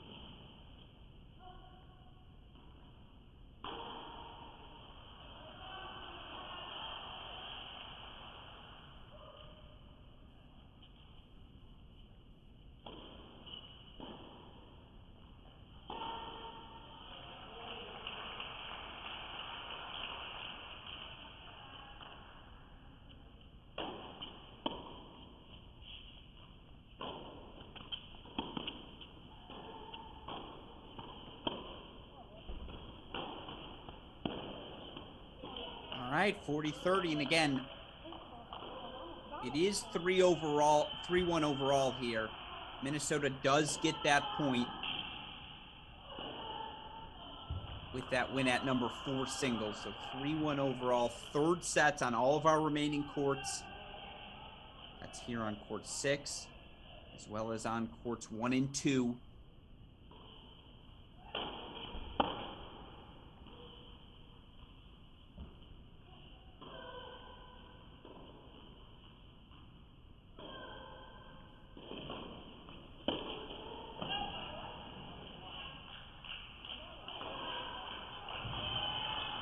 See a pause, that means it was definitely called wide. And confirmed by the chair. So 5-1 Northwestern is 1 game away. Meanwhile, since we've been keeping our eyes on a couple of other matches, want to keep you all updated. 3-2 in that Wisconsin-Illinois Big Ten thriller. And again, all of these teams, Northwestern, Minnesota, Wisconsin, Illinois, all very much in the running to be that third place finisher. You do feel like Ohio State and Michigan do have the edge up going into Big Ten play. But after that, there's a lot of depth and a lot of talent. Certainly the Wildcats would be your favorites to emerge out of that pack. Close matches everywhere right now. Meanwhile, our one Big Ten men's match we're monitoring, University of Michigan Wolverines, taking the doubles point over number 5 Baylor. Number 6 Baylor, according to the latest ITA poll. And right now, Michigan, 2 first sets, first 2 off the board.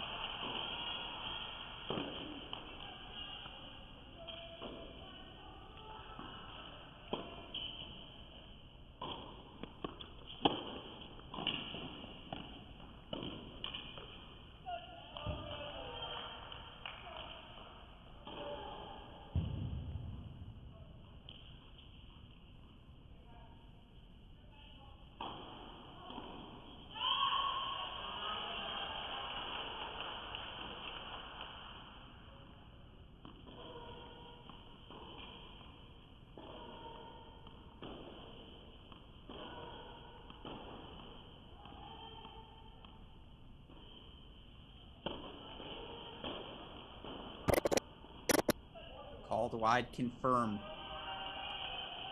So 40 love, but either way now, Cats going to have at least 2 chances to serve for this match.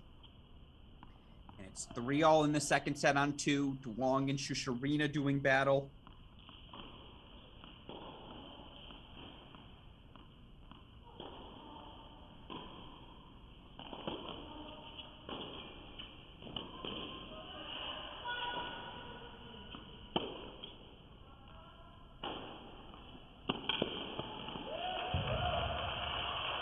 Sure, 40-15 now. Meanwhile, Shusharina actually takes a 4-3 lead in that second set.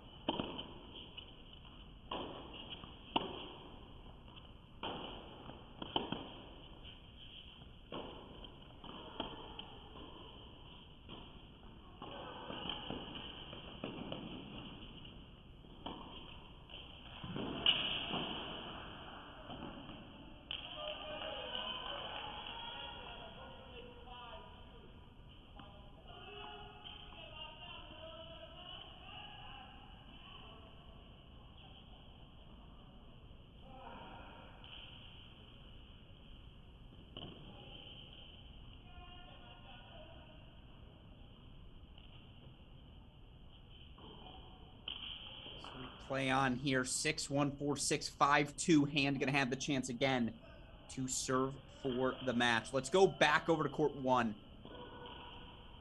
Check in there. Excuse me, court 2. Let's go back to court 2 if we can. Court 2 here.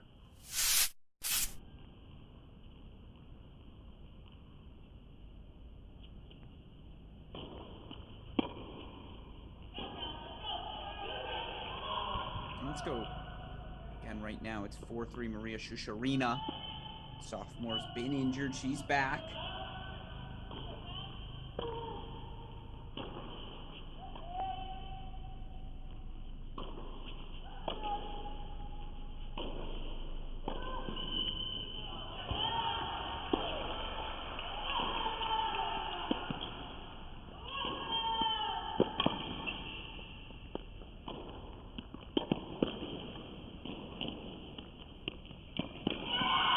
Good effort. Hustle on both sides. Again, we're on serve here. Let's go back to 6. All due respect to this one, not going to matter. First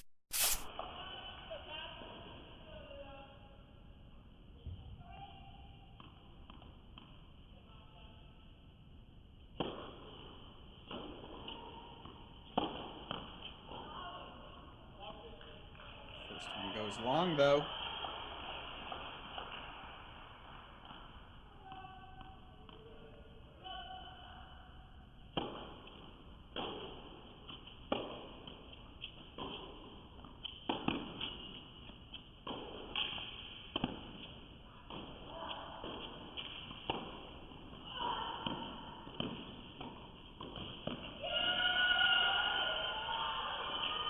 Oh my goodness, you can see right now for Northwestern,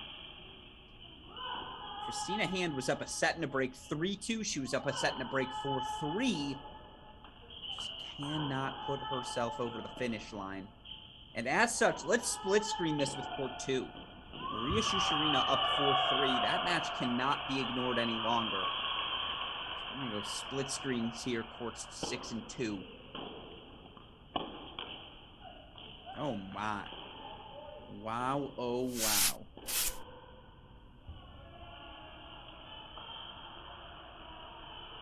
Meanwhile, it does look like Wisconsin's going to take that match over Illinois. Up 3-2, 2/3 sets on courts 3 and 5. But Wisconsin up 4-0 in the third on 3, 3-0 in the third on 5. So they're in a commanding position. Badgers, they're just good, folks. No ifs, ands, or buts about it. Meanwhile, the Michigan Wolverines, doubles and 3 first sets against number 6 Baylor men.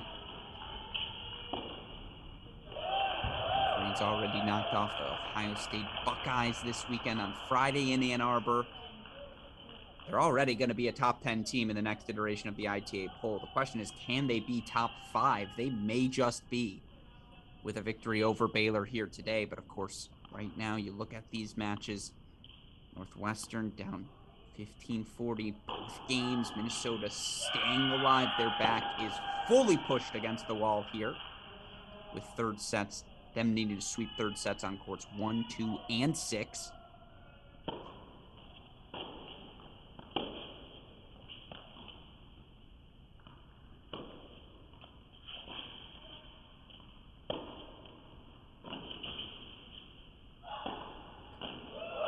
Great move forward there from Hand. Of course, this Northwestern team perennially has been in the conversation, if not the leaders in the clubhouse, for Big Ten championships. Head coach Claire Pollard's about a dozen of them in her coaching tenure.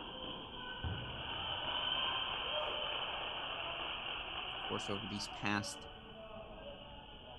10 seasons in particular, seeing the rise in Michigan, Ohio State, upper echelon of women's college tennis as such. Certainly, competition's only gotten steeper for Coach Pollard and these Cats. Thank you.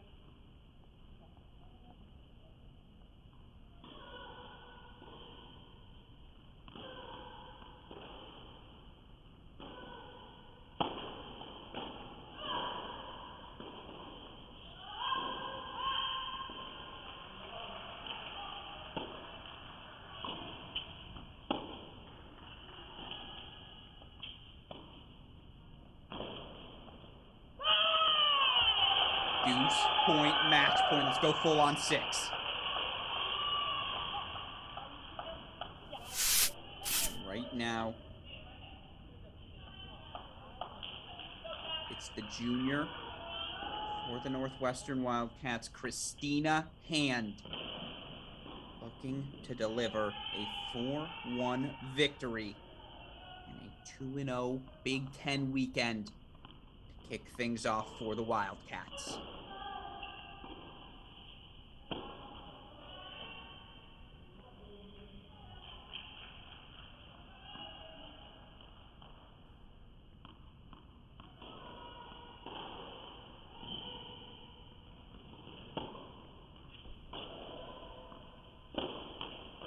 No, we play on. 5-3. And you can see hand on the face as if to say, what more can I do? So we play on 5-3 here on 5. Meanwhile, the split screen with 2 becomes relevant once again, though. Shasharina, double fault for 30 all. Meanwhile, Hanford is up 2-1 in the third for Minnesota on court 1. It's survival time right now.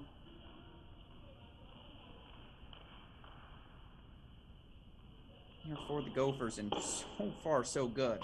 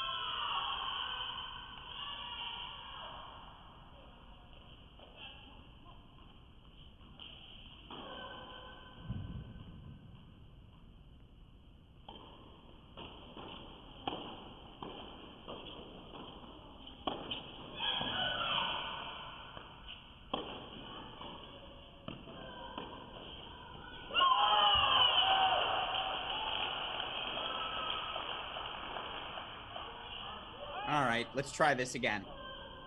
Match points, hand on 6. Let's go full screen there. All due respect to the break point happening on 2. But that means a little bit less. Christina Hand, the junior. See if this time she can deliver the victory. Match point number 2. Northwestern takes it. It was dramatic, and so much credit to the Minnesota Gophers for the fight they showed, point in, point out. Wait, there's a little discussion here. What's going on? Not sure what, but it won't matter. Lock it in. 4-1 victory. I think lock it in. Hold on, just give it a second. Okay, yeah, now we're locking it in. 4-1 victory for the Northwestern Wildcats. Racket in the bag. Means the match is finished. I'm not sure precisely what Minnesota's upset about.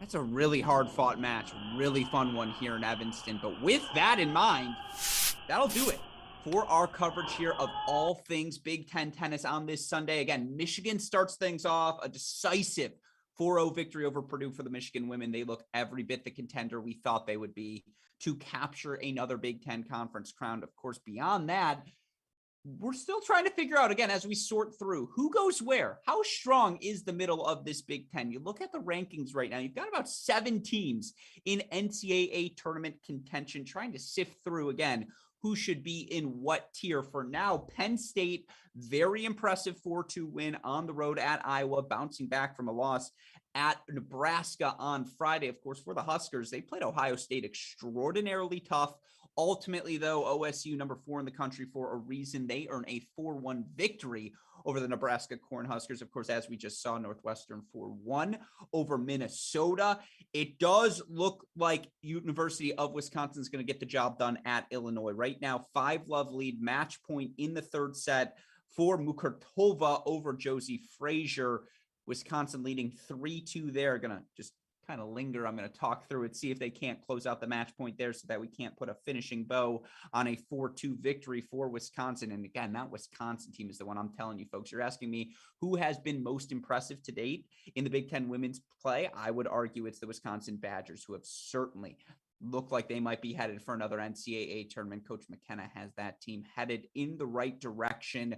Of course, other than that, we were really hoping to have that Michigan-Baylor match, a top 10 matchup by every definition of the word, happening right now in Ann Arbor. Unfortunately or fortunately, depending on your perspective, that match being played outdoors, no cameras in Ann Arbor. Obviously, no one more disappointed than us here at Cracked Racquets that we're not able to show you that match. It is worth noting, Michigan, doubles and 3 first sets. Yeah, that's right, folks. I'm not going to say it too loud. They're halfway home as they try to earn another upset victory. Got one over Ohio State on Friday. Let's see if they can't get the job done against Baylor here today. Of course, we will recap all of this tennis on our podcast over the course of the next week, whether it be our deciding points Tuesday for the women, 9 p.m. Eastern time on our Crack Racquets YouTube channel, Thursday, 7 p.m. Eastern time for the men. We'll be talking all things SEC, Big Tennis on individual podcasts this weekend as well. And then, of course, I do just want to quickly mention, since it is over, 4-2, Wisconsin does clinch the match ultimately over Illinois. So there you have it, folks. Those are your Big Ten matches happening across the country. Again, you can follow those Michigan-Baylor scores on the Michigan website. No cameras, but still another fantastic week of Big Ten action in the books. A huge thank you to all the teams, coaches, players, our friends at the Big Ten Conference for permission to have these broadcasts for you. As we know, it is our goal here at Cracked Racquets to make college tennis more accessible and, of course, to continue to make it as enjoyable as any level out there in tennis. But for now, with all that said, shout out as always to super producer Daniel Westoff on the ones and twos. Would be impossible to do this without him. But with that said, for super producer Daniel Westoff, I'm Alex Gruskin. You have been watching our Cracked Racquets Big Ten CrossCourt cast. We'll see you all next week. Thanks, everyone.